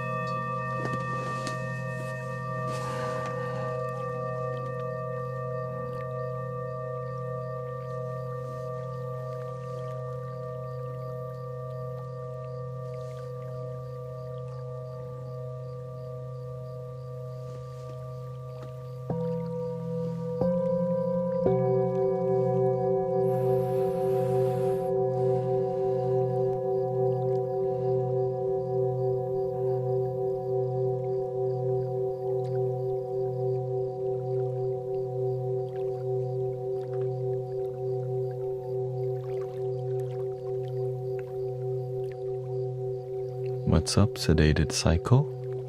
I hope you're having a good day so far.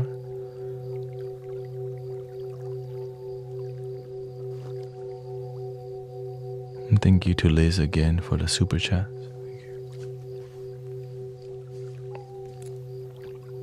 Thank you.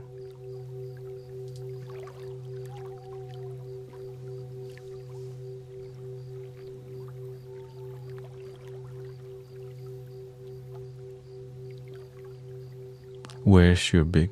I play the keyboard only on Fridays now because that's the plan.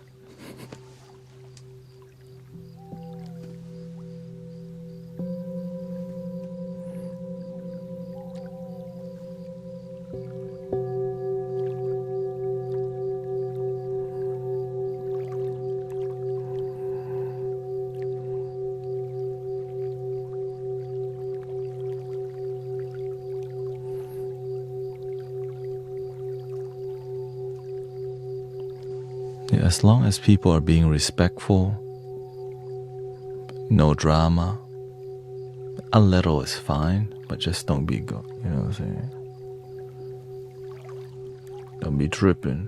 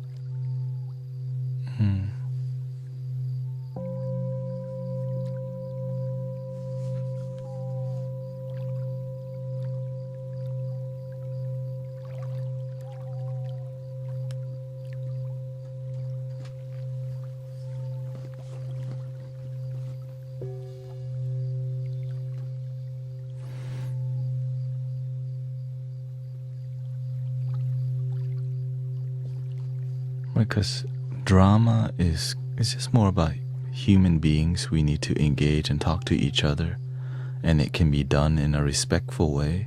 But sometimes we're rude to each other because we need to learn how to be respectful to each other.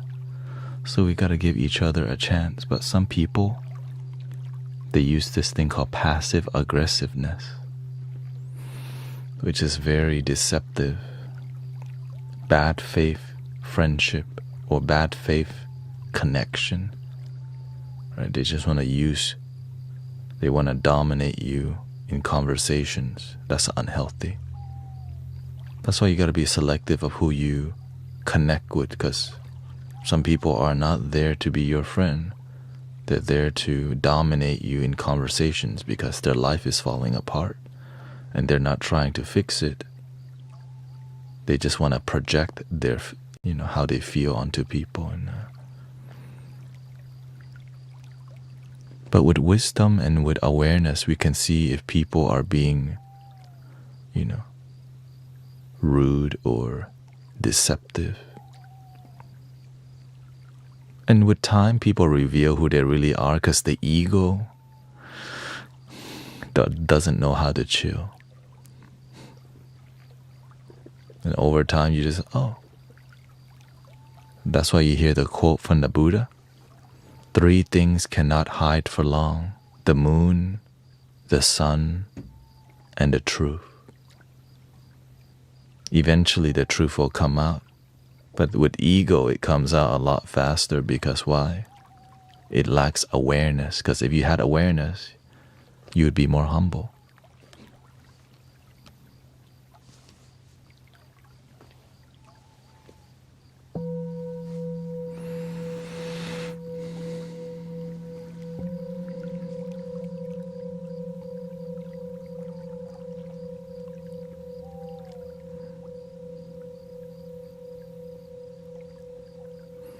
What's it called when you go around the rim? Oh, thank you, Sally. Some people call it rim playing, but that sounds weird. In the mystic village, we call it polishing.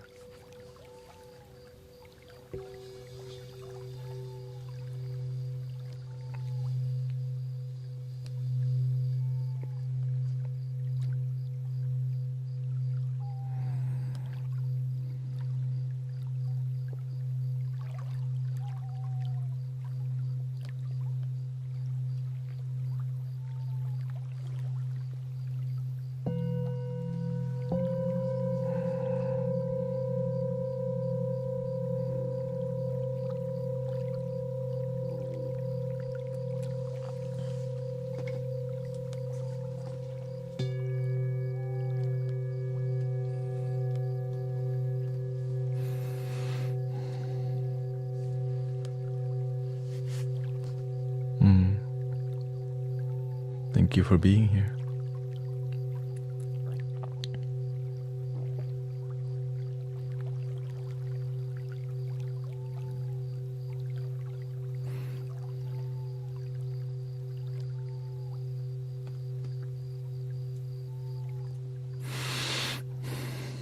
Great wisdom starts with domination of the wizard. Only after the wizard arrived late does the table remember the firework. What is that, like the Wizard of Oz?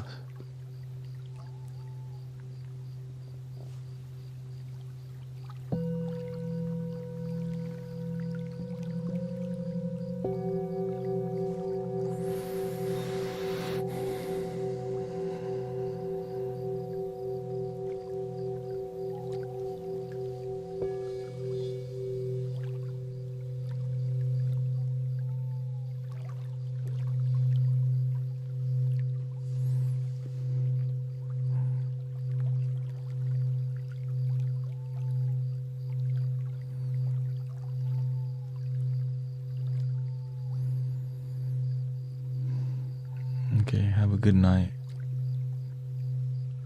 Canonymous Rex.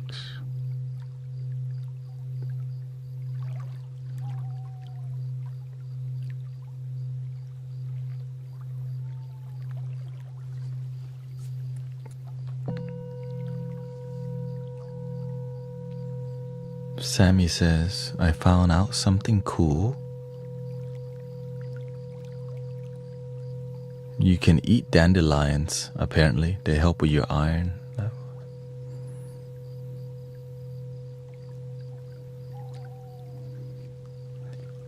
Make sure to go eat some dandelions for iron today. Dan says, I love how you take regular breath breaks.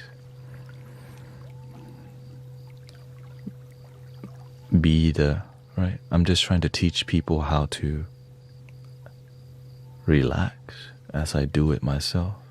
Right? We can get in deep conversations, but to keep them grounded, breathing helps you to stay relaxed as we get into deep conversation. Or else you get worked up when you don't need to be.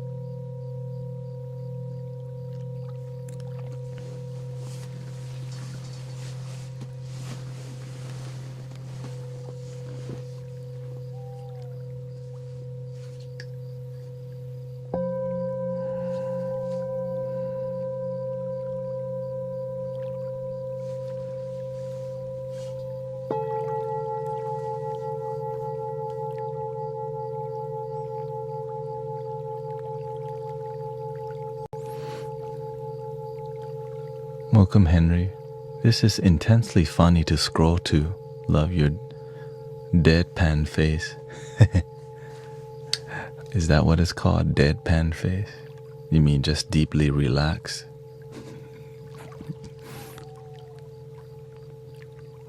There goes that dude chill as hell again. I guess I'll hang out here.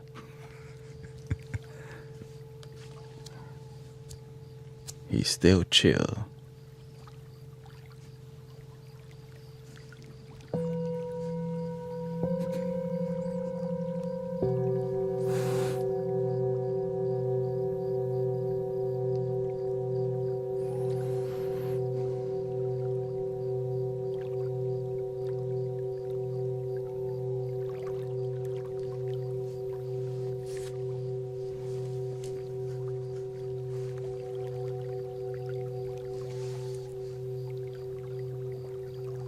Is it lucky being born on the 5th of April on a Good Friday in Songkran? 1980. And have a only brother born on this. Every day that we wake up, we are lucky.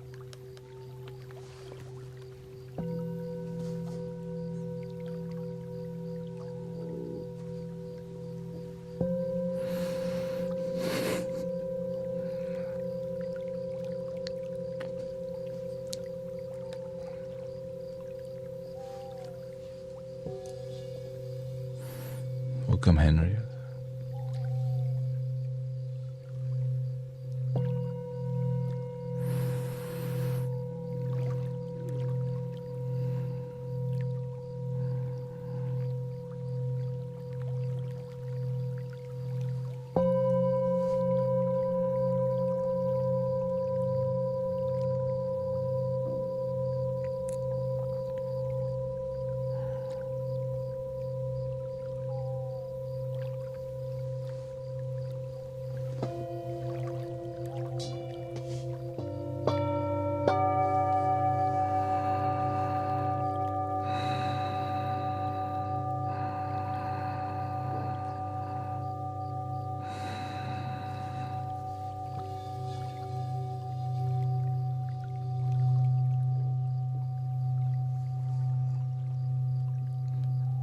It's my bedtime, but I don't want to leave.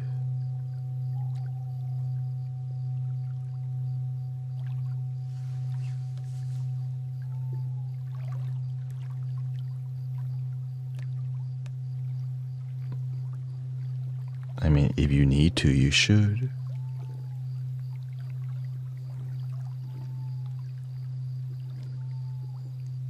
Some people just leave their music on in the background, but if the stream is preventing you from sleeping, you should just turn it off. How can you sleep if you can't let go of staring at the screen? You don't actually have to stare at the screen if you don't want. Oh, you just don't want to sleep in general. Oh.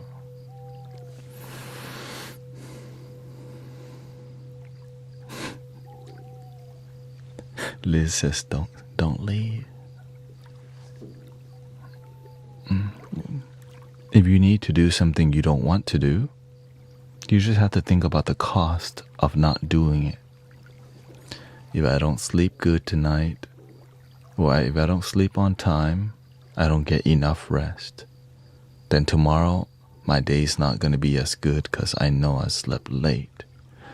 And then now I need to get a venti mocha frappuccino with 7 shots of espresso, 6 pumps of vanilla, and don't forget the marble cake. Never, never, never. Just to start your day. Maybe sleeping is better at that point.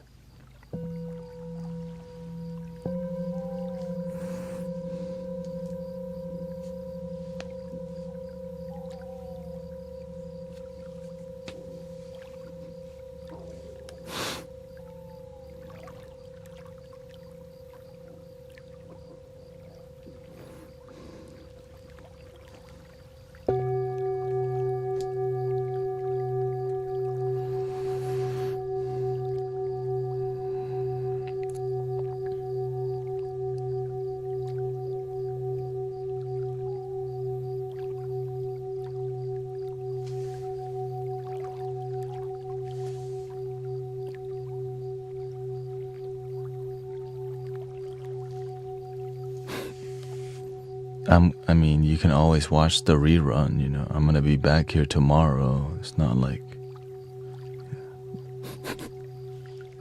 There's an 11-hour sound bath video also. Oh, remember what we talk about? Love your damn self.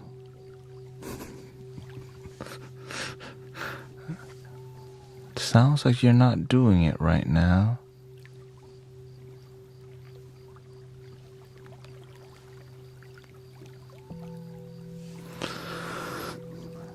Greg says, I knew a guy who didn't sleep for 2 weeks. Half of his face became paralyzed temporarily.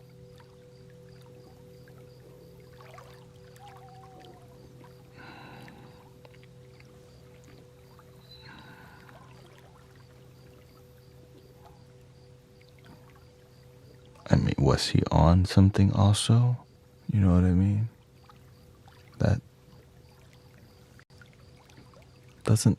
That's not, you know. He drank cases of Monster. Okay, there you go. Yeah, cases of Monster for 2 weeks. And his speech was messed up too. Okay, well, what was he doing that for? Like, was he playing games or...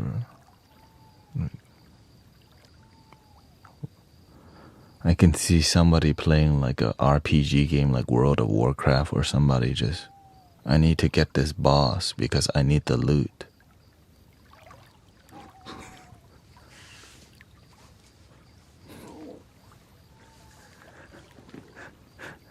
I'm trying to get this rare item. Yeah. Yes, on the video tube, we have a sound healing playlist on there. It's a bedtime playlist and lo-fi playlist. Yeah.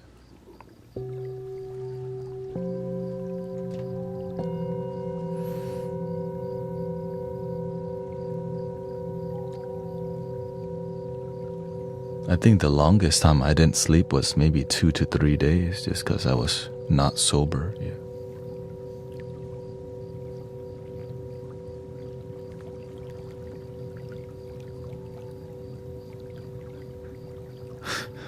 You know what I mean?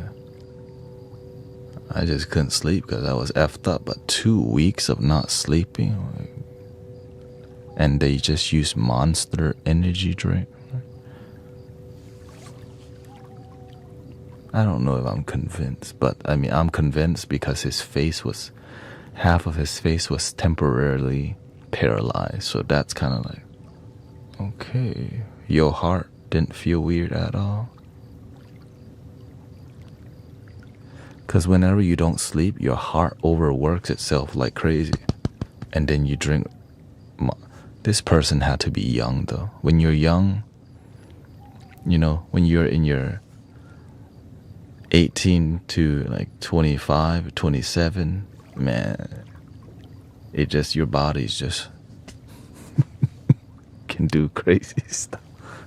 But still, 2 weeks of not sleeping is kind of like that radio DJ who did it for a week, right? Started hallucinating or whatever.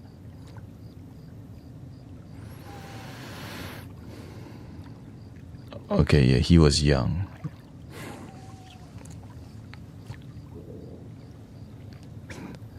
You want me to say EA Sports? I really don't want to.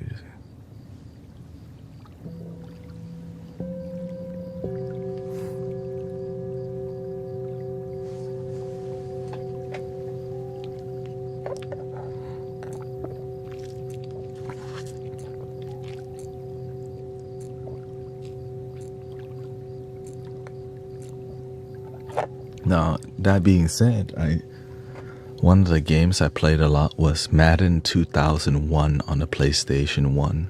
I remember I played that game for a whole year. I think it was 2001. And I was so bored, I played the game to 99 points, right? I played the bot to 99, nothing to do.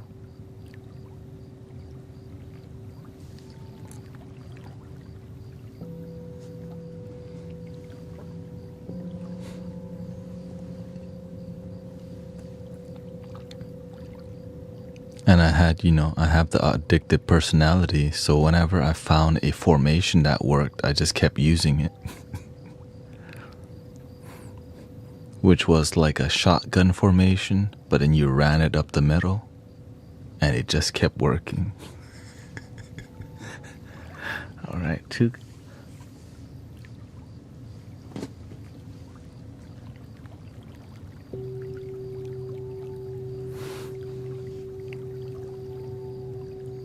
Do you ever do jogging? Oh yeah. When I go to the gym, I mainly do the elliptical, but I do some jogging from time to time because it's fun to run in nature. Fresh when the weather's good outside. Listen to some Nujabes. Run. Bob Marley. Run.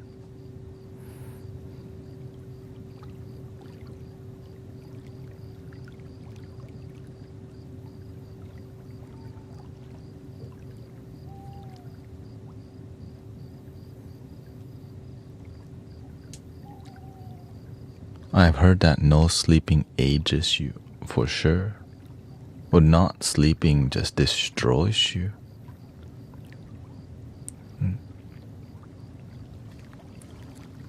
Me? Are you religious? No. Are you gay? No, I'm straight. But nothing against gay people for sure. Live your life. Nothing against religious people either. Live your life. Just do what makes you happy. Yeah.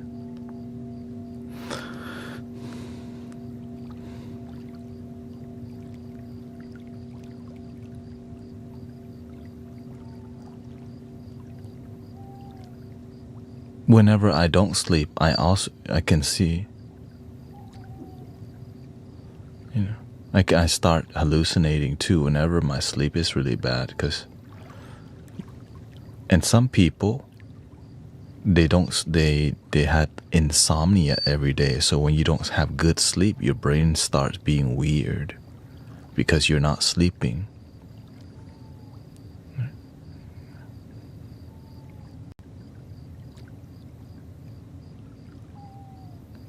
So that's why you gotta work. If you don't get good sleep, brothers, sisters, you gotta get good sleep.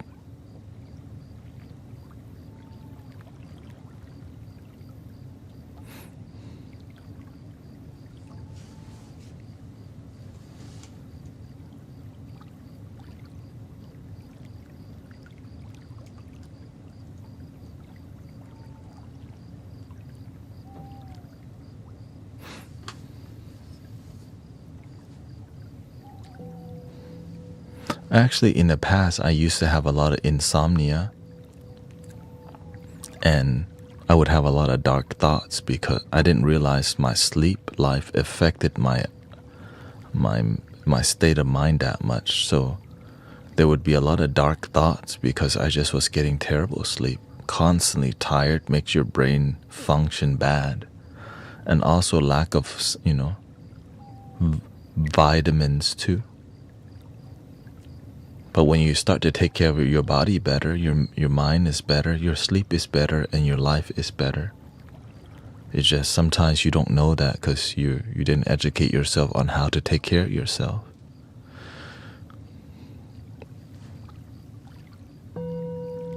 I definitely didn't until I did.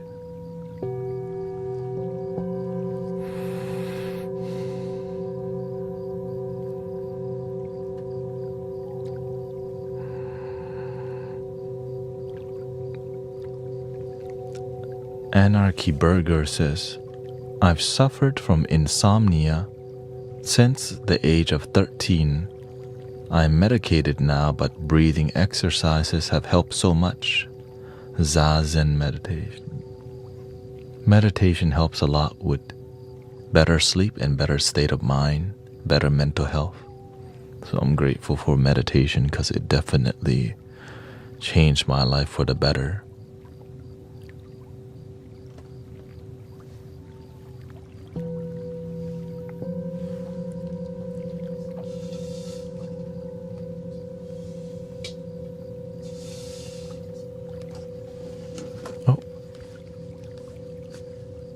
Thank you, Jenny. Thank you so much. Thank you for all the donations. Yeah. Again, I'm a donation-based sound healer and community leader. And so every and large donation or gifting helps me to be here and keep going with this mystic village mission, help people and keep things pure, serve each other. Yeah. Not easy, clearly, but that's the fun part, is that it's difficult, because you do get judged a lot when you're peaceful. Right. Like somebody called me a vegetable today. That's a new one. Like, what kind? What results? Like a roasted asparagus?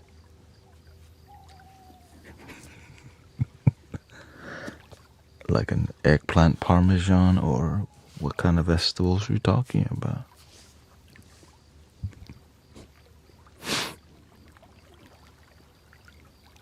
The other day I get paid actor, right? Because it doesn't seem genuine that somebody speaks calm, slow, gentle, and it seems fake, which I'm okay. It's just that's kind of what I'm doing here. Calm, slow, peaceful, relaxed. Thank you, Satisfaction.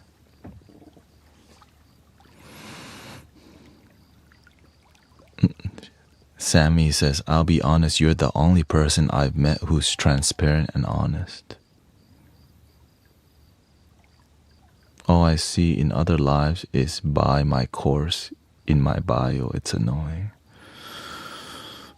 Before I started live streaming, I'm aware of the link in the bio, homies, also.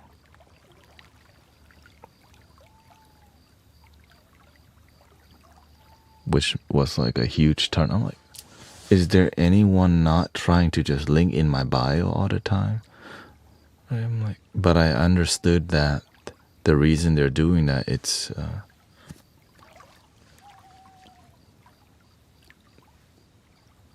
a business. It's a healing business rather than a healing community. Right? How do you find it? And so when you build community, it takes longer time. When you build business, you just focus on link in the bio, enticing people. I offer these things. But people, but you lose a lot of people because people want things to be pure. It doesn't,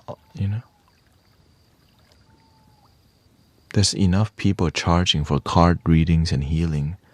But when we look at our ancestors, they just help people. Thank you, Vanessa. Right? The people before us, they just help people because it's the right thing to do. But when you design your life to,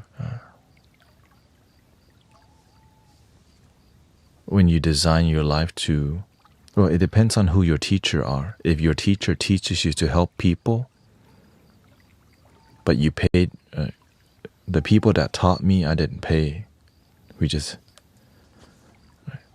the right thing to do. So I was an apprentice.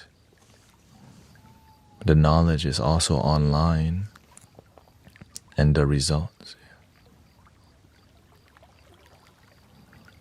Do you have First Nations blood? No, I was born in Thailand, yeah.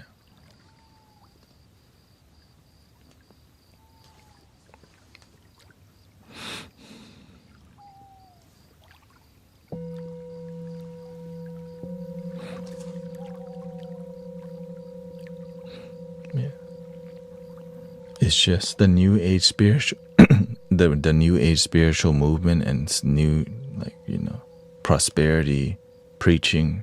It's like just the modern approach to things that is popular but sometimes lacks miracles and transformation, but it does bring a lot of cha-ching. Cha-ching.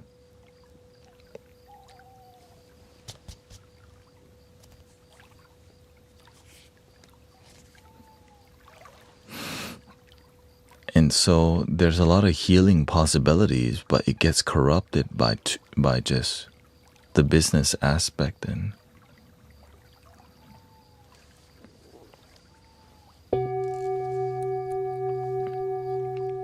that's why I always talk about the founder of Reiki didn't charge for the training. You had to be an apprentice to be taught.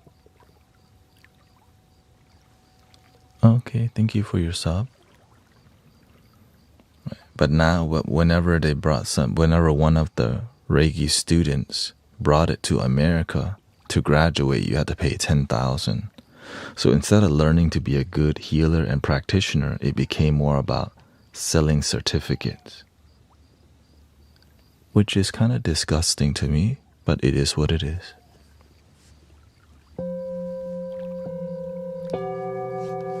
You know what I mean? That's what we got, so what can you do?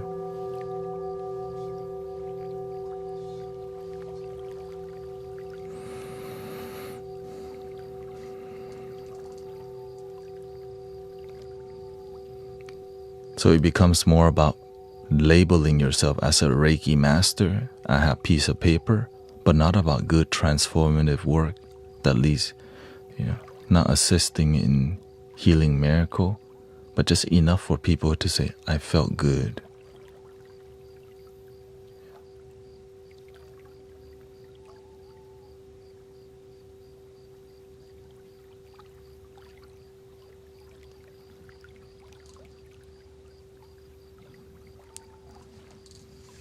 Can you remove the blockages around me? Says Daniel. What kind of blockages are you talking about?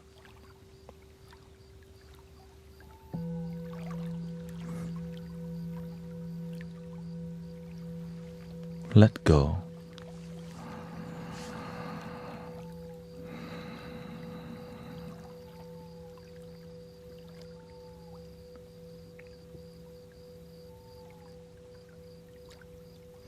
I hope some cultures still heal people because they want to.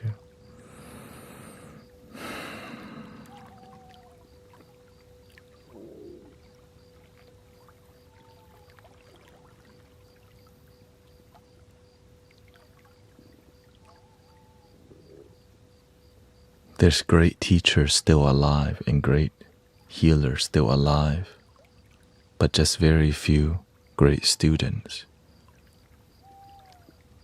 But maybe you can be a real one.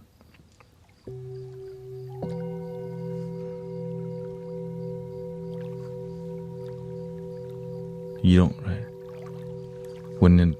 don't need many light workers, you just need a few real ones. Because a genuine light worker, imagine, maybe that one light worker can, maybe you just need 1 in 100,000. And if we just keep having 1 in 100,000, imagine that one person can focus on a certain area on the planet, realistically speaking. But the amount of devotion and surrender it is to be mentored, and it takes time. So that's why the word surrender is there, because it's difficult to climb your mountain. But the journey of climbing a difficult mountain teaches you so much about yourself and healing yourself, which allows you and leads you to help others.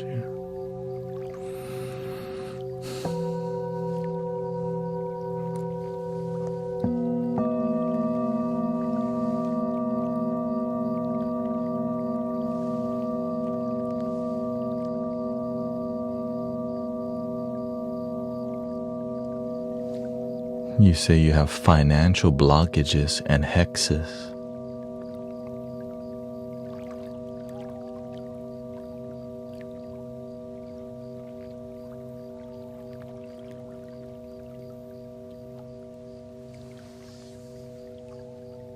Welcome, brother Swami. What's up? Nice to see you. Namaste.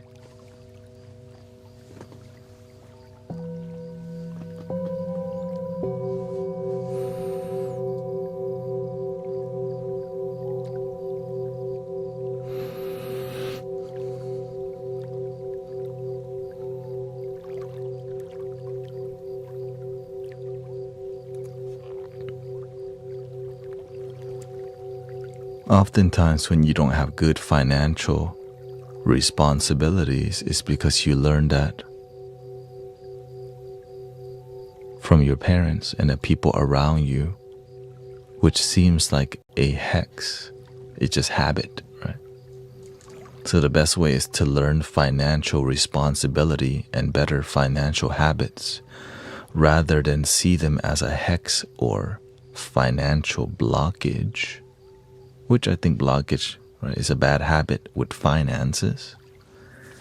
You can change your awareness through education and awareness, which is a realistic way of fixing the hex.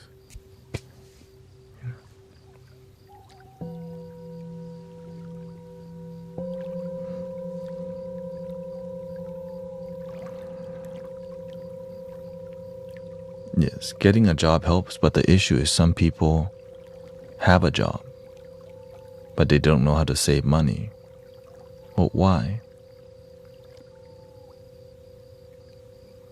Because nobody taught them. So you have to go educate yourself on how to be more responsible with it. Well, sometimes they have debt. They need to be working 2 jobs, but they just don't want to. Well, if you're not responsible with your life, then you're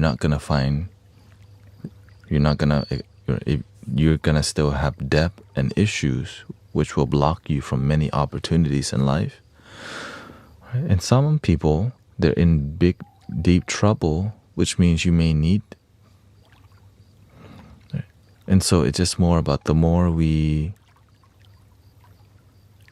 surround ourselves with people who are responsible, the more we learn to be responsible. But the more we hang around people who are irresponsible, we become that way. Right, so that's why tell me your friends and I will tell you your future. Yes, getting help is very good too if you can. But when you become free from your debt, it's like there's a weight behind your, in the back of your mind that dissolves. You're like, because now it leads to better opportunities.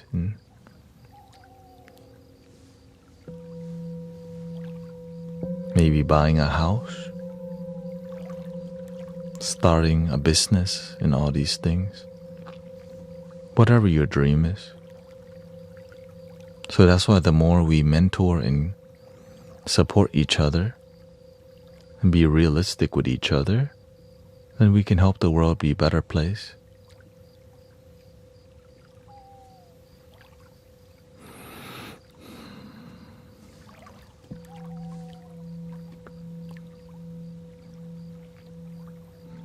It's like many people don't want to work, right? Who wants to work? Unless you do something that you love, right? Or you just have a vision in your life, you want to achieve something. You gotta earn it. If you want something in life, you gotta go and get it. So, if you don't, then someone else owns your life. And that's a life that is unfulfilled.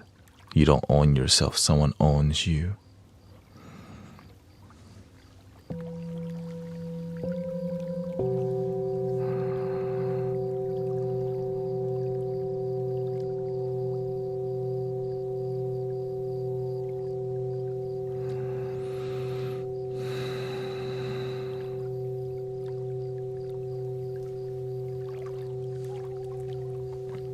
It's important to have a purpose. Yes, but people see purpose like the Loch Ness monsters. Purpose. Wait, what? Purpose. Like, what is that?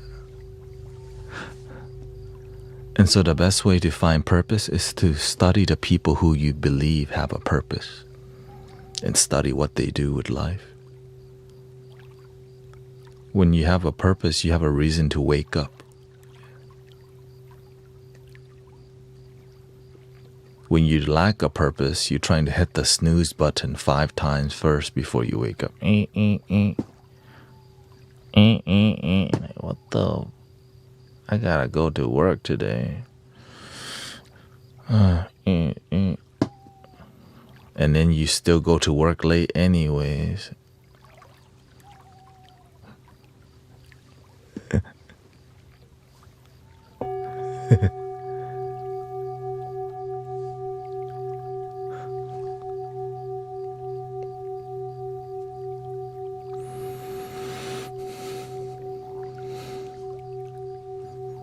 I remember those days.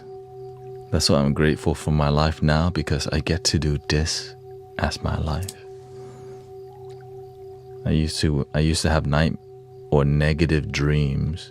I wouldn't say nightmare, but I used to have negative dreams about work. And I wake up, I'm in my bed, I'm like, oh God.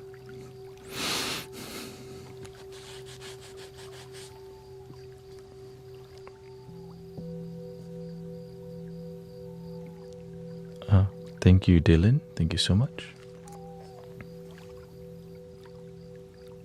Do you play any video games? I used to on my computer, but I don't anymore because I got this to do. I got my dreams to follow. So if I do play a game, it might be like a little game on my phone.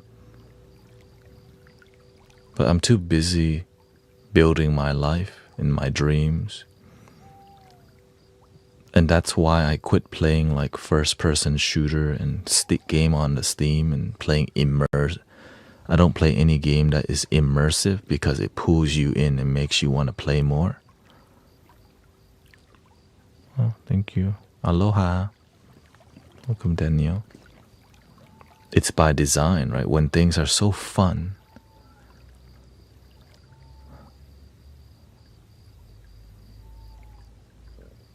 I see that game, it's a game like, what's that one game called? Valorant or Destiny?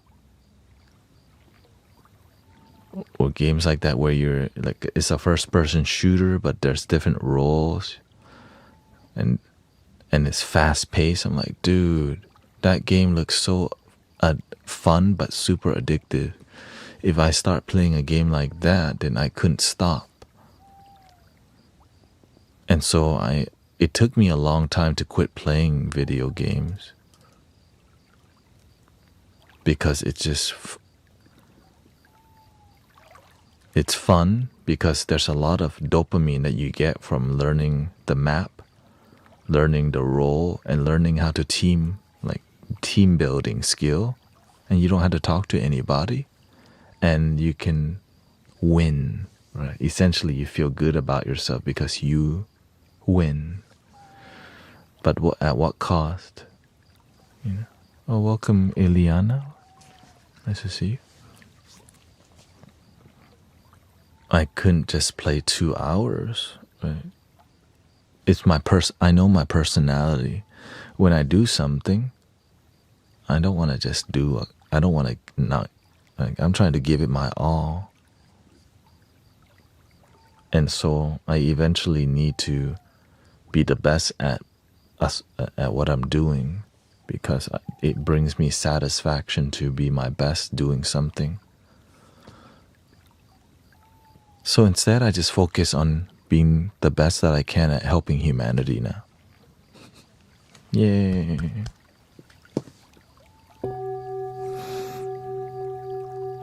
It's more useful, right? It's more fulfilled for me. And but before I was playing a lot of games because I grew up playing it. I had a Super Nintendo growing up, a PS1 and a PS2, and eventually I got a gaming laptop or a laptop. I bought myself a gaming laptop, and I edited photos and played some games. But in the back of my mind while I was playing that Team Fortress 2,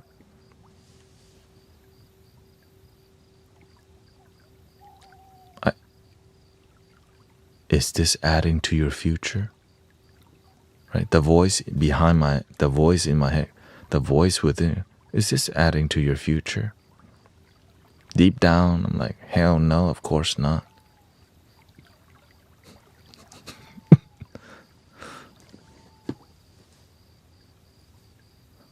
But I didn't listen to that voice for a couple weeks. But after a couple weeks, you know this not adding to your future while you're doing it.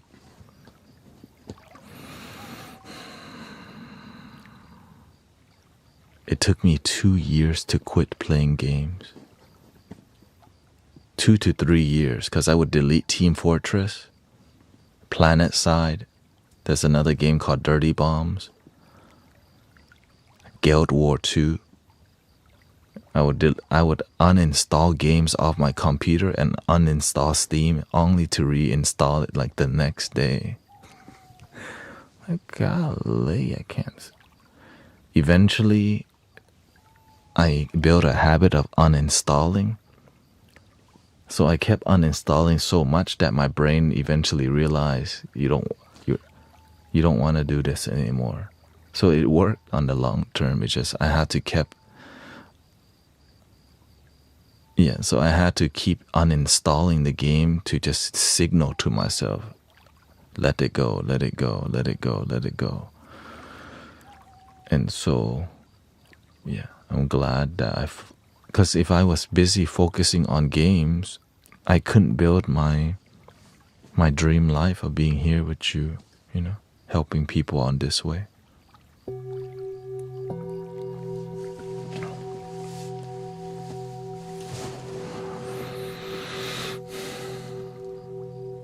Do you stream on a schedule? Yeah. I stream 6 days a week.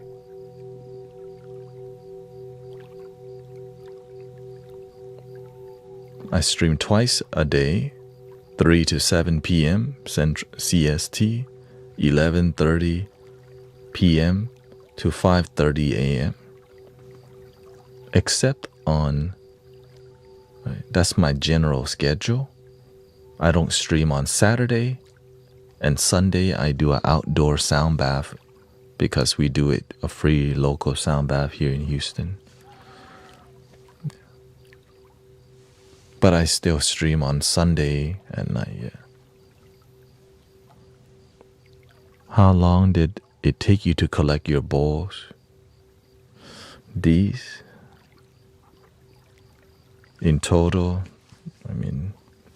this is probably around 8 years of collection. Yeah.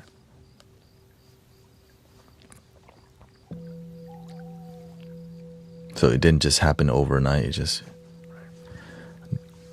This is the only bowl left from my first set of bowls. I gave the rest away to people who support me and are good to me. Right?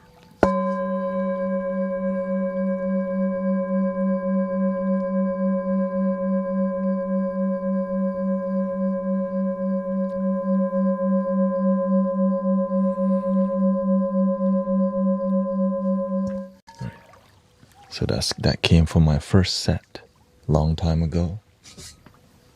And this is from the recent set.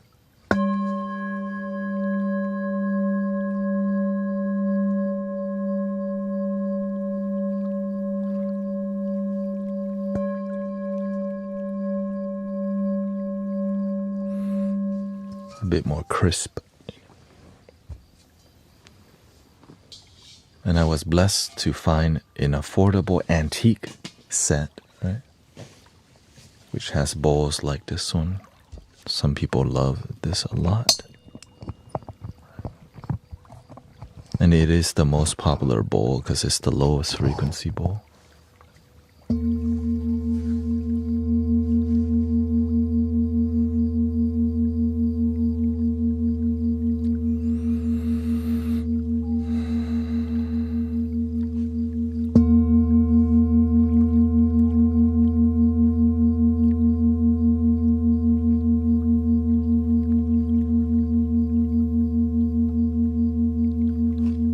And each bowl can make about 5 different frequencies clearly,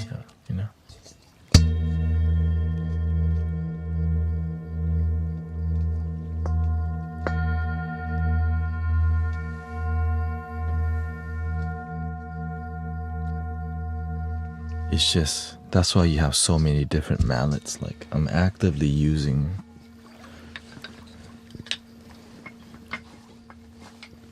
all of these mallets, including this one, and this is a new addition, which all do a different thing to the bowl, right? The texture, the circumference, the weight.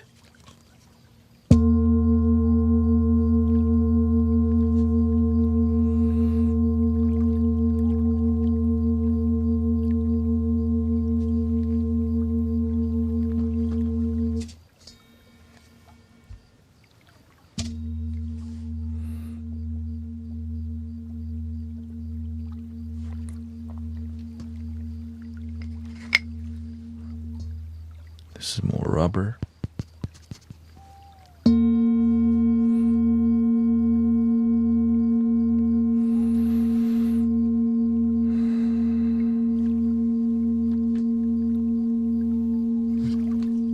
Then we have the soft rubber.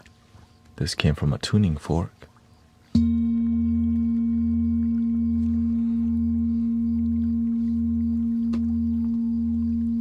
Then we have the super smooth clav.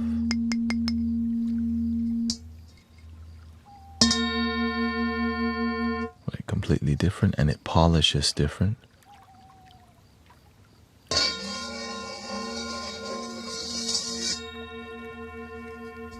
Not the most pleasing with this bowl. Then we have this one, the mid-tone.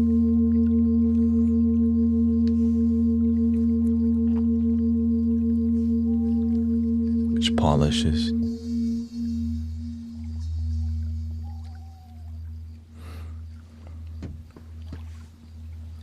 Then we have the baby one, which the smaller circumference does get a different tone.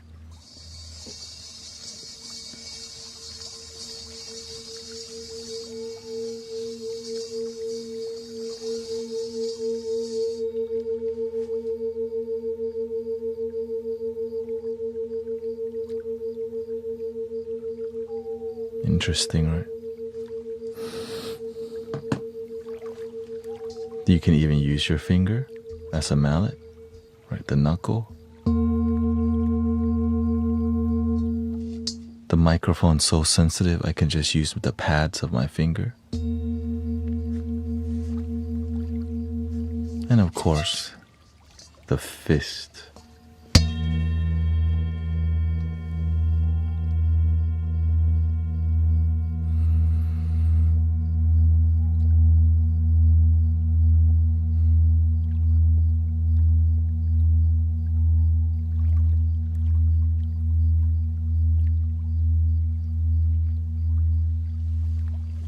You can even use your elbow, but we don't need to be doing all that.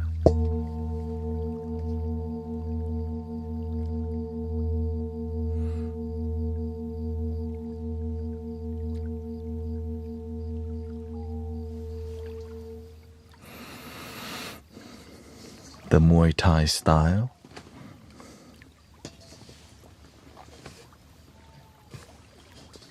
So the more refined bowls you can be more technical with, right? Like this one.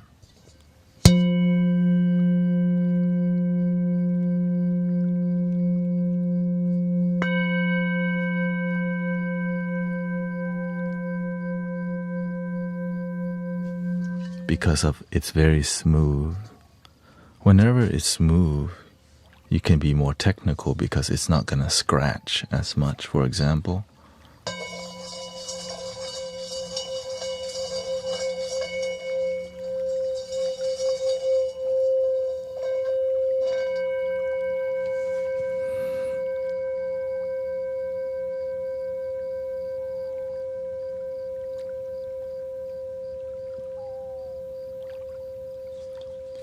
The other side.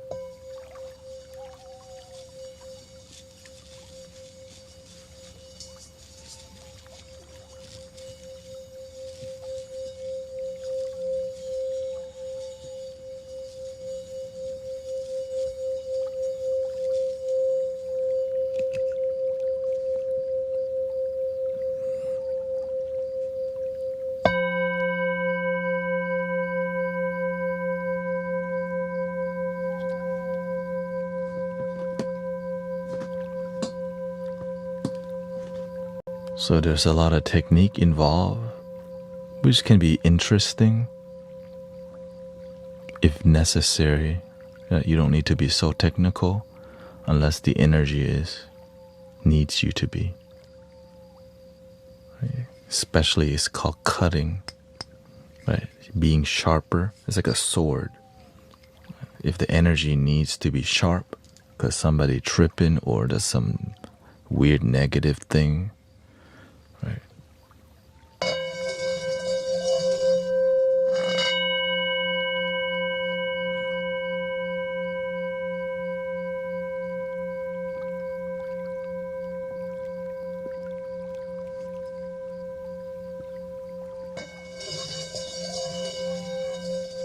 You can slightly muffle it too. Let it go.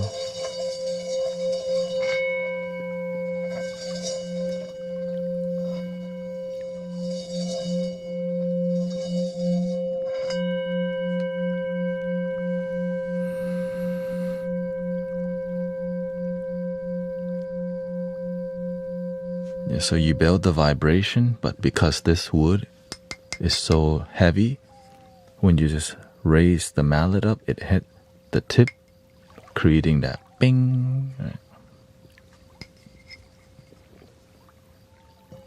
But you have to execute it properly or else it's too loud, right? It's just practice.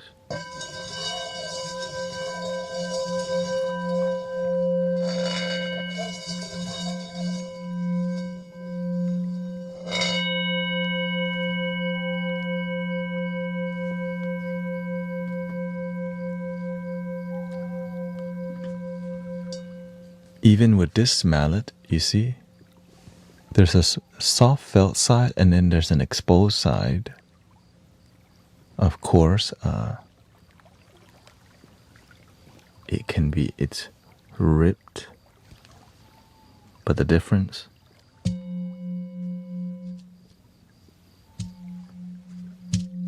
muffled, not muffled.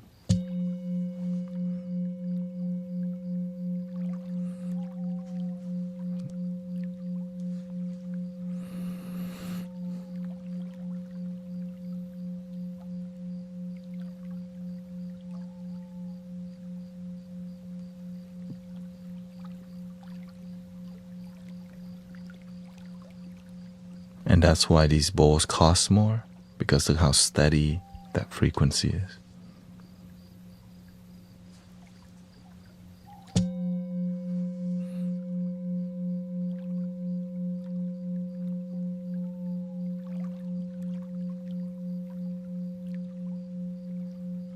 It's constant.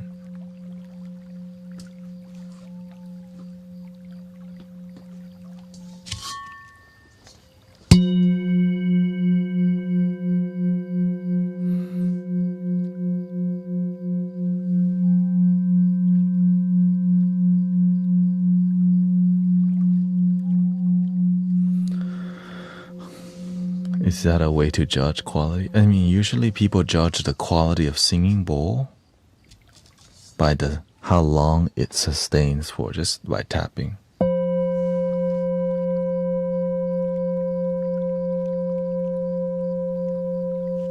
The clarity of the tone, right? It's clear compared to maybe something that's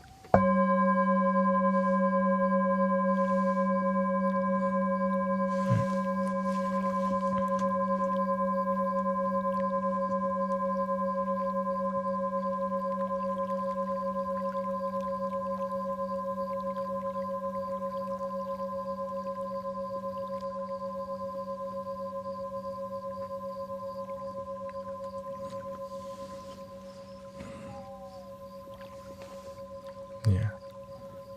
They're definitely all good.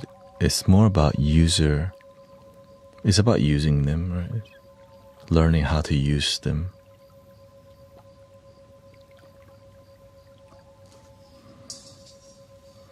Because you can have fancy bowls and not know how to use them. It's like buying a really expensive camera you don't know how to use, but it takes photo. So you can still do you can do a lot with a medium class camera. Right, here's a. So the same technique for this bowl applies to every other bowl. Right.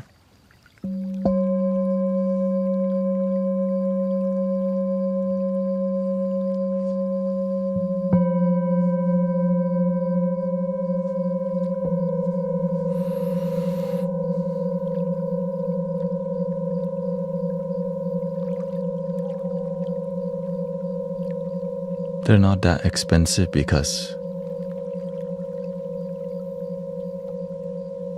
but they're also not that cheap, yeah.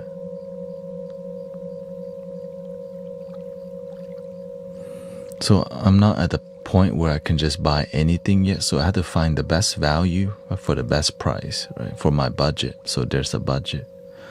Luckily, I have a lot of homies who are in sound healing, and then they hook you up with direct wholesale, straight from the source. And so that's what gives you the cheapest price for the best quality.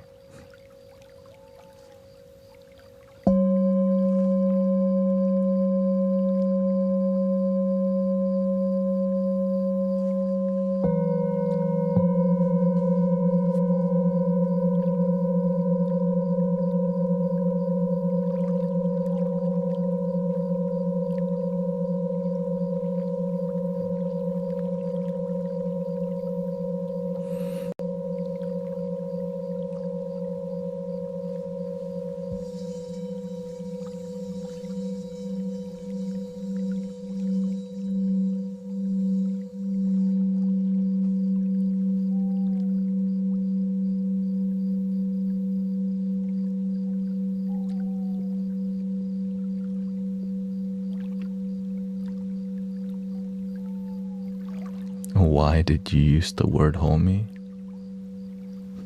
Because I can?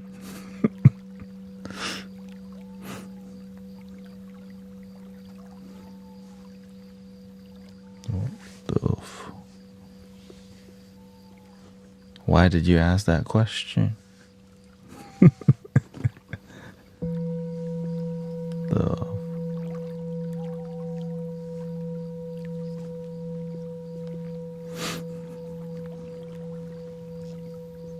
Why did you use the word?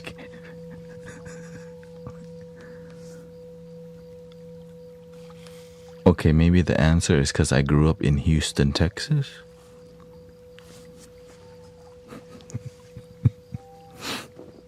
What?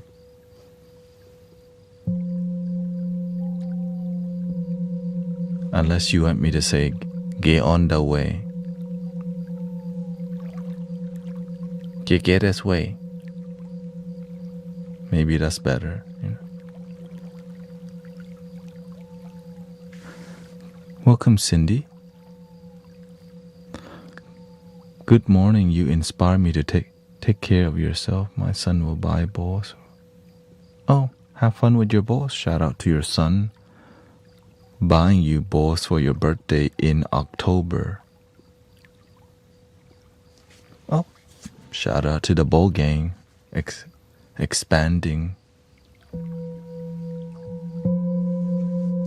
the flute party, singing bowl party.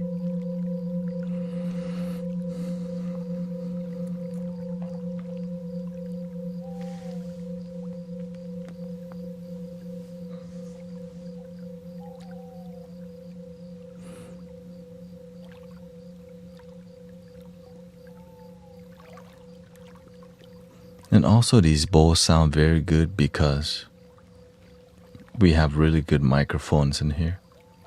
It's really hard to mic these bowls.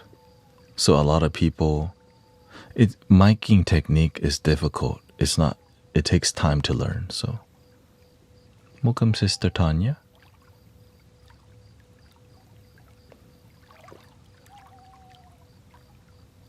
Do you like the ocean drum and rain stick? Of course. Probably rain stick more, you know, the rain stick that can play for 5 minutes or whatever. But what's better is just actual having rain sound, and we do have that, yeah. And water sounds.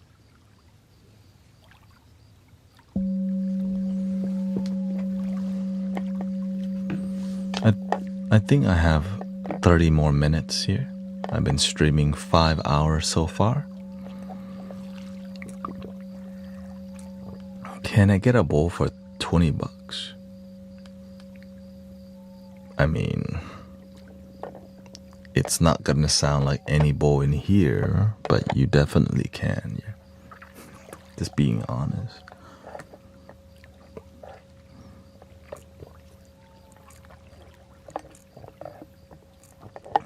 Oh, a good place to check would be the Goodwill auction or Facebook Marketplace, because people will let things go, right? There's a lot of good stuff nowadays. People have singing bowls sitting on their shelf they don't want, you know. But you do, so.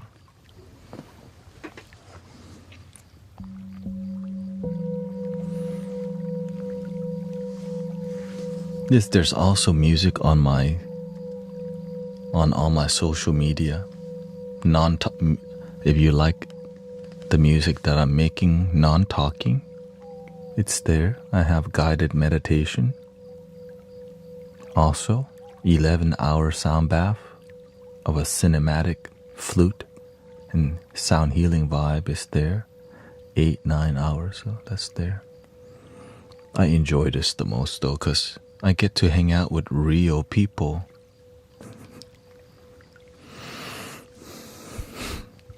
Right, rather than record it, I get to really be here with my community live, and it's more difficult to maintain genuine live connection. So it's a skill for sure. Do you enjoy the Tibetan bowls more or the crystal bowls? Enjoyment? I enjoy both, right?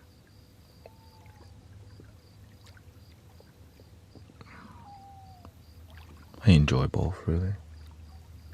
I like Tibetan bowls more because they're a lot harder to break and they're more portable. Crystal bowls are a lot louder but easier to break, but they're everywhere. Do you have crystal bowls? I do. But life led me to not needing to play crystal bowls because we have other people doing it. Sister Emily's already playing it. In the Mystic Village, there's 3 sets of crystal bowls. Yeah. Thank you, Anton.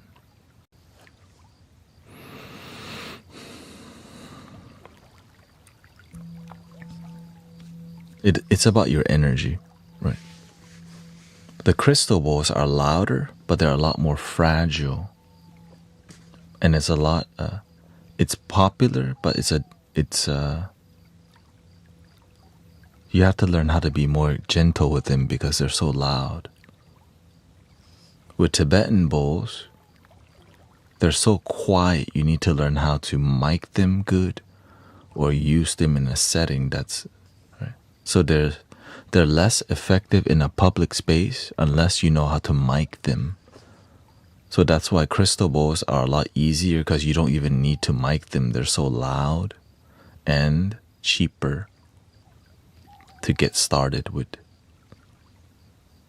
I mean, at the end of the day, they're about the same price. It's about the same price, really.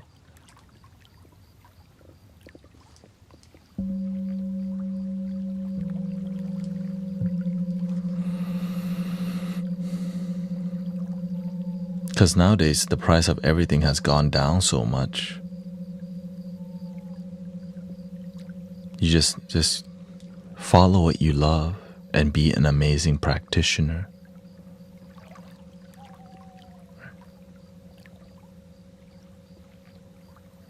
Welcome, NG.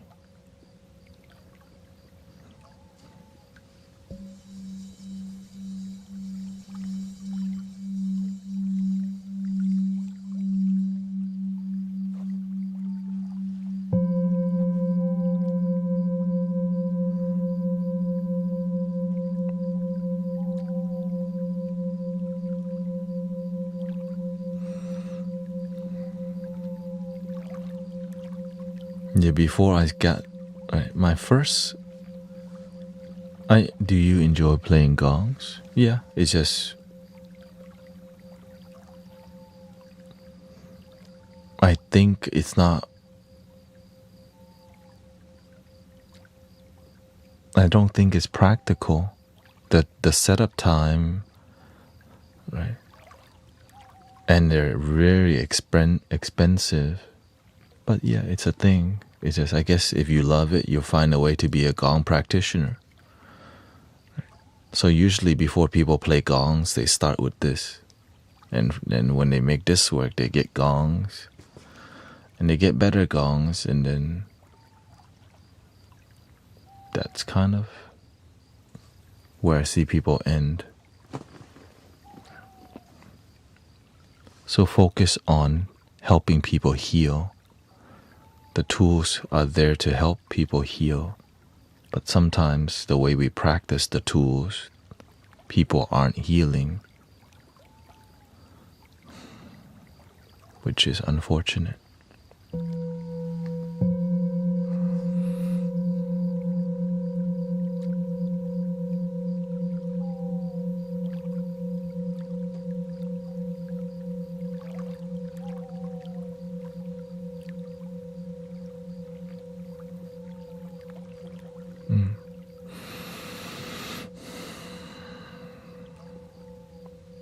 How much does your best bowl cost? I mean, I bought some in sets and I bought some in individual. Yeah. Thank you for the kind words.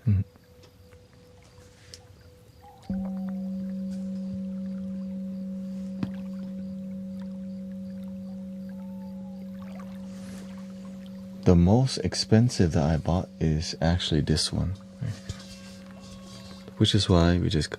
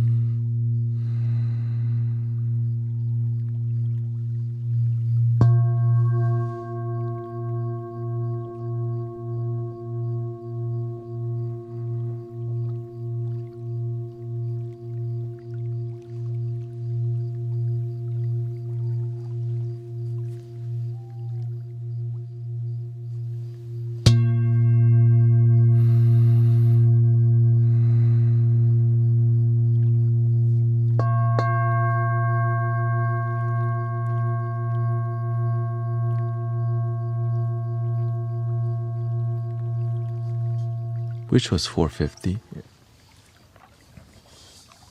which took me about a year to pay for them. So, because when you're about that life, the universe leads you down that path, and you're like, how the heck am I gonna pay for that? When you love it, you give your life to it. When you don't love it, you don't give your life to it.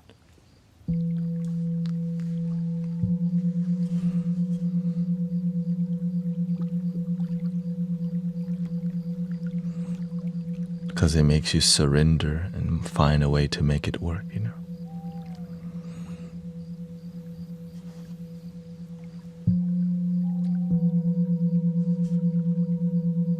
Thank you to all the gifting, by the way. Living in Truth, Gemini, Sally, Christopher.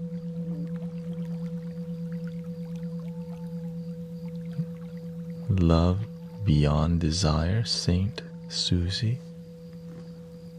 G Dawn, thank you.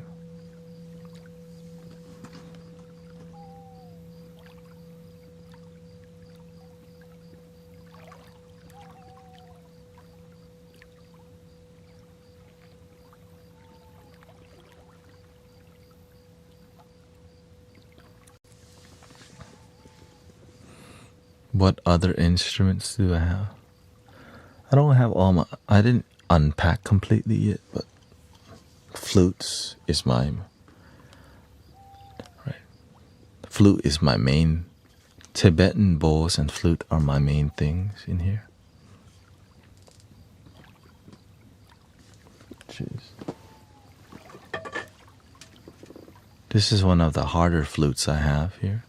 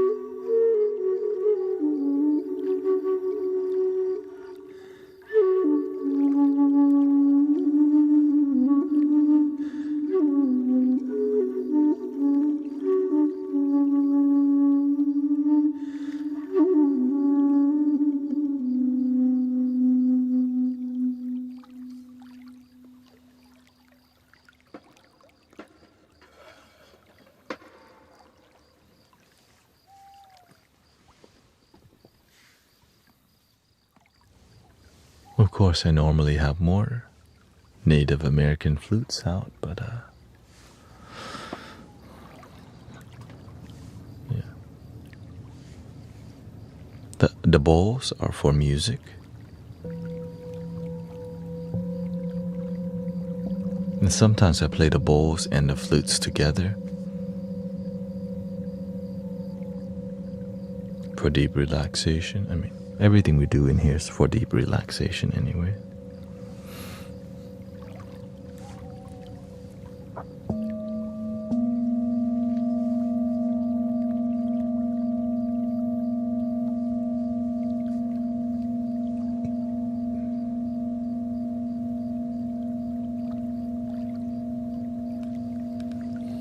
Then we have the Egyptian flute here. Let's see. Probably we should do. This one is in a key of B.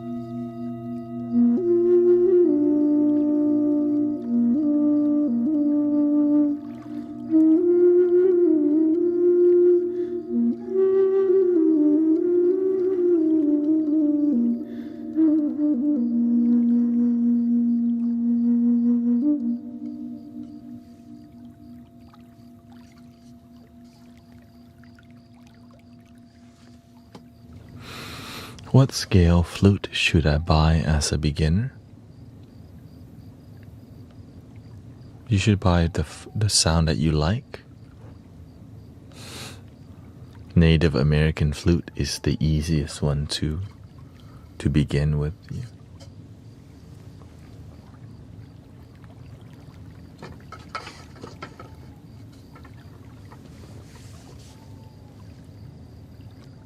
But if you just listen around, you're like, I like that tone.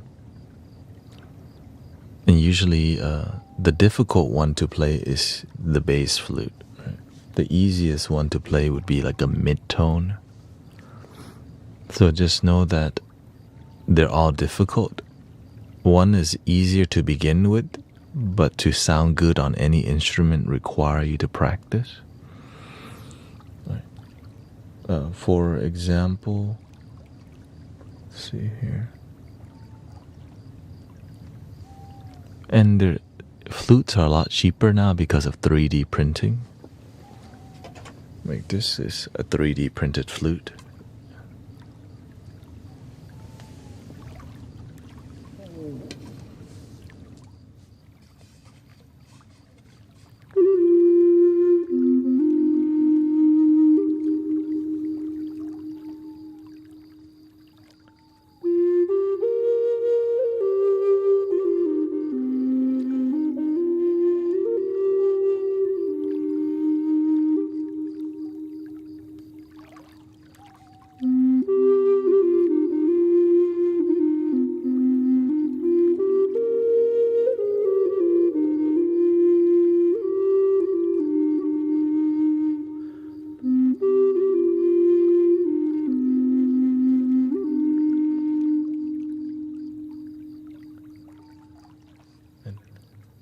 it sounds good because I know how to play it. But if you don't know how to play it, it may sound like this first.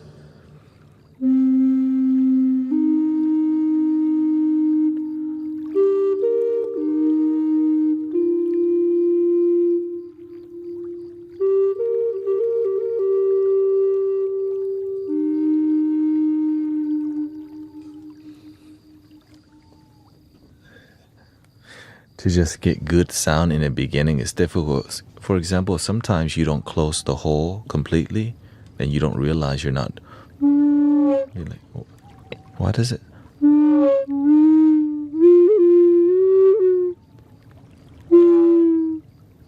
Or sometimes the way you're blowing the flute is too strong,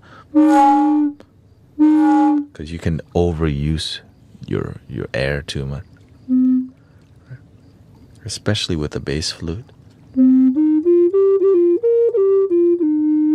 Just gentle. It's like, this is how little air I'm using.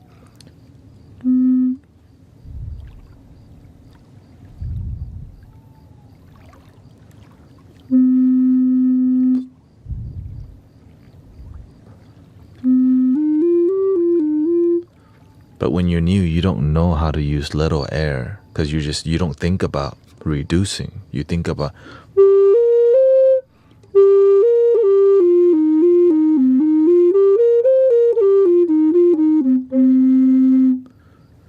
right, to even get there, right? To just play all the notes, and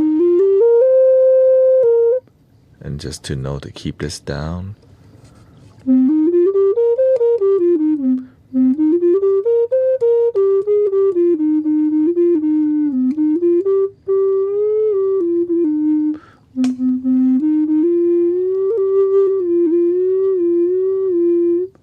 Different techniques to make it sound interesting and not just.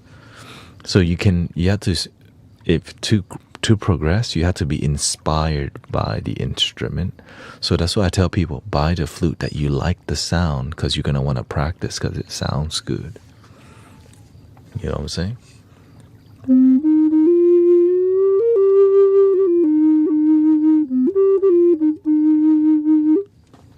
So one of my first flutes that I bought was a drone flute in 3D printed.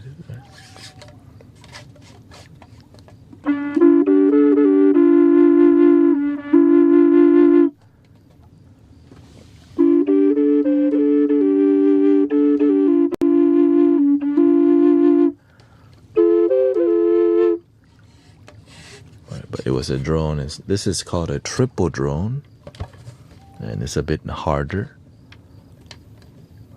But I like difficult stuff because it means that I get to practice and sound.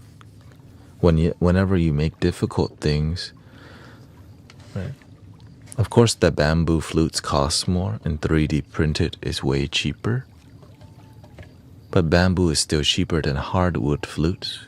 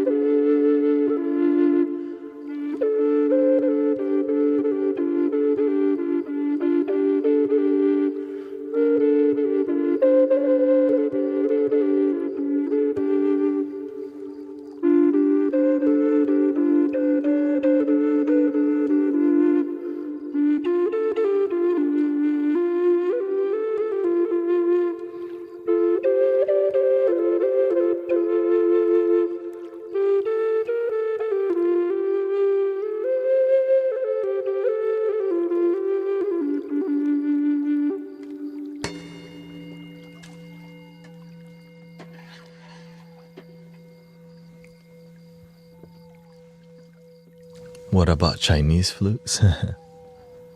You can make any flute sound good if it's designed in a decent way, you know.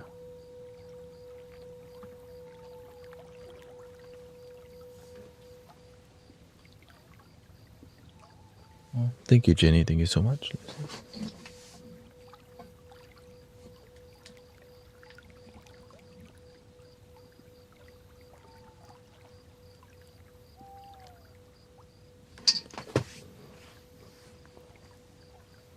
Thank you for the offline donation from Sister Ginny here. And Sister Alex too. Thank you so much. Yeah, so if you get a flute that's decent, like from a decent maker,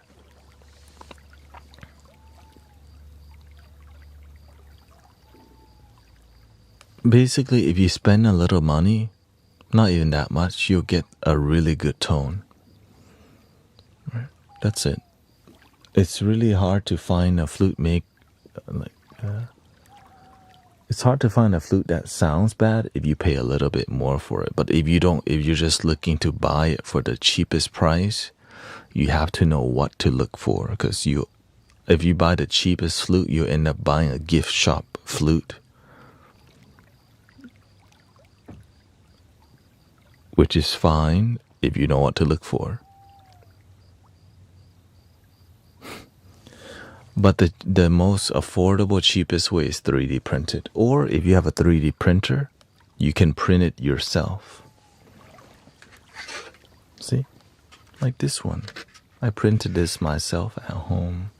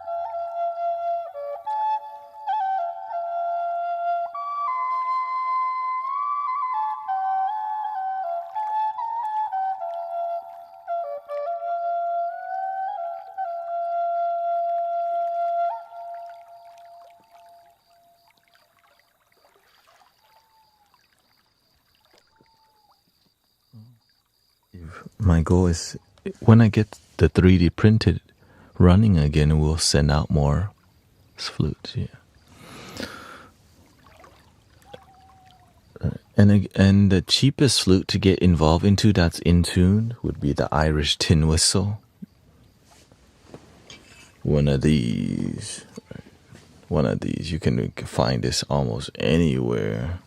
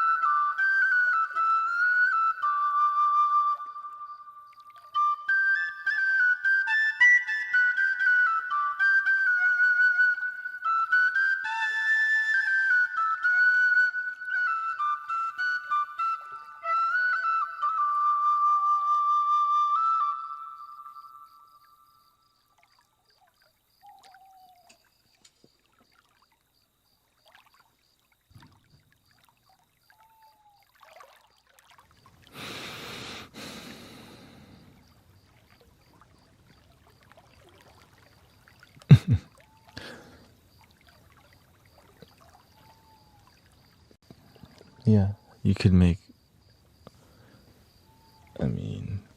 okay, the flute that even the flute that I rarely play as much, you can make it sound good. Like this flute, you don't see me play, but I do sometimes.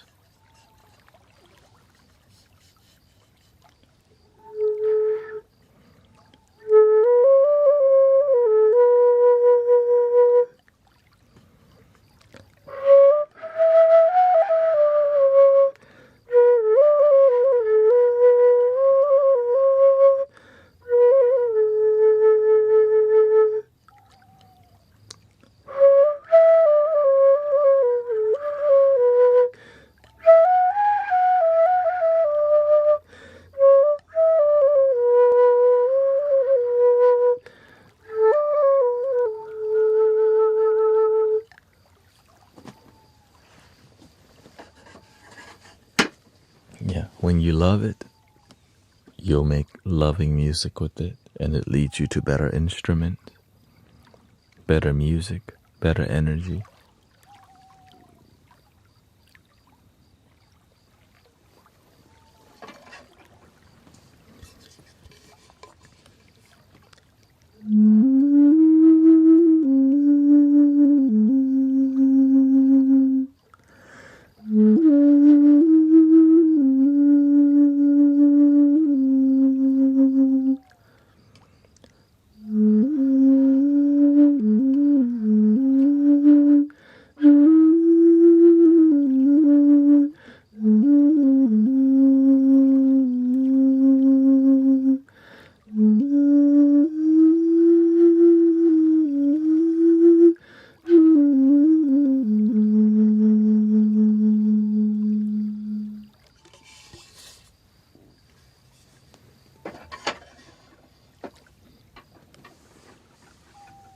It's about emotion for me than about the item, right? Because if you don't learn to connect emotionally to the tools, it won't lead you to better tools.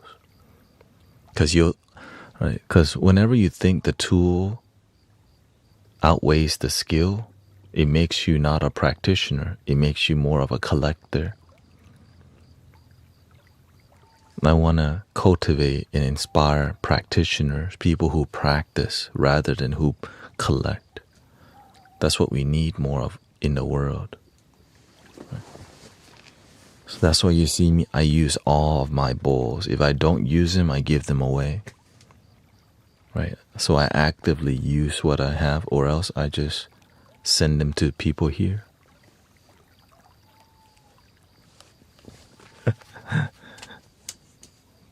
Good morning, children.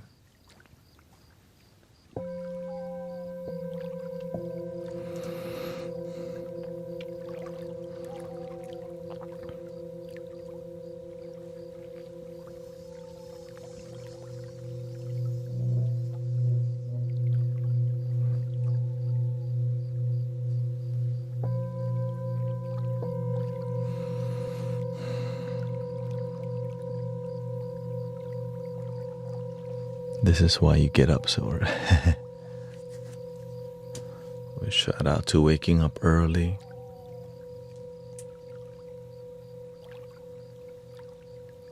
And sleeping super late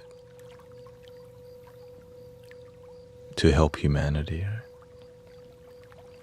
I never thought I would be going to bed at 5:30 a.m. or 6 a.m. by choice.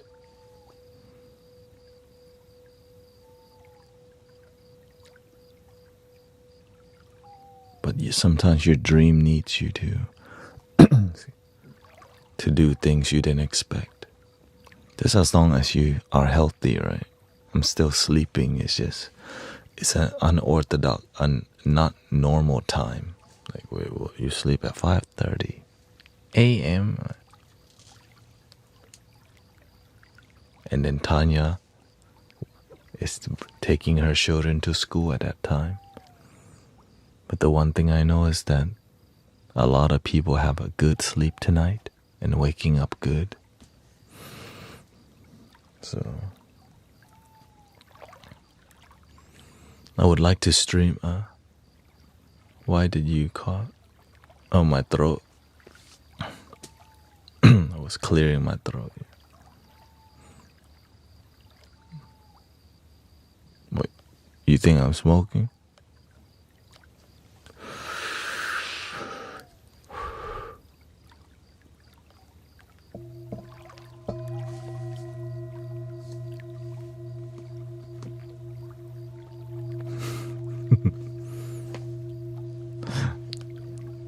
Thank you, Jenny. Thank you so much for all your support. And thank you to everybody supporting. Again, I used to do Amazon deliveries, but ever since I've been more vulnerable about, I'm trying to make this my dream and vision, to be here full time and be donation based. I'm just grateful that the community has been very supportive, and I want to be here. Yeah. And so I choose to be here. I choose to be a better servant every day. And it's why I do what I do. I just stay true to myself, and I'm glad that you enjoy it. Yeah.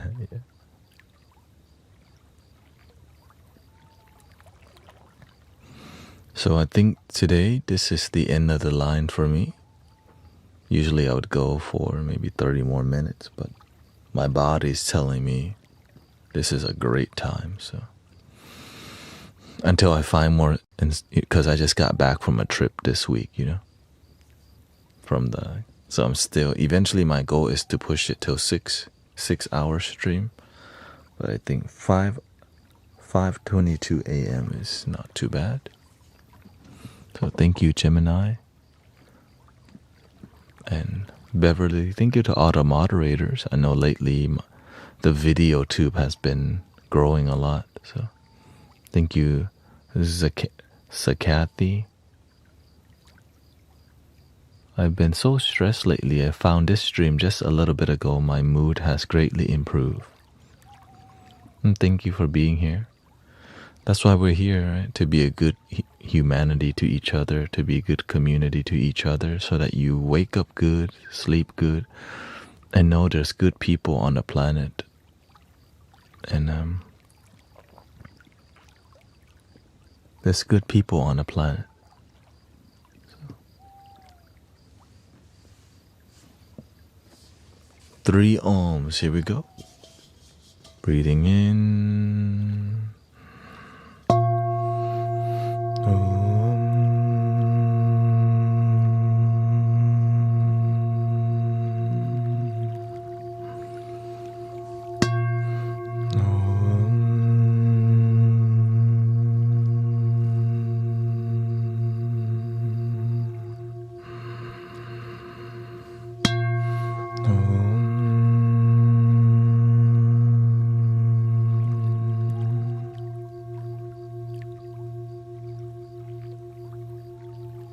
And please love your damn self today.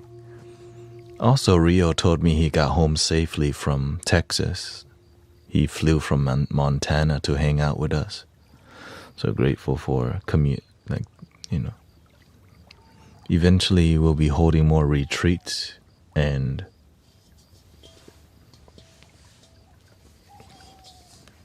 maybe I'll see you here in Texas.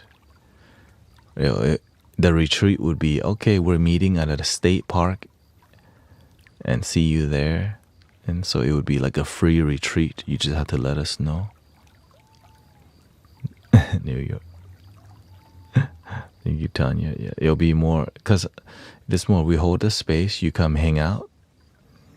All you have to do is get there. All you do is get there. And the goal is, if you're from out of town, you don't have to bring food.